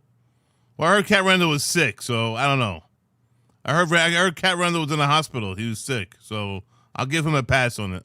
I'll give him a pass. But But no one else. No one showed up. I don't understand.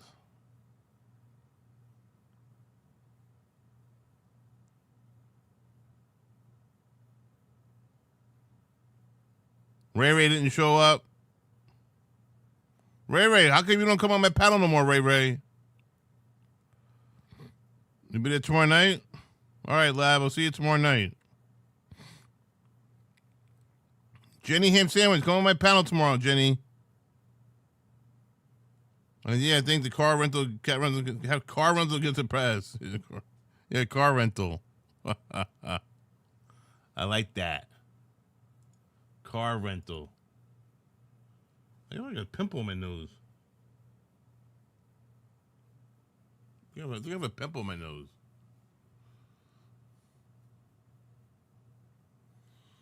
Anyway, I'm tired. I had a long day. Guys, seriously, I had a long week of work, man. Seriously, my boss and work and paperwork and, oh, my God. It's tough. I'm not lying, man. Working full-time job and then, live streaming every night. It's a lot of work. It's a lot of work. I'm not joking. Are we doing the eggnog tomorrow, Lab? Eggnog and rum or whatever liquor putting in? Are we doing that tomorrow? All right, I'm going to buy some eggnog tomorrow and some liquor.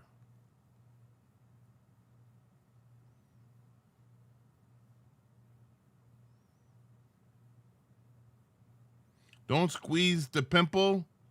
That's not okay. Why isn't it okay to squeeze a pimple if it's a whitehead? If it's a whitehead, you can squeeze it, can't you? With a whitehead? I won't do it if it's red, but I'll do it if it's white. Tomorrow, Lab? All right, Lab, sounds good. I know, Rich. Cakes Boo. Get the liquor tomorrow, Cakes Boo. Let's get drink tomorrow. We'll watch a little bit of it. We'll do a little bit of the trial, and then we'll drink the rest of the night. And watch some we'll watch some fun videos on YouTube, all right? There's no police chases? Why went to the police chases? No police chases? Let me see.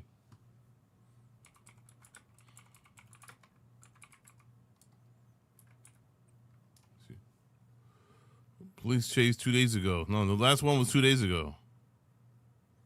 I'm sure there's gonna be one tomorrow night. A Saturday night police chase. Let's go.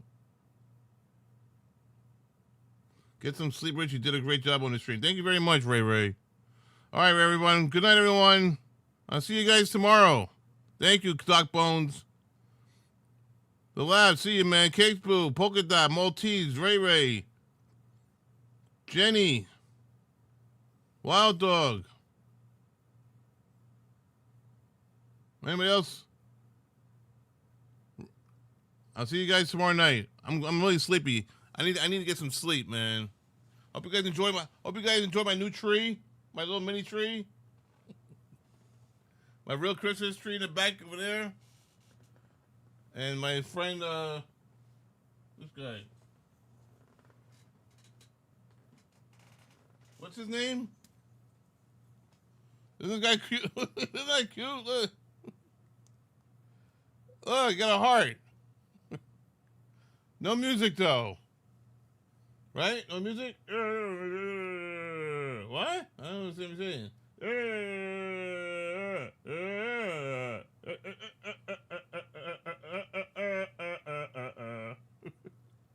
I have no idea what he's saying. The Grinch. Yeah, that's his name. The Grinch. I forgot his name. That's pretty bad, right? I forgot his name. You're a mean one, Mr. Grinch. Oh, yeah, we're going to do that tomorrow. We're going to sing that song tomorrow. I haven't sang that song yet. Tomorrow, we're going to sing the Grinch song tomorrow. You're a mean one, Mr. Grinch. You're a foul one, Mr. Grinch. You know what I mean. You're impossible to deal with. You're impossible to fix, Mr. Grinch. Hey, what are you doing? Well, I'll see you guys tomorrow. You already know, guys. Let's go. Run that shit, guys. I'll see you tomorrow. Be good. Bye.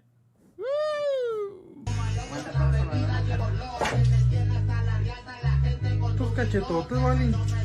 Ay, mira qué chulada.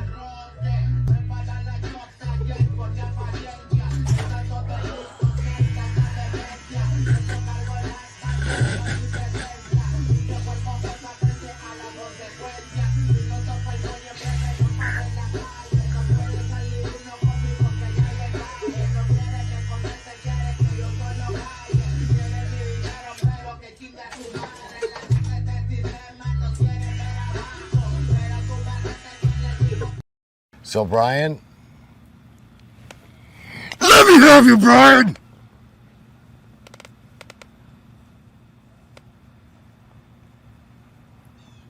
What did you do? What did you do? You're living You're it living every it night, aren't you, boy? Aren't you, boy? Turn yourself in, Brian. Brian. Once in For your once life, in life, be a man. Be a man, motherfucker. You like him yawning, Dawn? Whoa! I can remember it. She was just watching. I can remember it. Not she was just watching.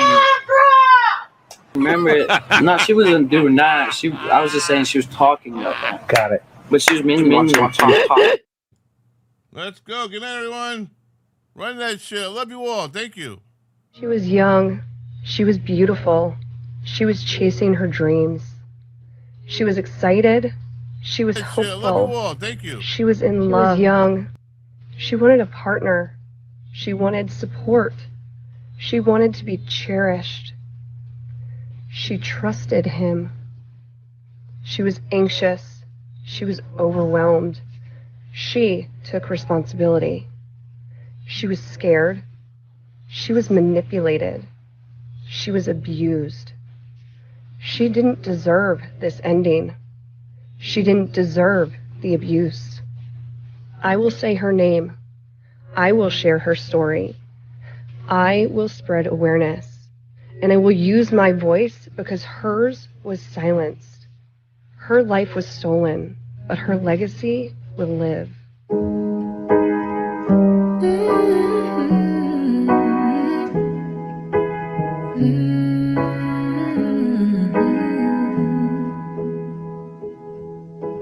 Yelling at the sky, screaming at the world. Baby, why'd you go away? I'm still your girl. Holding on too tight, head up in the clouds.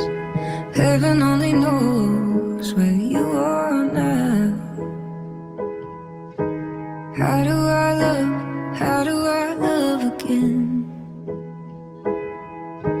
How do I trust again? I stay up all night, tell myself I'm alright.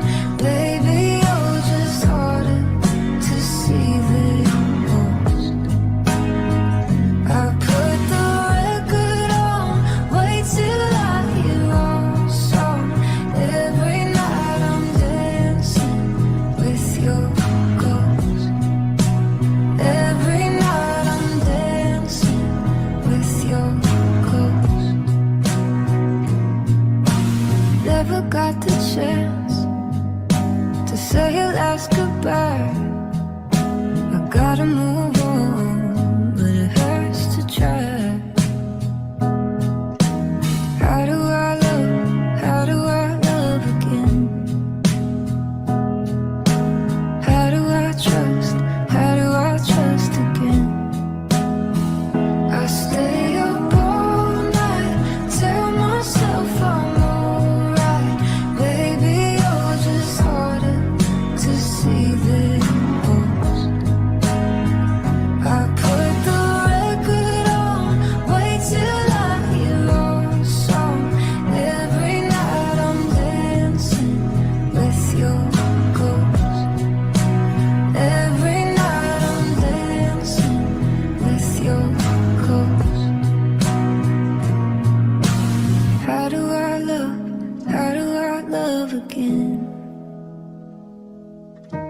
How do I trust trust? How do I trust again? I stay up all night, tell myself I'm alright.